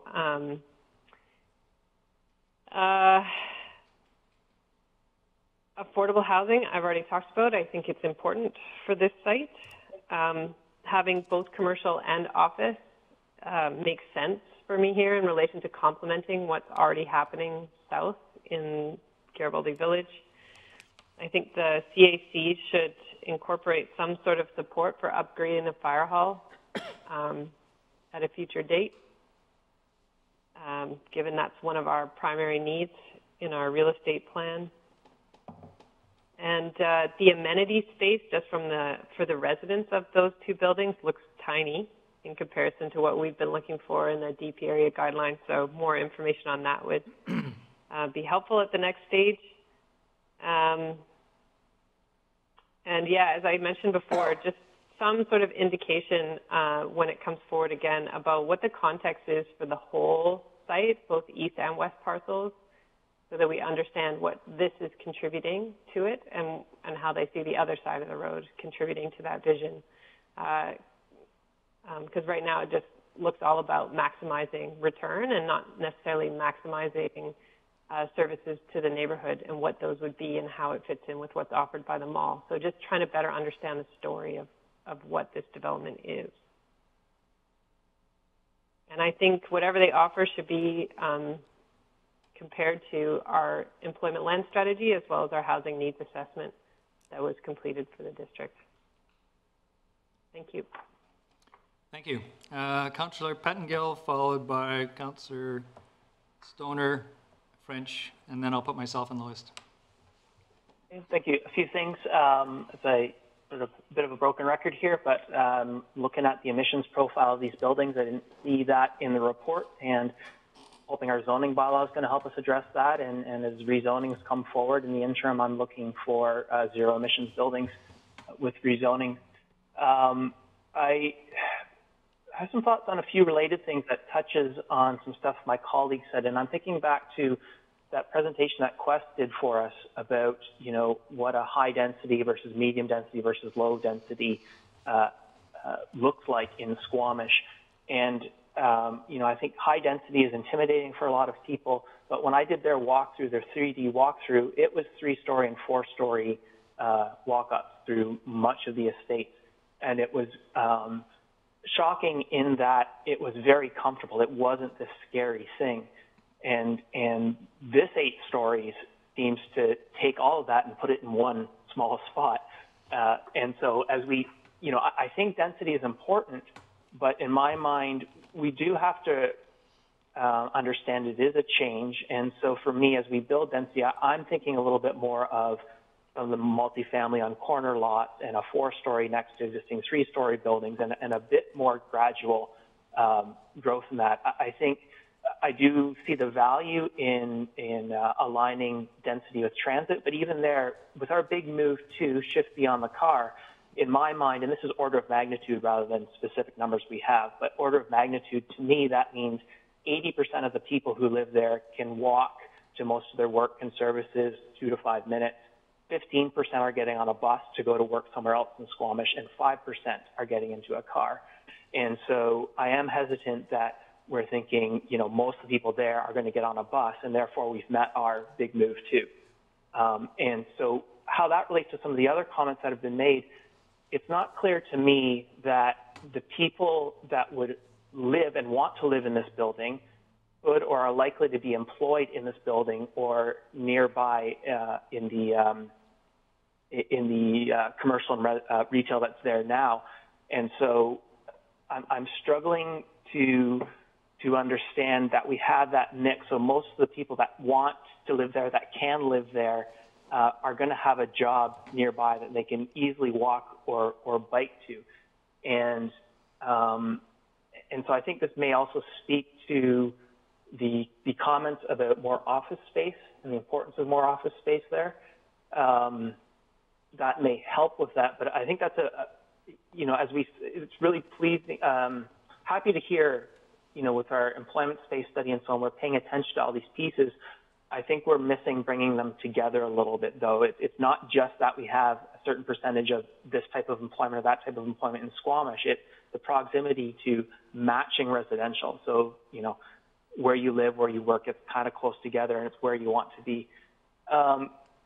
And just on the height piece, with the renderings, I found them challenging because, as I understand it, this building is double the height of the Spectacle, but when I looked at the renderings, it almost made it look like it was the same height as the Spectacle.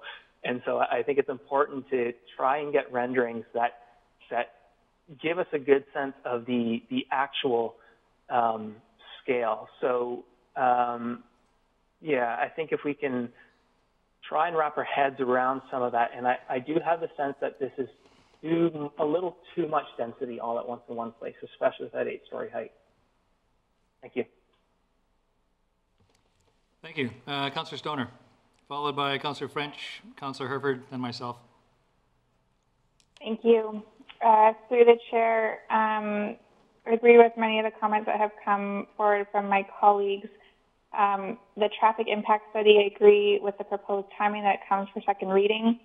My flag here is that we often see traffic studies come back and say that this particular development is negligible in its overall impact relative to everything else that's going on in this area. And so I realize that we can't hold a specific development to account for the cumulative impacts in one neighborhood, but I do think that this region is getting to that tipping point that this might actually just be the breaking point for this one development because there has been so much growth in this area and that intersection can't handle it. So whatever those terms of references are, I do want to ensure that they include the cumulative impacts of everything that we're seeing within this neighborhood and not just the incremental impact of this one development relative to.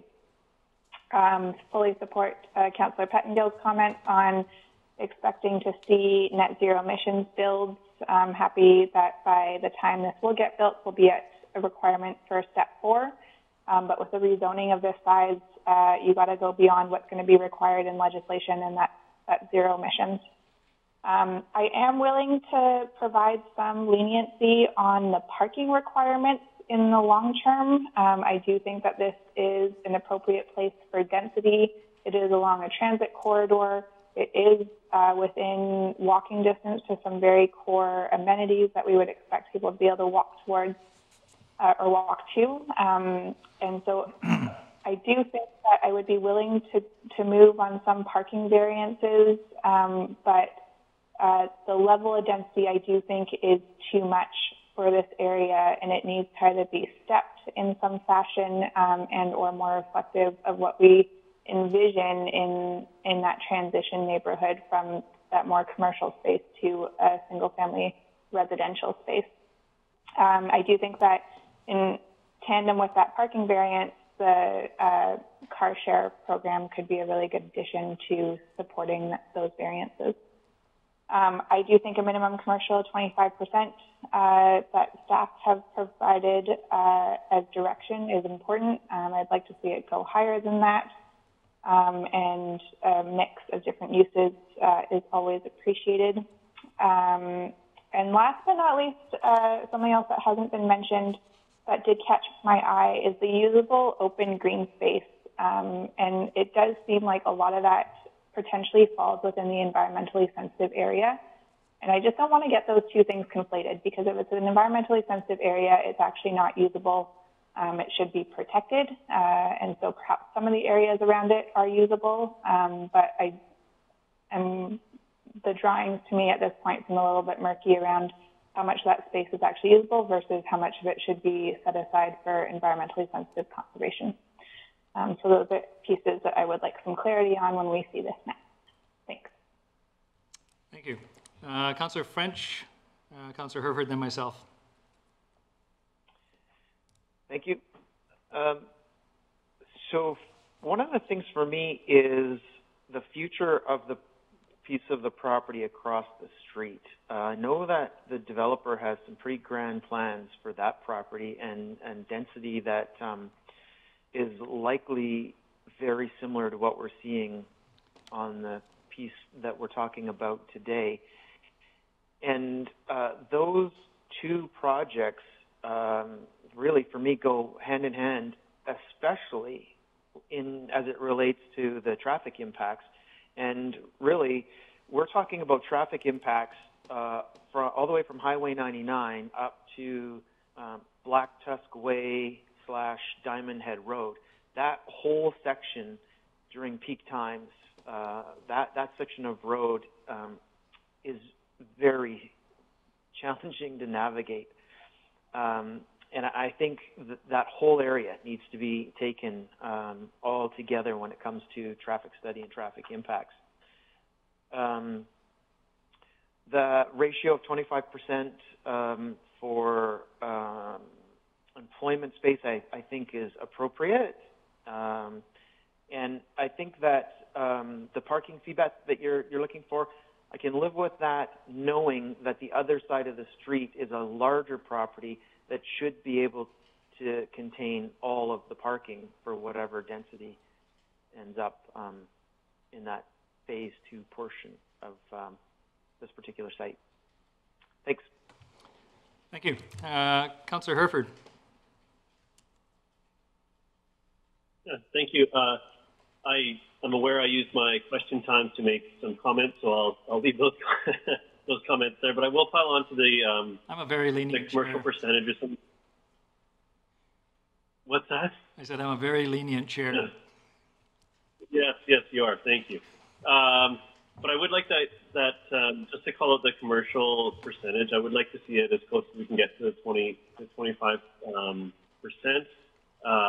And I acknowledge that aiming that percentage doesn't necessarily increase the overall commercial space, because if we lose a story off the top, all of a sudden we've bumped up from our 20 something that we're at right now. So, but I would like to see a higher percentage of the site as commercial, and I am really struggling with the height. I think the transition is just so dramatic, and I would agree with Councillor Pettingill. The drawings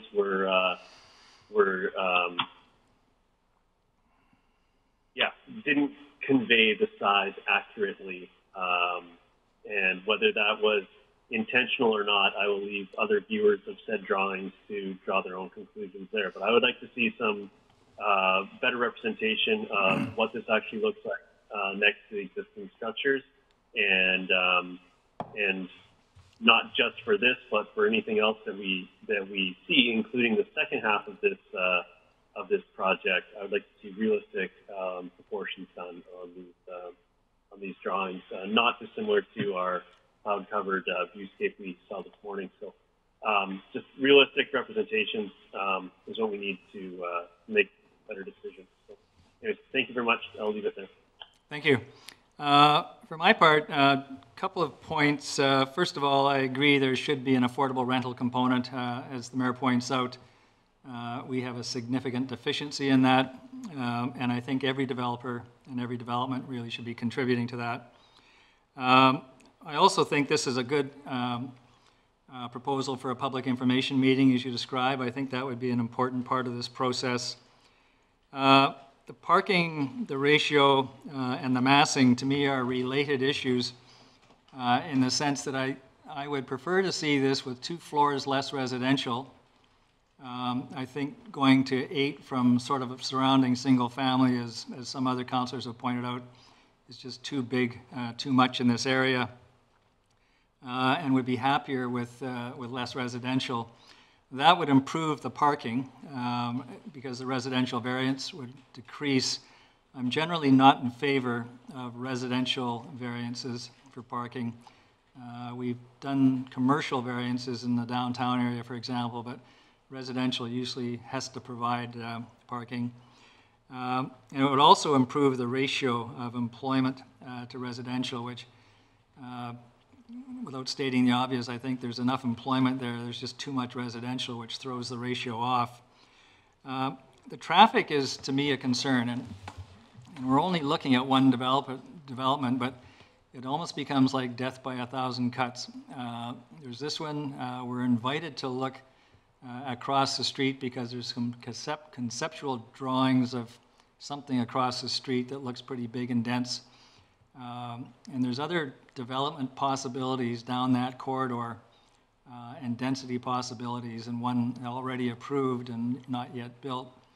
And so I think we have to look at this a little bit holistically and not consider just the impact of this development, but what about that area? And I'm not the traffic engineer, but the only solution I've heard of over the years is the potential of putting a cloverleaf down more or less at the bottom of Dowett Drive, wherever that space is or that right-of-way is out to the highway, or where we've been talking about having a right-on. But maybe that's a point where there should also be left-turn possibilities in some fashion. And we should consider then the contribution that these developments might make to that. Because to me, it's going to become, at some point, it's going to become enabling of development to proceed down there. This site is much smaller than the site across the street that might be developed in the future. And if we can get a lot of density here and potentially traffic, heaven knows what might come out of across the street, even if we do tone down the size of some of these buildings. So I think that's where I'm at in this. And I'll leave those comments with staff. Are there any other comments, Council? No. So we have a motion to receive, but before we go to that, with feedback, before we go to that, Ms. Philp, are you able to kind of summarize what you've heard out of this? Yes. So I heard we need a more holistic view on the traffic study. It should include cumulative impacts, including also the east side anticipated development. I heard mixed opinions around parking, but it's something that as we refine perhaps the density and height, that shifts as well. The CAC, I heard support for perhaps a pro forma and also considering it as a greenfield development. Affordable housing, in line with our affordable housing plans and strategies. Significant concerns around density and height and the transition to the adjacent single-family neighborhood. I heard that there needs to be a more sensitive understanding around there, and that we need better rendering to show exactly what's being proposed when we come forwards again. Explore public art. We don't want to see shading of the agricultural land reserve area whatsoever. Incorporation of car share. A desire to see a mix of commercial uses, retail, and office in line with the employment land strategy and aiming for 25%. The CAC should also support fire halls. The amenity space size and details around that need to be relooked at. We need the context and the full story for both parcels on the east and west side. A desire for net zero building development, clarification on the environmentally sensitive areas, and lastly, support for going with our online public information meeting process. Thank you very much. Council, anything you think has been left out or misstated? Nope. Then I'm looking for a motion for the staff recommendation. Moved by Councillor Soner, seconded by Councillor Herford. Any further comment? I'll call the question. All in favor? Opposed? Motion carries unanimously. Thank you very much, Ms. Philp. Thank you. And I don't know, you never know actually in this job, where the next presentation might be, but just see who's online here. It would be Gary. Mr. Buxton, is he here? Oh, yes, he is. Mr. Buxton, are you there? Yes, Madam Council, yes. Okay, so we are now on item 3.6, WLNG EAO Certificate Time Extension Memo. And let me just open that with a couple of words. Last week we had about a 2-hour debate over this. I don't propose on re-debating it. What this is on the agenda for is to ensure alignment between the consensus we reached, or the points we reached on the debate, versus what is in the memo. That is what we're trying to look at today, rather than go back and reinvent the wheel. So with that in mind, Mr. Buxton, I'll turn it over to you. Thank you very much, Deputy Mayor and Council. I don't know if the presentation is going to pop up for you. It's very brief. I mean, the memo or the table of items you saw last week was, I believe, 3 pages. There were 7 items on the sort of spreadsheet portion. There are now 6. But the document itself has been pretty much rewritten. So if you go to the first slide, the second slide, sorry. These are the points that were, let's go back. These were the points that were raised and noted in the minutes, the draft minutes from last week. So Fisheries Act, which is now on page 2. Timing of engagement and public engagement are now on the last page. There's an extensive section now that covers changes that have occurred, new legislation, new policies at all levels of government on page 2, and that covers the Environmental Assessment Act, impacts to future generations, GHG emissions. The community engagement is addressed on page 3. The Council's climate emergency declaration is on page 2 with that list of long list of new policies and legislation. Next slide. The social impact study is the one item that is not addressed. Timelines is on page 1, as is site remediation. Housing, I believe, is still in there. IPCC reports, again, on page 2, as is the municipal declaration of climate emergency, along with COVID and the contractor financial situation remediation timeline is addressed on page 2 again, page 1. We've amended that section 1.2, and we've addressed something that regards timelines for all project partners. So I think we have addressed all of the points, and hopefully have addressed all the points that Council wanted addressed. So that is the start and the end of the presentation. If Council has questions, I can try and respond. Thank you. Council? Mayor Elliott. Thank you. Thank you, Mr. Buxton. One of the items that I might want to add to the comment tracking memo was that we mentioned that this was submitted in the middle of a global health crisis, but we also failed to mention that it was submitted a few months late. Proponents are supposed to submit their extension request at least 9 months prior to expiration of their certificate, and there's no explanation in their letter about why they were late. And given the amount of new information that has come to light that wasn't covered in their extension request, I think it's reasonable to suggest that, or at least ask for an explanation of why they have shortened the review period for their extension by submitting their request 2 months late. Certainly put that in. I did check the legislation, and it seemed that provision, I believe, is contained in a fee regulation that seems to have been replaced. So I'm not sure whether the EA is operating under the 2012 or 2002 legislation or the 2018 legislation with respect to the timing. If it's the 2018 legislation, then there is no timeline. There is no. It simply has to be before the expiration of a certificate. But I can certainly insert that. Seeking that is not my recollection, but let me do a bit of searching, and I'll let someone else speak. Other comments? Councillor Pettengill? Mr. Buxton, you mentioned that the socioeconomic study piece was not included. Is there a reason that didn't get included? Yes, I wasn't sure what was meant by it. It was sufficiently vague that I wasn't sure what Council had intended by that.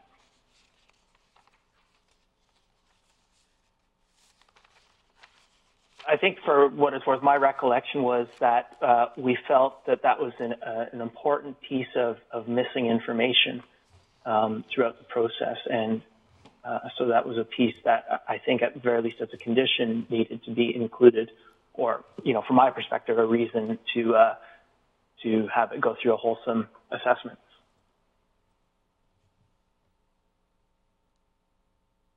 Okay.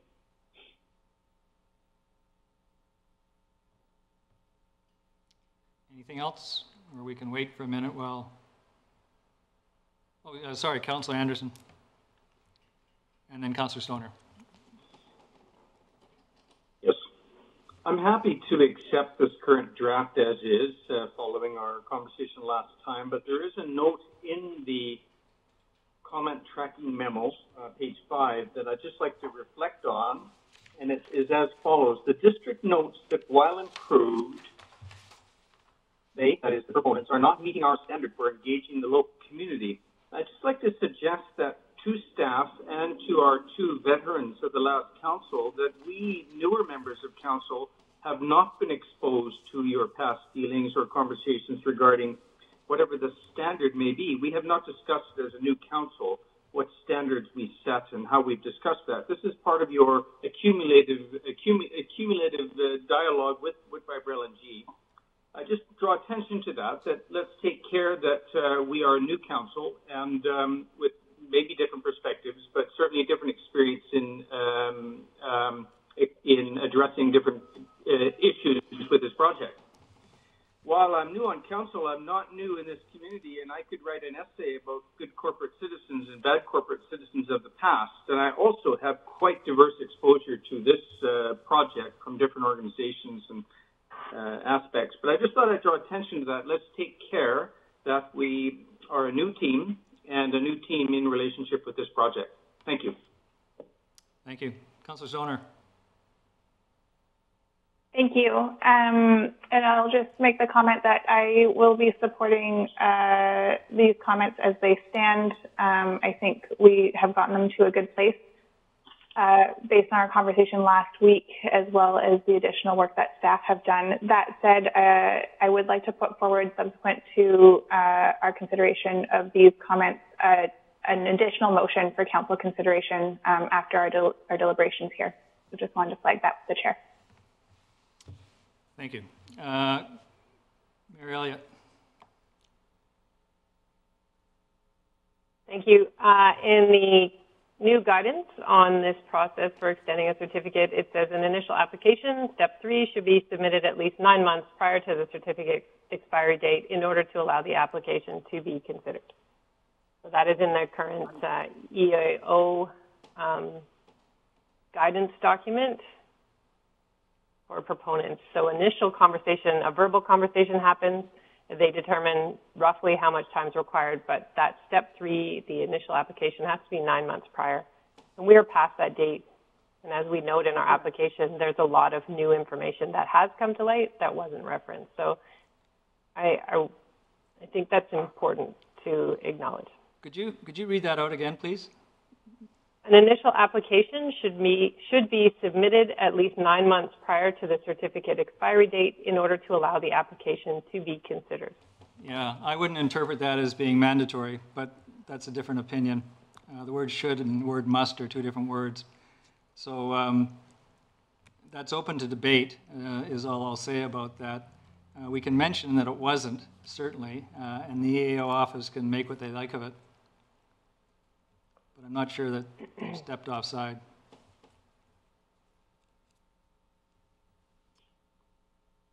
Anybody else have any comments? Councillor Herford?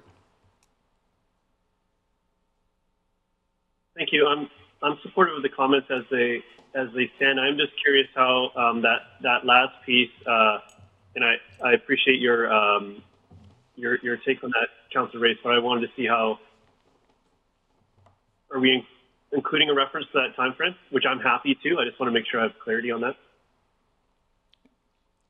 Yeah, in response, my thought was we could mention it, that they have not submitted within 9 months or before 9 months, and leave it at that. The question is whether it's mandatory to submit before 9 months. And I'm not going to offer a legal opinion on it, but I would just suggest there's some doubt about whether it's mandatory or just best practices are suggested. So, Mary, you had your hand up, I think? Yeah, just a quick question.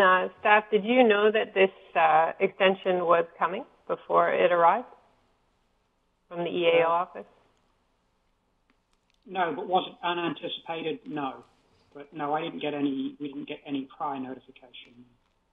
It's just interesting to me that step 2 is engagement. And before submitting an application, the holder should, and we can quibble over the word should or must if you want, engage about the extension with Indigenous nations that participated in the EA project and any appropriate stakeholders or agency representatives. And so again, this is something that you have mentioned in the comments is they fall down on community engagement. And this is another instance where they could have been on the ball many months ago, speaking to our staff, talking to council about this extension coming, and instead it's been quiet. So I think the comments around lack of engagement are appropriate, and I do think we should mention its tardiness. I will do that. Is there a motion there somewhere? Councillor Herford. Thank you. Councillor Race, your interpretation of the word, I respect that, and the words are important, but I think calling out that it was late according to their recommendations or they're wording their own policy or whatever. However we want to phrase that, I think is worth including. So I'd like to make sure that that's captured, and I believe that would be in addition to the comments that are summarized there. So I don't know. I don't need a final wording on that from Mr. Buxton. As long as that's included, that's my intent at this point. Does that need to be a separate motion into its own, or that's my question? Let me think about that for a second, and I'll hear another comment from Mayor Elliott. Oh, I was going to make a motion that we approve the comments back to the working group with the addition of a mention that the application appears to be submitted 2 months late.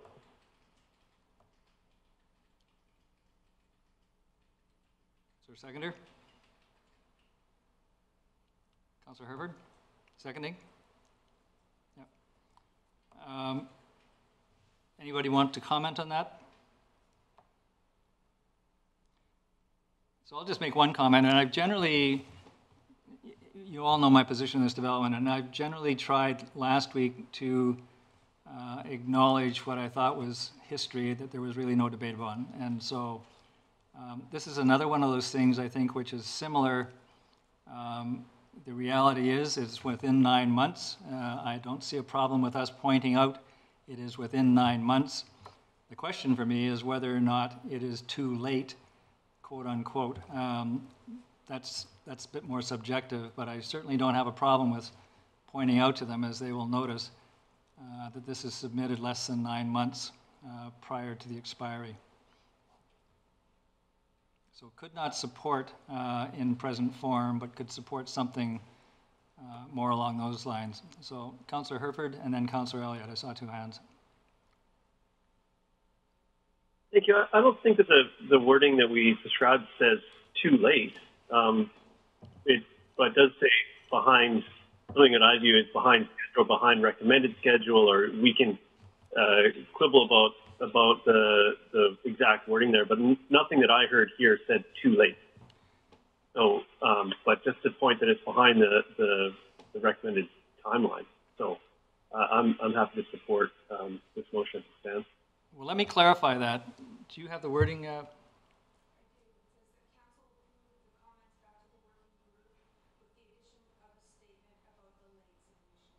the late submission? I beg your pardon. So the wording was with the addition of a comment about the late submission. I can live with that. Thank you. I was just going to clarify that I did say not too late, just late. I misheard. Any other comment? I'll call the question. Sorry, Mayor, did you have a comment? Yeah, just a quick comment. I'm pleased to where we got to with these comments. I know that this project is still challenging for our community and lots of different opinions on council. I do, however, think this proponent, in a time when they should continually be building trust and confidence with our community, continually falls down on engaging not only council and our staff, but the community as a whole on helping us understand when this project is going ahead, what it will look like, how it will impact the community, how Fortis ties into that. And we keep going over the same questions over and over again, and it is frustrating. And I don't want to get to this point again, and I think they need to pick up their game and really start to act in line with the size of the development that they're proposing to bring to our community. And that means ongoing, consistent communication about the projects, its challenges, and its opportunities. So I will leave my comments there. Seeing nothing further, I'll call the question. All in favor? Opposed? Motion carries unanimously. And then Councillor Stoner, you had a comment? Go ahead. Yeah, I did. And apologies that this is coming in late. I did want to say that I appreciate staff work and my council colleagues' deliberations and respectful discussion on this topic last week and this week. But to me, the motion that we just passed in the comments still falls short from providing direction on what we would expect to see as an outcome from the EAC extension. And so I have put together a motion, which I did just circulate with council and our minute taker for consideration, that I would like to table for council this afternoon. To me, what I think is most important here is that under my current review of where this project stands with its certificate extension is that it does fall under the new EA extension application. And there was new guidance that came to light on the 22nd of April that says that any certificate extension must outline new information that has come to light since the original environmental assessment certificate was granted that could change the conclusions reached in the EAO's assessment. And to me, the most relevant piece of information that has changed over those 5-6 years since the EAC was approved is the climate science and policy directions that we have at the international level, the national level, and the provincial and municipal level on climate change and where this fits. And so the motion that I have that I'd like to put forward, I'm happy to read it out as folks are either looking for it in their inbox and or perhaps Robin, you can maybe put it up on the screen for those as well at home who might be streaming. But I will read it out in full length. And it goes like this. Whereas the BC Environmental Assessment Office published a new certificate extension policy on the 22nd of April 2020 that requires any EA extension application to detail new information that has come to light since the original EAC was granted that could change the conclusions reached in the EAO's assessment of the project. And whereas the IPCC published a special report in October 2018 that finds it necessary to limit global warming to 1.5 degrees Celsius, and that doing so will require rapid and far-reaching changes in all aspects of society so that net human-caused emissions of CO2 fall by 45% of 2010 levels by 2030 and reach net zero by 2050.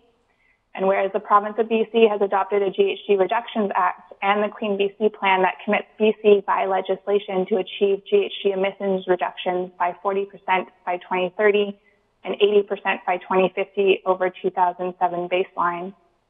And whereas the District of Squamish declared a climate emergency on the 2nd of July 2019 and established goals to reduce its current emissions of 97,000 CO2 equivalents per year, in line with the IPCC goals of 45% reduction by 2030 and net zero by 2050.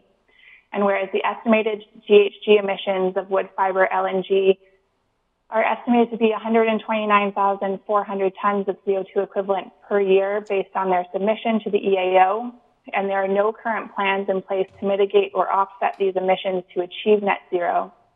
Therefore, be it resolved that the Council of the District of Squamish does not support an extension to the environmental certificate of wood fiber LNG unless the extension includes a condition that wood fiber LNG must meet the IPCC targets for its operations within the District of Squamish to reduce its GHG emissions by 45% by 2030 and 100% by 2050.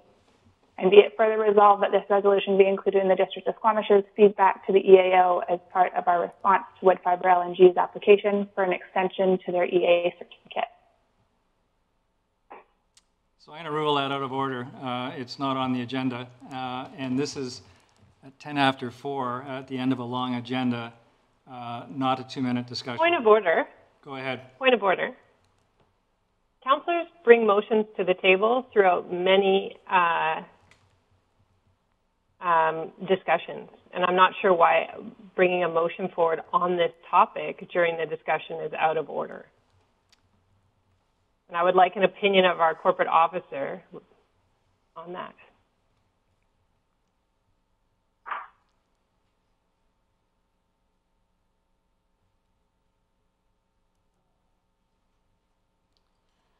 Through the chair, it is not out of order because it is being proposed to be included with the EAO submission.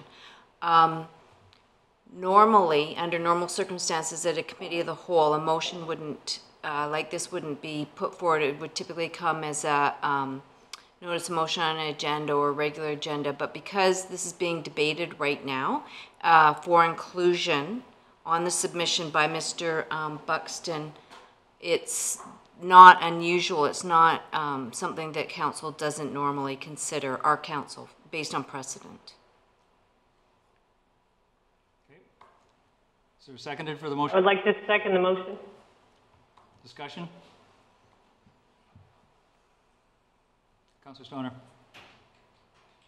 So as the one who put this forward, I will just further reiterate that I think that this is critically important from the perspective that we have passed a unanimous declaration of climate emergency as well as our community climate action plan. And we know that even with the big 6 moves in our community climate action plan, that we're still going to fall short of our 2030 goals as a community. And so we are well aware that our work on our climate change file is not just going to be led by the district, but it's going to require every single one of us in our community, that's individuals, corporate citizens, to start thinking and working in this direction. And this is a clear message that wood fiber is one of those businesses that will need to start working in this direction as well. It does not specifically preclude them from receiving an environmental certificate extension. It just means that they have to have a plan in place.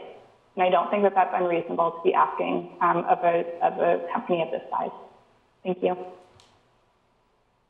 Councillor French, and then Councillor Anderson. Thanks, Chair. I just don't know how we square this with the zoning for that property. It's an industrial site. I don't know that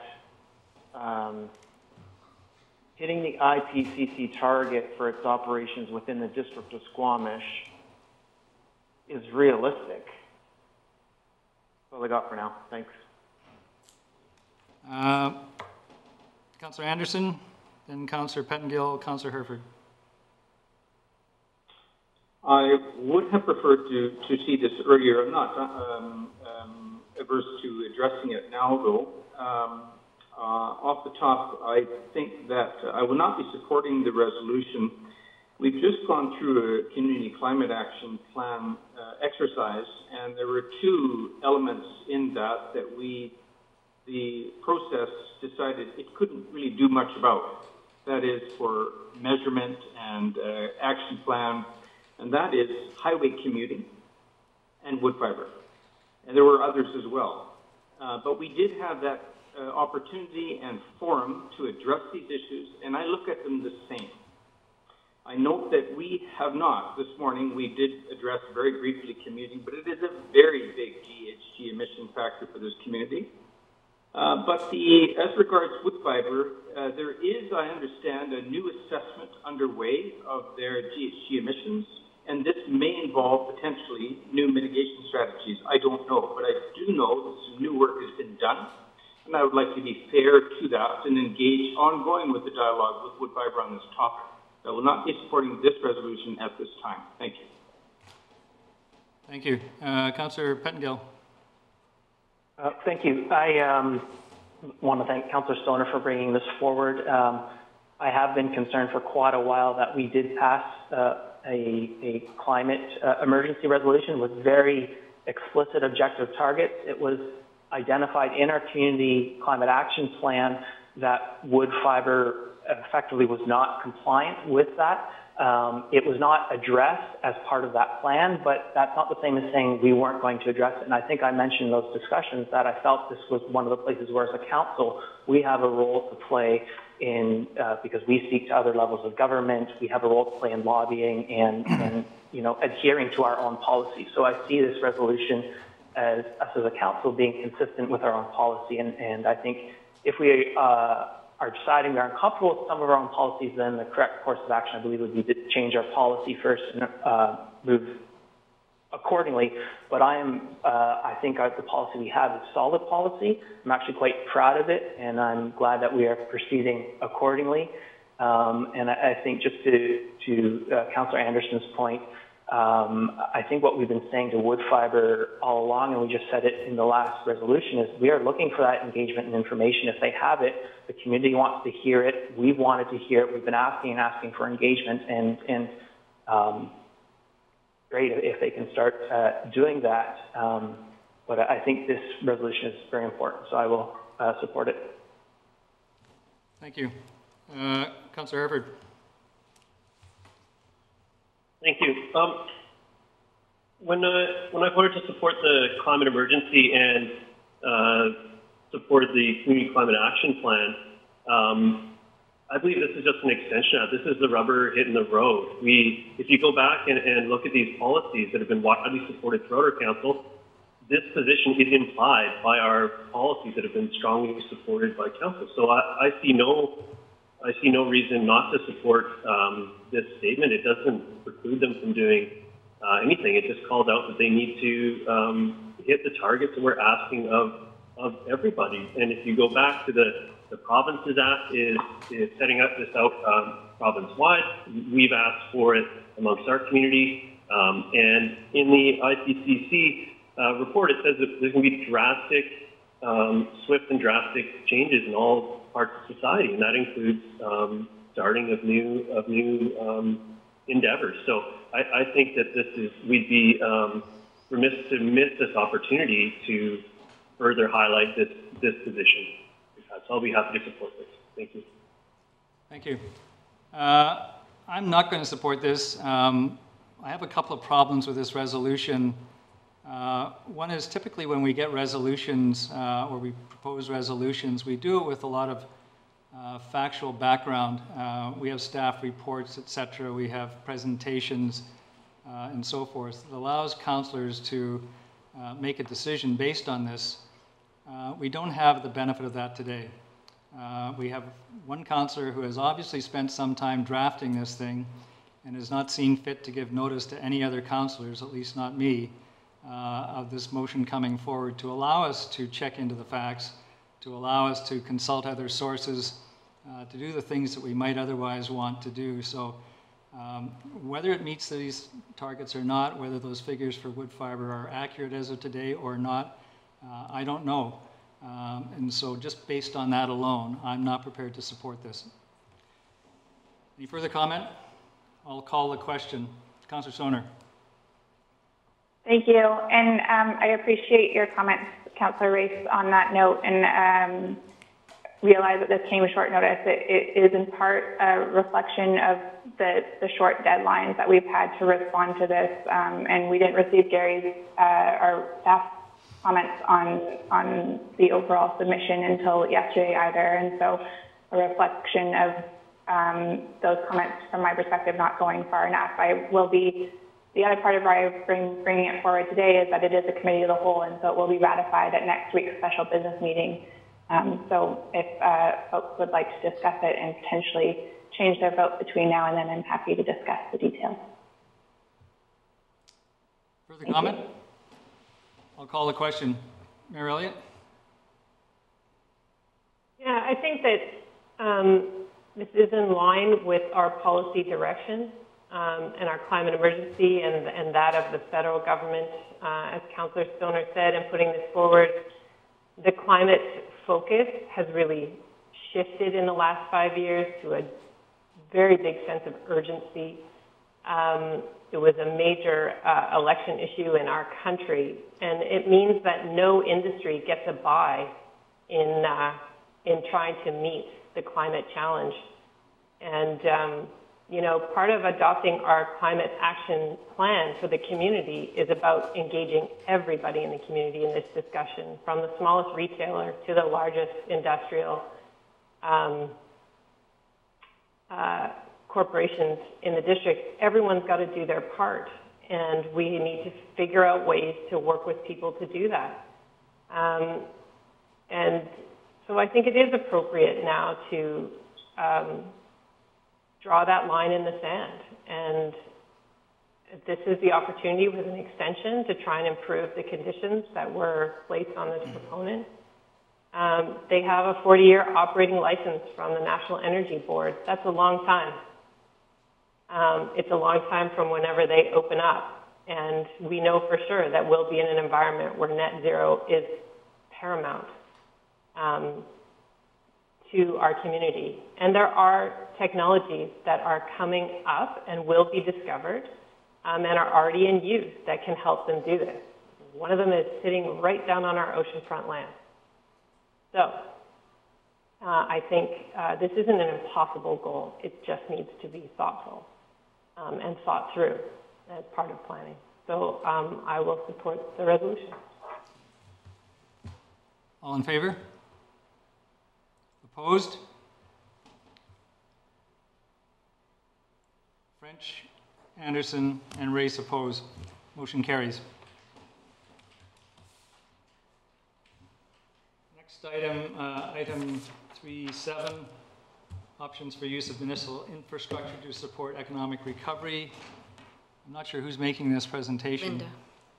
Ms. Glenday. Ms. Glenday? Go ahead, Ms. Glenday, if you're on. She's phone. Oh, she asked for a break until 4:30. Oh, she did? Yeah, she asked if she could have we could have a quick break. Oh, okay. Sorry. I just found out Ms. Glenday has asked us for a break until 4:30. Oh, there you are. Oh. Are you prepared I'm to still hoping if you wouldn't mind, I have someone repairing in my house and it's making noise. They'll be done at 4:30. Okay. Everybody okay with that? We'll recess till 4:30. We are back in session. Last item on the agenda. Over to you, Ms. Glenday. Thank you very much, Robin. I believe you have two presentations lined up. This one is on optimizing our infrastructure. Two presentations? I only have one. Then the next one is the reopen. I only have one. This is the one I have. Is there another one? Yeah. What's the other one called? It's the reopen plan. Reopen plan. Yeah, council has it in a PDF. Council has it in a PDF? Okay, hang on a sec. It's just, what's, the title of it is Reopen? Yeah.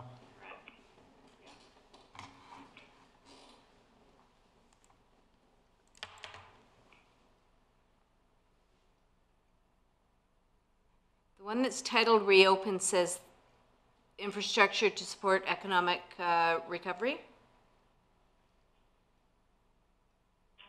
No, that's this one, which we can get started. Can you hear me, or is my computer frozen again? I might just follow up. We can hear you.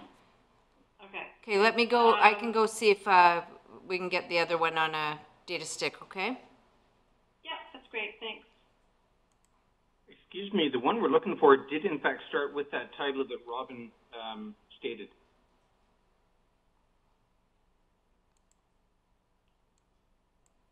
Okay, well, we can start with the first one, which is addressing the motion that was passed last week for staff to bring back ideas around optimizing our infrastructure to assist businesses and economic, not assist businesses, but assist with economic recovery in the district of Squamish. So I don't know if this presentation is up right now. Yeah, isn't that the one that's up playing right there? Isn't that the motion for May 5th? Yep. And sorry, my blue jeans is frozen. I can't believe it. It's been working all day. So I can't see what's happening.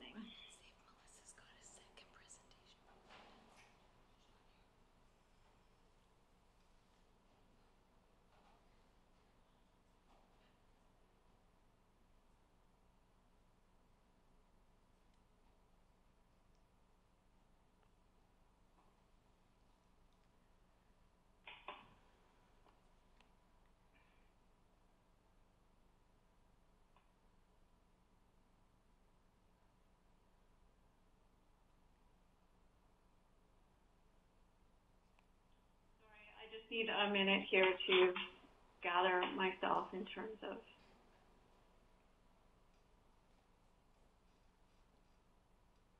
presentation. Okay. Okay.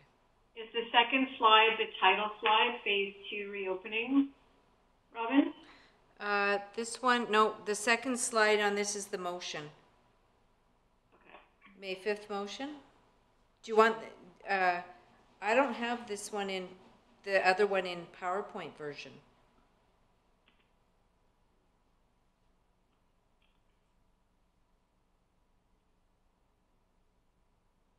Oh, yes, I do. I lied. Okay, I can get it lickety-split right in 20 seconds. Okay. And that's okay, because we can start with the other one, and I'm going to have to try and follow along here because my blue jeans is frozen. So I'll do my best with my presentation here, and rather than restart and wait.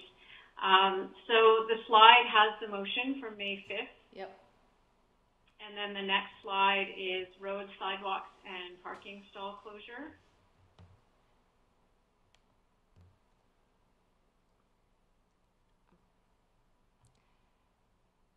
Nope. Down it does, yeah. Okay. I'm just trying to get to, I'm frozen now. Nope. Okay, got it. Got it. Did it move? It didn't move though. Hold on. Something's happening here too. With the presentation. I have to start it over.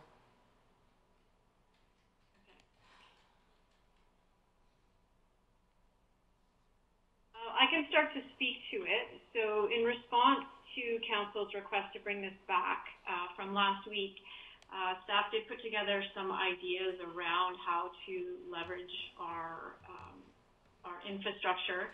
The first being roads, sidewalks, and parking stalls. So under our traffic bylaw, and a business or somebody can apply for closure, say sidewalks or parking stalls, similar to what we see now outside of Zephyr when they put the patio out in the summer, or the district themselves can choose to close a road or sidewalks or parking stalls. So the district could, for the purposes of this motion and this idea, close an entire street, close a sidewalk, close all the parking stalls, or the other way to do it potentially would be to have businesses indicate that if they want to use their parking stall, that we could permit that. So individual parking stalls in front of businesses, say on Cleveland 2nd or 3rd. I'm just checking that everyone can still hear me because my blue jeans is frozen. Yeah, sounds good. Okay, great, thank you. The other is long or short term. So currently under the bylaw, it's up to a year. The other idea that staff had would be an example on Saturdays when the farmers market is open, to close the street in front of the farmers market to allow them to spread out to create or enable more physical distancing. In terms of closing the street, there has been discussion, say, around Cleveland. That one we would seek council direction. Some people would be for it, others wouldn't, which is why we're talking about the idea of either a full street closure or just individual parking stalls and sidewalk frontage in front of businesses. So to the next slide, Robin, I don't know if you're up or not. Okay, so process. In terms of locations, we would seek council direction. So there are the businesses around Tantalus, Cleveland and downtown are certainly more obvious. Business park, it's much more strata in terms of the parking lot and physical spaces, say for a gym if they wanted to do workouts outside in their parking lot, or businesses wanted to spill out their patios or tables out into their spaces. We would look for council direction or feedback on locations. And again, with business and community engagement, given this is something likely that we want to do expeditiously, is that the word? Again, in terms of business and community engagement, that would certainly take some time. Ms. Mulligan, our Economic Development Officer, has been in touch with the Chamber and the BIA, who are definitely supportive of this, but they did highlight the sensitivity around Cleveland Avenue and the main area of Cleveland Avenue. In terms of process, the staff, if directed, we can prepare those temporary closure permits for streets, parking stalls, sidewalks.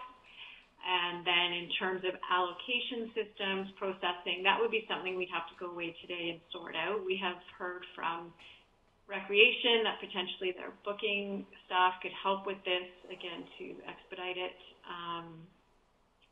And that would be the process for the roads, sidewalks, and streets.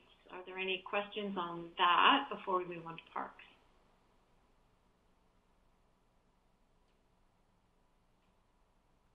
Doug?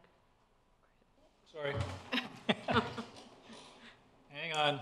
I was mesmerized by the screen. Did anybody have their hand up? Chris. Chris? Councillor Pettengill, go ahead. Mayor Elliott. Thank you.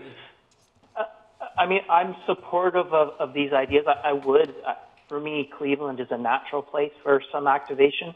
The one thing that's been in the back of my mind, though, is whether all the businesses, especially small ones, and other people who may want to be part of the whatever this is, do they have tables and chairs and some of that sort of small infrastructure to make this work? And I think, you know, we do at Brennan Park and 55 Activity in a few places. So as part of this, can we or would we consider, you know, using one of our public works trucks to bring down a load of tables and chairs and set that up so that people, you know, we're providing that extra level of assistance to activate whatever these spaces are? Through the chair. Go ahead. It's not something that we considered, no, and I would like to go back and speak to staff about capacity. Our next presentation is about leveraging our public works staff to reopen our outdoor recreation amenities over the coming weeks. So anecdotally, I can tell you that our staff are quite strapped. So that would be something I couldn't answer now, but could look into if that's council's direction. Thank you. And I think it was Mayor Elliott. Yeah, thank you, Chair. So, one, I think if we're going to do something like Cleveland Avenue, then we need to work through the BIA, because I think the same rules need to apply to everyone along Cleveland Avenue. For myself, it would be great to see everyone be able to use the sidewalk out to where the current patios are right now. So a portion of it, and then look at evening and weekends to do the full closure, so that people have more room to move. But during the day, people could go and park and get their mail or run some errands, that sort of thing. So maybe there's a hybrid approach. But I think this is we got a letter last night from the restaurant industry saying that space, whether it's in parks or on sidewalks or on roads, is critical to their survival.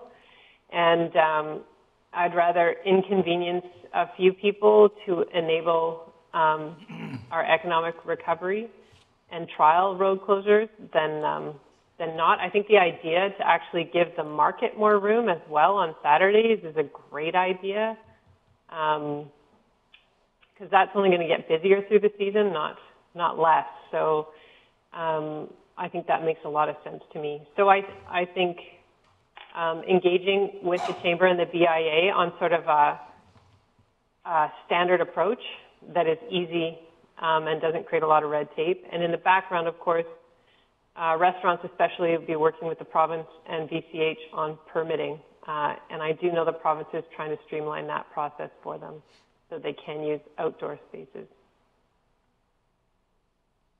Thank you. I'll add a comment. 2 presentations ago, we were talking about a development proposal, or 3, and I mentioned the possibility of closing a road. This has been a personal crusade of mine, actually, for a couple of council terms now, is to close some of the downtown roads and turn them into walking malls. And we've already resolved, I believe, to close Main Street between Cleveland Avenue and Loggers Lane, between the Pavilion and the Solterra development. But we might take this opportunity to test run closing a few other roads. And I'm thinking more of the side roads, between Cleveland and Loggers, or between Cleveland and 2nd Avenue for different occasions, and not all at once and not the same roads, but we might just kind of move around a little bit, and depending on what the event is or what the day is and so forth, we could consider closing some of these off for a day or 2 or a weekend, putting in food trucks or whatever works for them, and see what the effect is. And it will give us a better idea whether there's any more candidates for roads to be closed to make this more of a walkable neighborhood to get different places.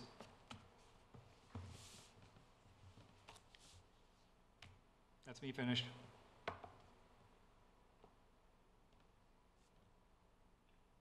Oh, did you hear that? Chair, would you like me to keep going? I beg your pardon? Would would you like me to keep going? Yes, sorry. Yeah, there's no other councils want to speak, so yes, keep going. I beg your pardon. Okay, thank you.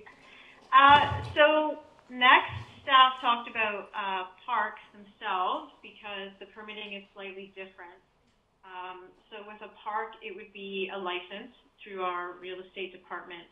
And what staff have indicated to me at this point through real estate is that it really is a simple license, something we could do quickly for a business. What is important in terms of the parks is that the business needs to indicate that they have insurance and name the district as indemnified. This is a really simple and zero-cost process for a business as long as they already have insurance, which most would. I'm assured by real estate that's something that could happen in a day. We would talk about an allocation system. So again, we would need staff and we would need to confirm more around how that would work depending on the demand and what park. So again, council direction on location of parks, would it be all of them, key parks downtown. We have heard that there are gyms, as an example, that want to use outdoor open space, maybe not on the pavement outside their gyms. If it is food service, so in line with the letter we got last night, then certainly there would be solid waste considerations. That said, you know, food trucks have their own system. If it wasn't onerous, ideally we could just rely on the solid waste receptacles that we already have, but it would depend on the scope, of course. So again, with the parks process, if we were to engage the community, that would take time. Staff are on hand to expedite licenses for anybody, and certainly the communication of this would be something that staff would need to take on as well. That's all I have to say for parts, if there are questions on that. Yeah, I don't see any councillor hands, but I will make a comment, the comment that sometimes insurance isn't as simple as that because the district has a minimum of, I think, 5 million, which may be more than some businesses carry, so they'd have to increase it, which is not the end of the world, but it might be just for a weekend or a week or an event or something like that. And the district also requires to be named as a loss payee, which is simple enough, but the agent has to do processing of a little bit of paper. So there are a couple of steps there. Not the end of the world, but there are a couple of steps.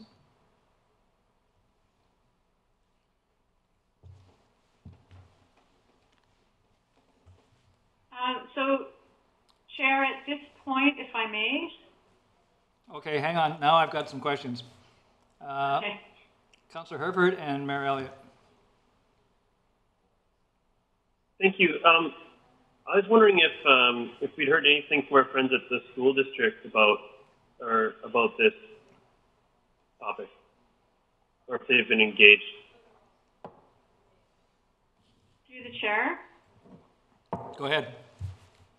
We have been in touch with the school district around playgrounds and park space, but not specifically around enabling businesses to use, say, their park space. Okay, I think that would be, I'll be curious to explore that with them. There's some big, conveniently located, easily accessible facilities that they have, which could maybe be part of this, or maybe people are just businesses are informally using them already, but it's nice to do things the proper way. And from the perspective of selecting facilities, I'm happy to have it quite open and maybe think about places where if there is a potential issue, we could exclude them from the list. But I think whatever we do, it sort of moves things quicker to make this happen for our business community, the better. So maybe thinking about this more from an exclusion standpoint, if any, if there's parts that we don't want to have included in this.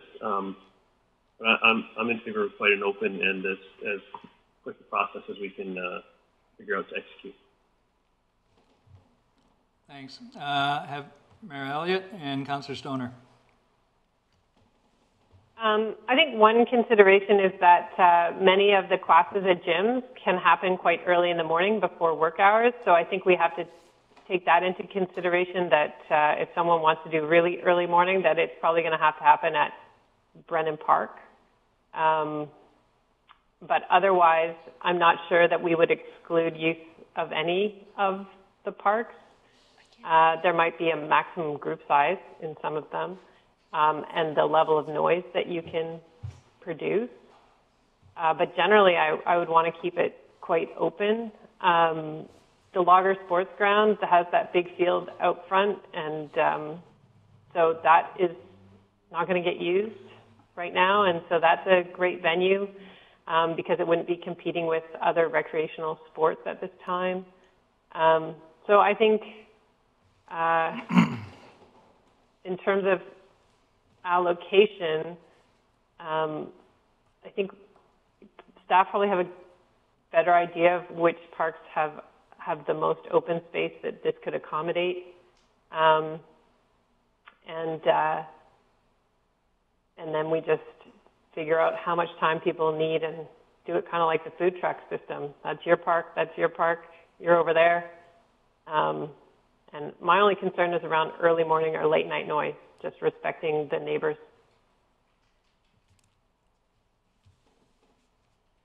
Okay, so I have Councillor Stoner, Councillor Pettengill, and now Councillor Herford. Thank you, Chair.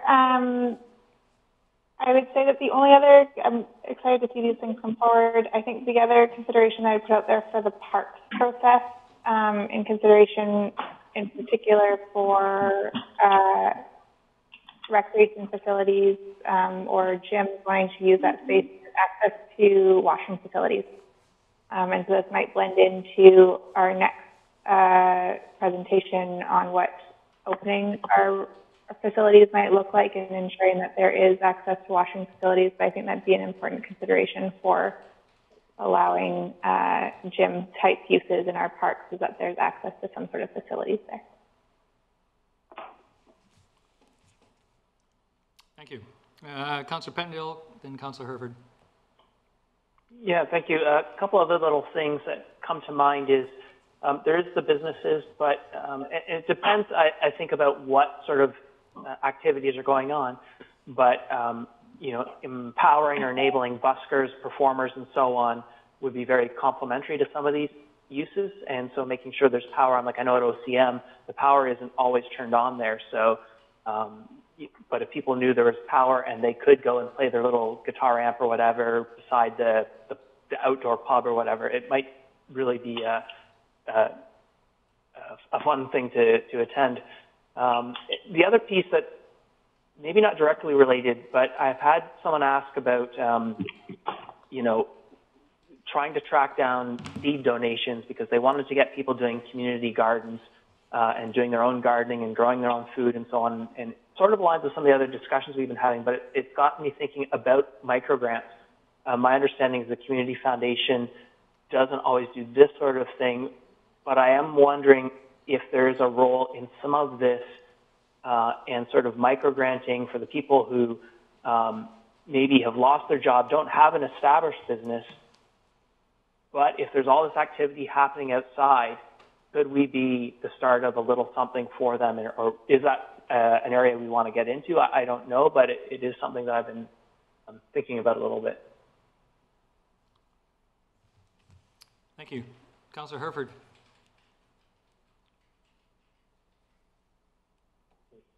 Thank you. I just wanted to highlight the, just having Mayor Elliott's comments on the Logger Sports Ground.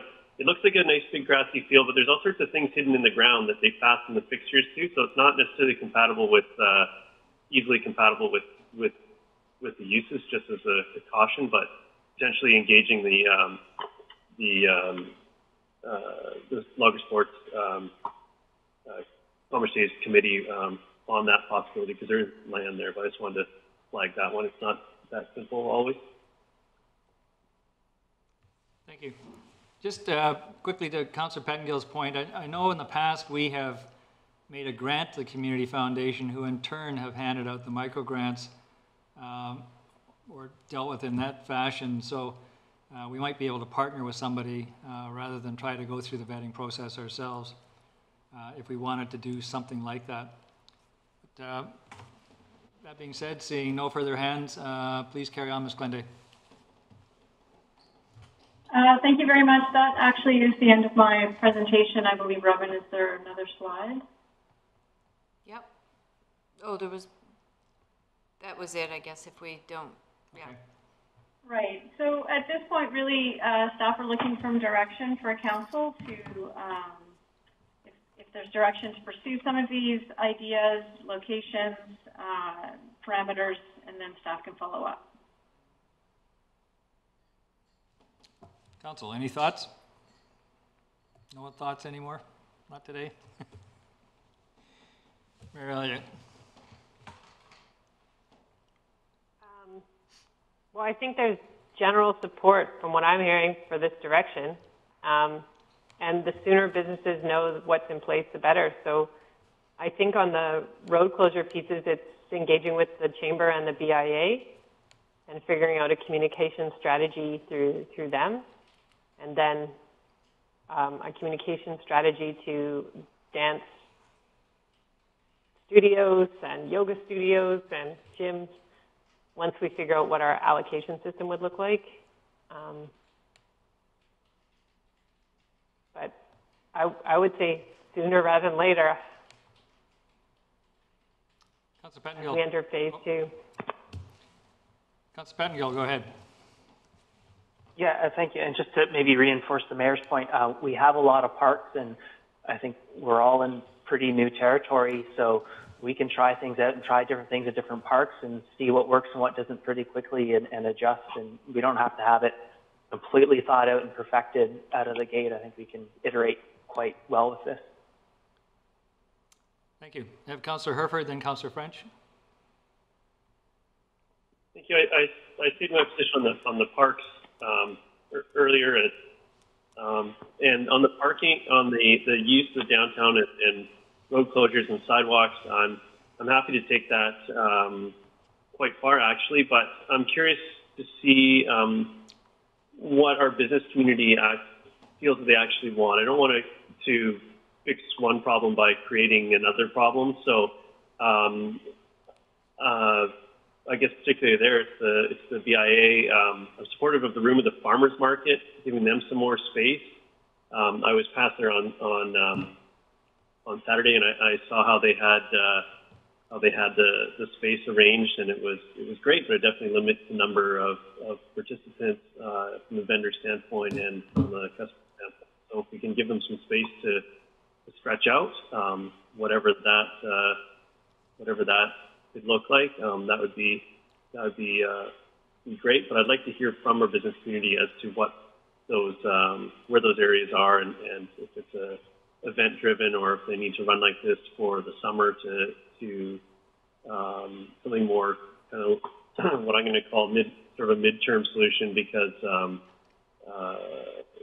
the restrictions could be in place for quite some time. So whether it's something that they require to operate, or whether they view it more as a special event on the, or only on Saturdays or something like that. But I would like to hear from them before I describe sort of the solutions to their problem.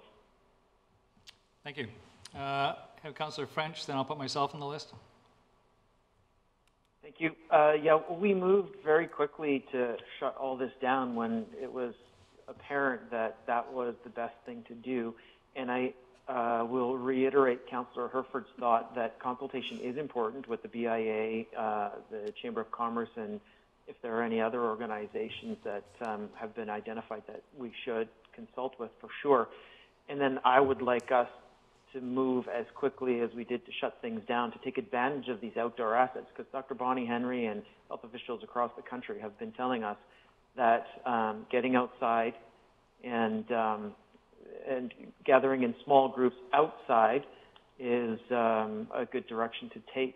And Councillor Race, I agree with your thought about using some of the road spaces downtown. A great example would be Victoria between Cleveland and Loggers Lane, which is in close proximity to the farmers market on the weekends. Cleveland between 2nd and 3rd, where we've got one of Squamish's highest end restaurants that could probably use additional space to stay alive. and there are a few other downtown side streets that I think could fit that bill as well. Thanks. Thank you. I generally agree with all of the thoughts. I think it'd be easier, perhaps, to get the downtown area up and running first, just because that's where these types of businesses seem to be are located. Tantalus certainly has its share of business, but there are also the two big malls there, or three, wherever you start counting. And so more likely they would take advantage of their own malls, which are immediately adjacent first. But there may be exceptions to that. The parks are in my mind, they're just not going to be used for much else during the summer, so we might as well try to take advantage of them. It's just that it is a little bit more remote in some cases, away from the traffic, so it may be more event-oriented. But as, again, not opposed to it. I think these are good ideas. Councillor Herford. Thank you. You just sparked a thought for me. In our bigger areas like Garibaldi Village or even the big box stores, like I know at Home Depot they have their garden center out in the parking lot. I know at development we concern ourselves with parking, but are there any restrictions on running sort of if everyone ran a parking lot tent sale or something like that we have in place that's limiting that we should look at relaxing at this time, or is that something that each mall through maybe their strata or something could take on? I just want to make sure we're not in the way there where these spaces we don't have direct control over. Mr. Buxton, go ahead. Yes, thank you, Deputy Mayor.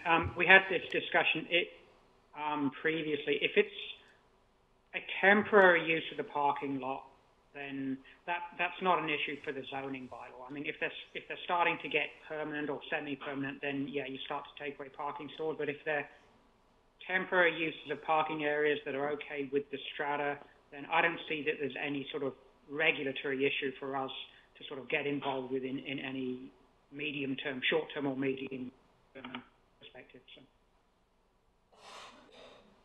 Okay. Nothing further. Is there anything else, Ms. Glenday, you'd like? You're mute. You're mute.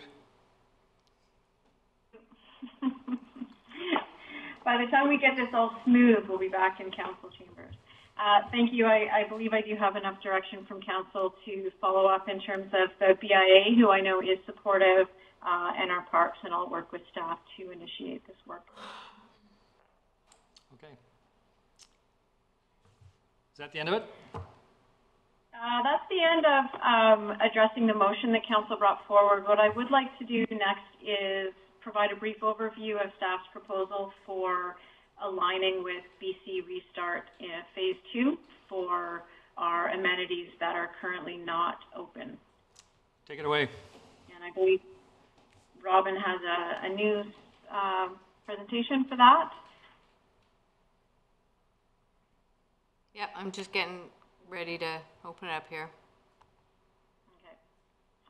So as council is aware, last Wednesday, the Premier, Dr. Bonnie Henry, and the Health Minister, Adrian Dix, announced that in terms of the COVID situation, that the curve is flattened to the point where they're now opening into Phase 2 in mid-May. So at the time of the announcement, they asked that people wait until mid-May.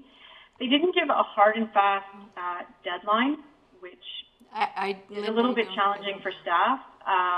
So the timelines that we'll show in this presentation really rely on our ability to mobilize now that we know that Phase 2 has been enabled for mid-May. And then there are some choices for... Can I interrupt you there just a second? I'm sorry, we don't have your presentation running. They're titled the same, they're the same presentation, but they're titled different. The one that I got. So one says reopen, but it's the same one as the last one. The reoptimize. Can you send it again? Just send it again. I'll have it right up, right away. Okay.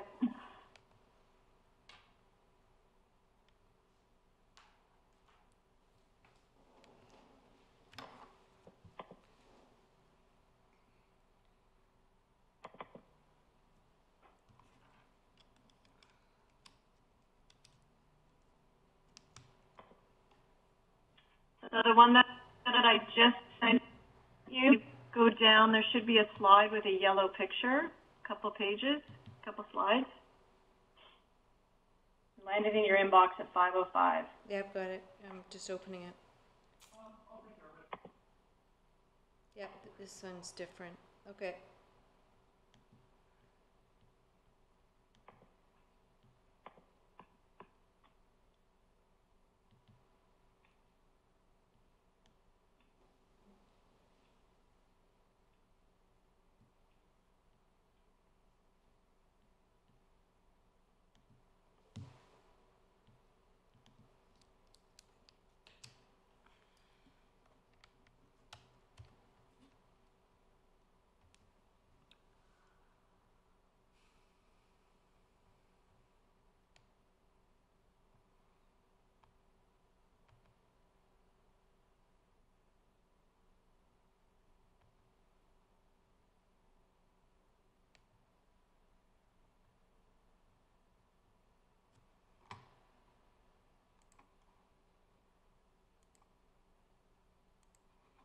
Thanks.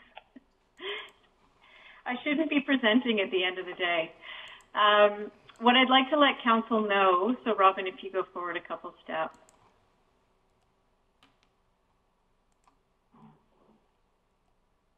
Here we go. There we go. So this is the graphic that BC, the province, has put out. So we're currently in phase 1, and as you can see for phase 2, they've indicated mid-May. So no specific date. And then underneath are all of the services that are reopening under phase 2. And as it pertains to the municipality offices, so municipal hall, recreation, sports, libraries, parks, beaches, and so the parks. And what's important to recognize is that with the exception of our recreation facilities themselves and welcoming people into our library and into Municipal Hall, all of our other operations have been going full steam, including all of our municipal services out of Municipal Hall. Even the library's been doing some online services. So Robin, if you go to the next slide. So the public health orders and direction that still exist, no gatherings over 50 people, and then all the ones below around physical distancing and frequent hand washing all still apply. Next slide. So this is a decision-making model that the province has provided for businesses and for local governments to apply in terms of how and what gets opened under the phase 2. And I'd like to indicate or clarify for council that for the last over 2 weeks now with our business continuity team, staff have been working very hard and very diligently to look at all of the services that we provide, how we're currently providing them under the COVID response, and then as we go into phase 2, can we provide ones that are closed but modified? An example is opening the doors at Municipal Hall. Can we open the pool yet? And so all of these facilities and services are being analyzed by staff according to this decision matrix, as well as the ability to meet the principles and the public health orders, and the principles I will get to in just a moment. So today is focusing on what we can do relatively quickly, and staff continue to work on those plans that will take a little bit longer. So next slide, please, Robin.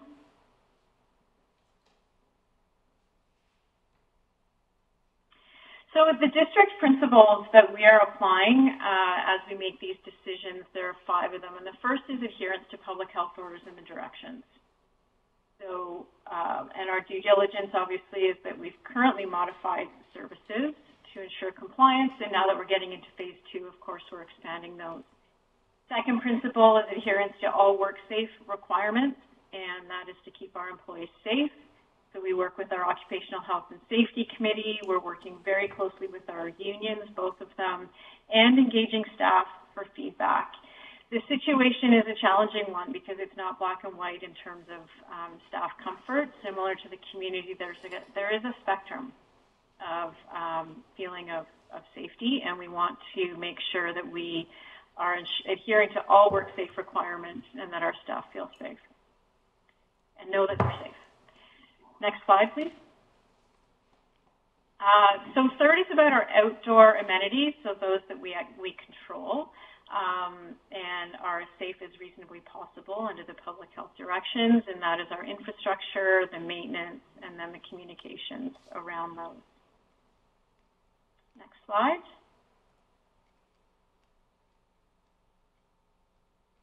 So the next is to provide all regular services to the public, while at the same time ensuring the physical distancing, the hygiene, the required cleanliness, and at the same time remaining accessible, low barrier, and welcoming with our services.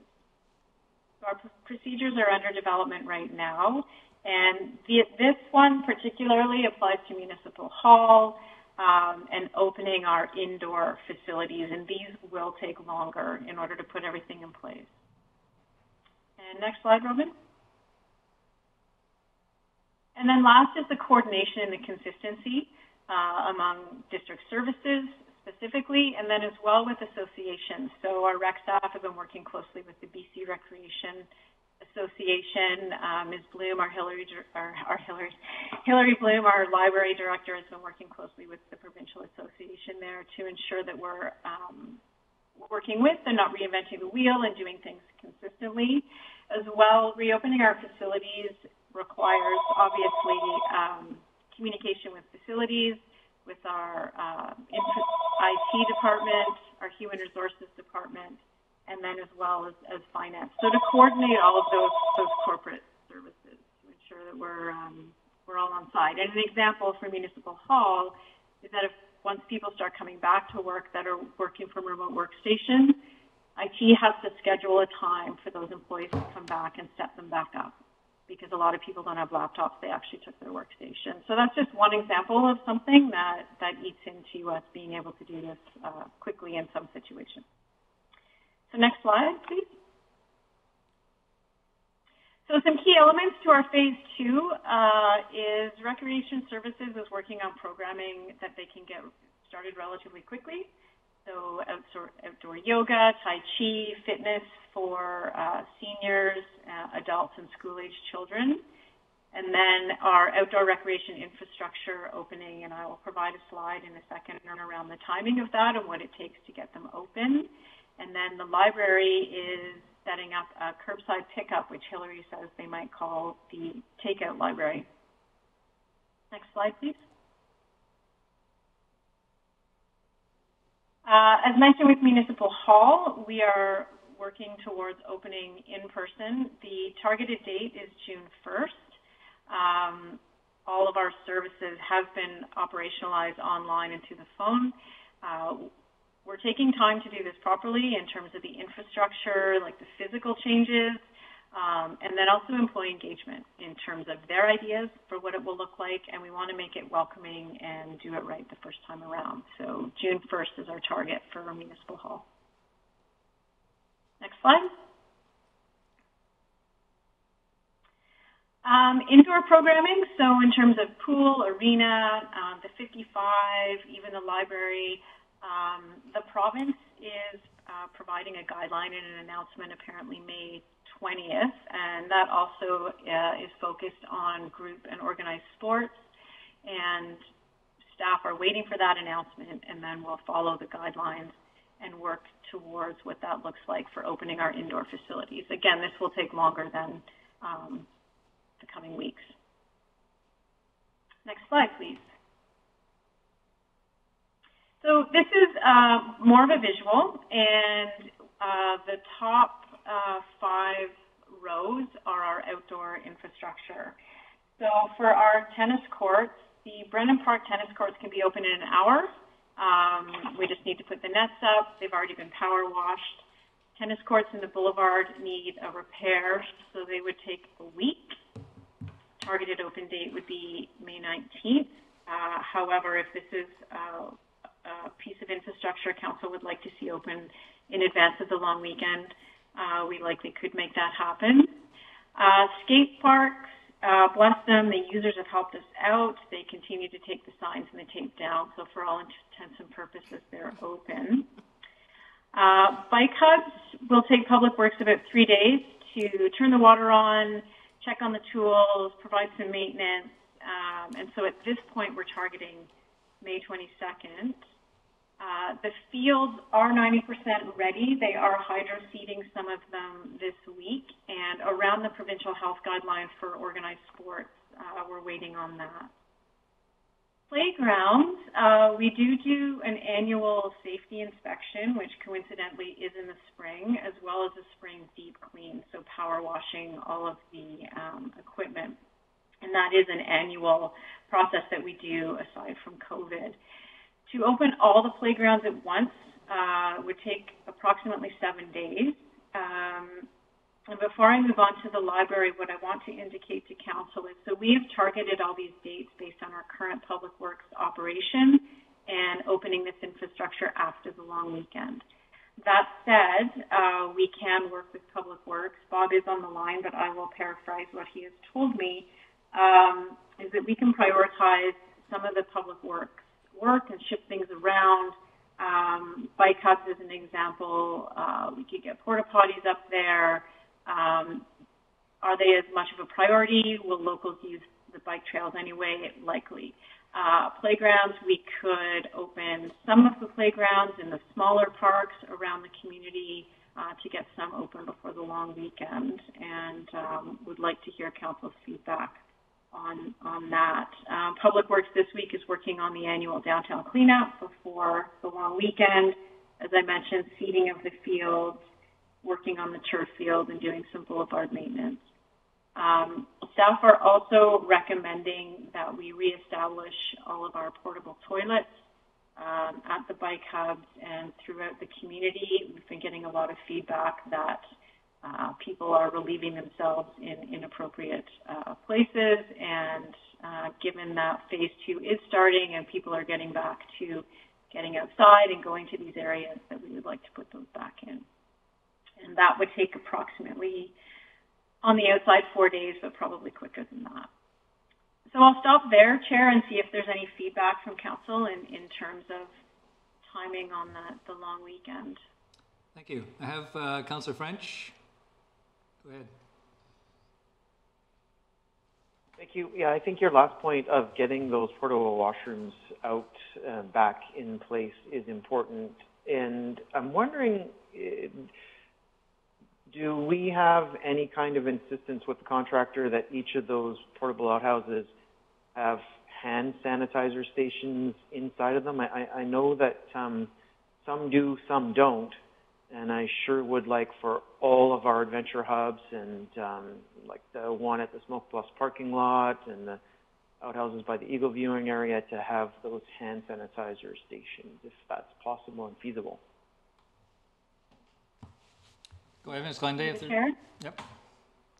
Certainly, that would be our goal. I know that when we first took them out, acquiring hand sanitizer was near impossible. There was massive shortages. I would like to think that's different now, but point taken, absolutely, and that would be our objective. Thank you. Councillor Pettengill. Yeah, thank you. Just want to understand the playgrounds. My understanding that outdoor playgrounds are very low risk. I think it's, as far as I know, UV light and kids being lower carriers, and they've been closed and so on. So is it completely unreasonable to just open the parks and just get to our annual inspection and cleaning on their normal schedule, or do we feel that it is critical to do the deep cleaning first? Go ahead, Ms. Glendale. Thank you. From what I understand from Mr. Smith is that when something's been closed for a time, they do want to do the inspection. But rather than me try and guess that answer, if I could ask the chair to ask Mr. Smith to answer that, if he's still on the line. Yeah, go ahead if you are, Bob. Good afternoon, Mayor and Council. Yes, we need to do those inspections. It's a requirement. We're not real comfortable opening them without doing the full clean. A lot of things get on the playground equipment over the winter, so it's all kind of part and parcel. We'll do our best to get it done as fast as we can, but in Public Works here, we're not comfortable opening them without a full inspection just for the public safety. Thank you. Councillor Stoner. Thank you, Chair. And thanks to staff for pulling this together. I think some of the dates here are really surprising to me. That recreation outdoor programming is 85% ready for May 18th is really encouraging to see. So a huge thanks to staff for the work they put in this already. To me, I'm in terms of the direction for the May long weekend, I don't have a huge need to push or hurry too much in advance. I think that our community has done a really great job of finding alternatives. There are some of the parks, not many, but some of the provincial parks will open and help kind of disperse some of our population. The one that I would maybe aim to push up would be the tennis courts, because I think that would just provide an additional place for some of our community members to go and recreate outside. But I think relative to the others, I'm happy with the timelines that's there. Thanks. And it was Councillor Herford, I believe it was. I don't know if I was next, but I'll take it. Thank you, Chair. My question is around as we open up these facilities, our staffing levels. As far as I know, that we had some casual positions that we weren't filling, and just sort of we had a understanding if we can continue if we can hit the ground running to operate these at the appropriate levels once we're open, and given those constraints, if that is in fact the case. Through the chair, in terms of recreation and programming, we have all of our staff redeployed or working on this work to get the programming happening, so they're ready. Public Works is strained through the COVID, as we talked about with budget. We have not filled our seasonal positions. And again, if staff want, or sorry, if council would like more detail on capacity, I would again ask the chair to perhaps ask Mr. Smith to speak more to that. Anything to add, Mr. Smith? Through the chair, it's been very busy down in Public Works. We're struggling. We're doing our best, but it's definitely putting out fire time right now. We recognize that this is something that council and the district, the community wants. So we're pushing this activity ahead of a lot of other things that we're doing. And quite frankly, yeah, we'll have a tough time throughout the summer to get through, but we will get through. Thank you. Councillor Herford. Thank you. And I just wanted to share my experience in running my business throughout the pandemic so far. And my experience has just been that everything just takes more time. You can only put so many bodies in place. Where you used to be able to fit 3, 5, 10 people, we can only have 2 people in there now. And it seems everything takes a little bit more man hours to accomplish the same work. And I'm sure that Public Works, that's what they're experiencing as they've been operating throughout as well. So as we sort of add to that workload, I want to make sure that it's manageable for the staff levels that we have, and I trust that management has that in mind, but just to set everyone's expectations there, that what we used to be able to accomplish with the same number of people might be a bit of a reach at this time. Thank you. Did I miss somebody in the council speaking list? No, nobody. Continue on, Ms. Glende. Thank you. So just to finish this table, as we mentioned, the library takeout will take about 4 days for staff to work out the system. And then the recreation outdoor programming, yes, staff has been working hard on this, and we are really looking forward to being able to offer this early after the long weekend. The next slide, Robin, please. So the services that will take much longer, as mentioned, Municipal Hall. We're engaging with the employees, as well as there is a slide coming up in terms of council meetings. There's a lot of coordination around the physical layout of Municipal Hall, as well as our processes to welcome people in a friendly manner under these odd circumstances. Similar, Brendan Park, the 55, and the library will likely take 3 to 4 weeks in terms of provincial health guidelines around pools, the arena, having people come into the library and using all of the materials, and how we keep people safe and healthy in these indoor facilities with the activities that go on inside of them. So these will take longer, certainly under phase 2, but staff are dedicated to making sure that we are in line with phase 2 and providing as much as we can to the community. Next slide, Robin. So as we mentioned, with council meetings, council would be aware that we have reached out to you to get your feedback on what going forward looks like for council through this phase 2, as well as given the constraints with our council chamber and municipal hall. Electronic meetings and electronic public engagement is being worked out with staff and council at this time. Next slide, Robin. So this is our last slide. Other operational elements that we wanted to bring to council's attention is that bylaw and RCMP are resuming primarily seasonal enforcement, of course, with the idea of physical distancing top of mind. RCMP have increased their seasonal patrols or seasonal resources for the May long weekend.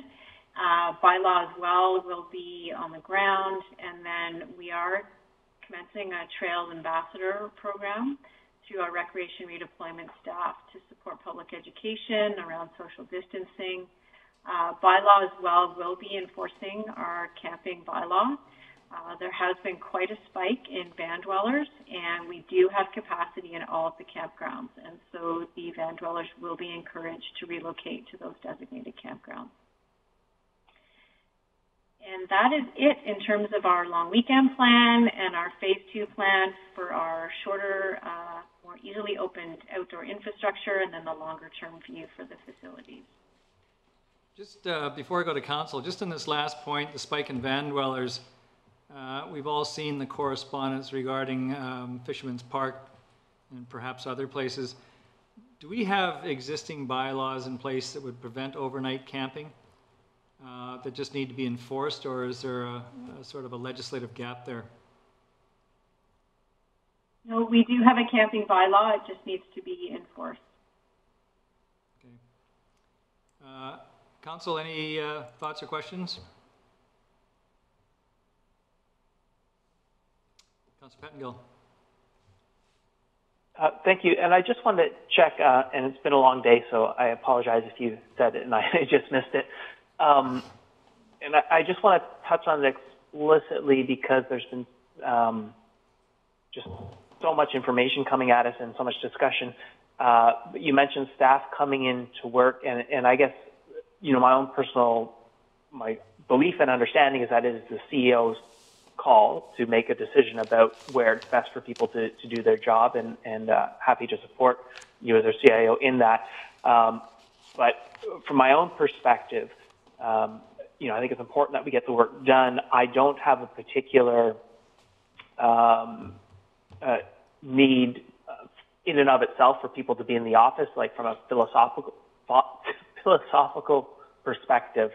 And so I just wanted to touch on that explicitly just to make sure or check that, you know, any decisions about that or expectations are being set by you and not from something you've inferred from council or something. And I don't know that there is. It's just been in the back of my mind as we're talking about where people are working and needing to come back to the office and so on and so forth.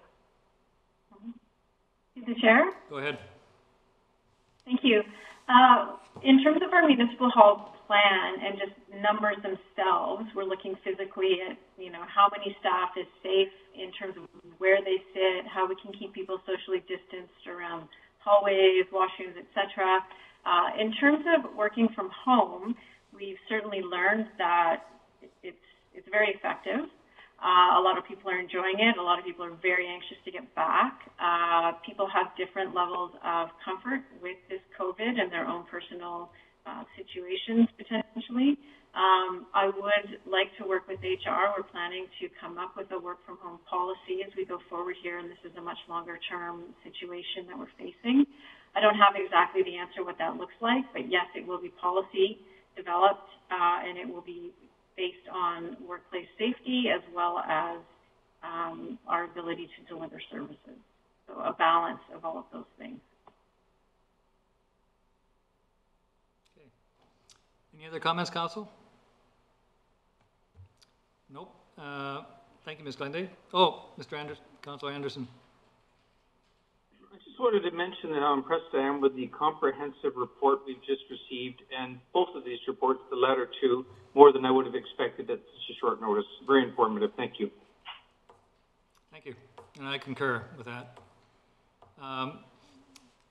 Anybody else, Council? And thank you, Ms. Glenday and staff. And I'm looking for a motion to terminate. Moved by Mayor Elliott, seconded by, oh, all right, Councillor Herford. All those in favor? Opposed? Seeing no hands, motion carries unanimously. Thank you.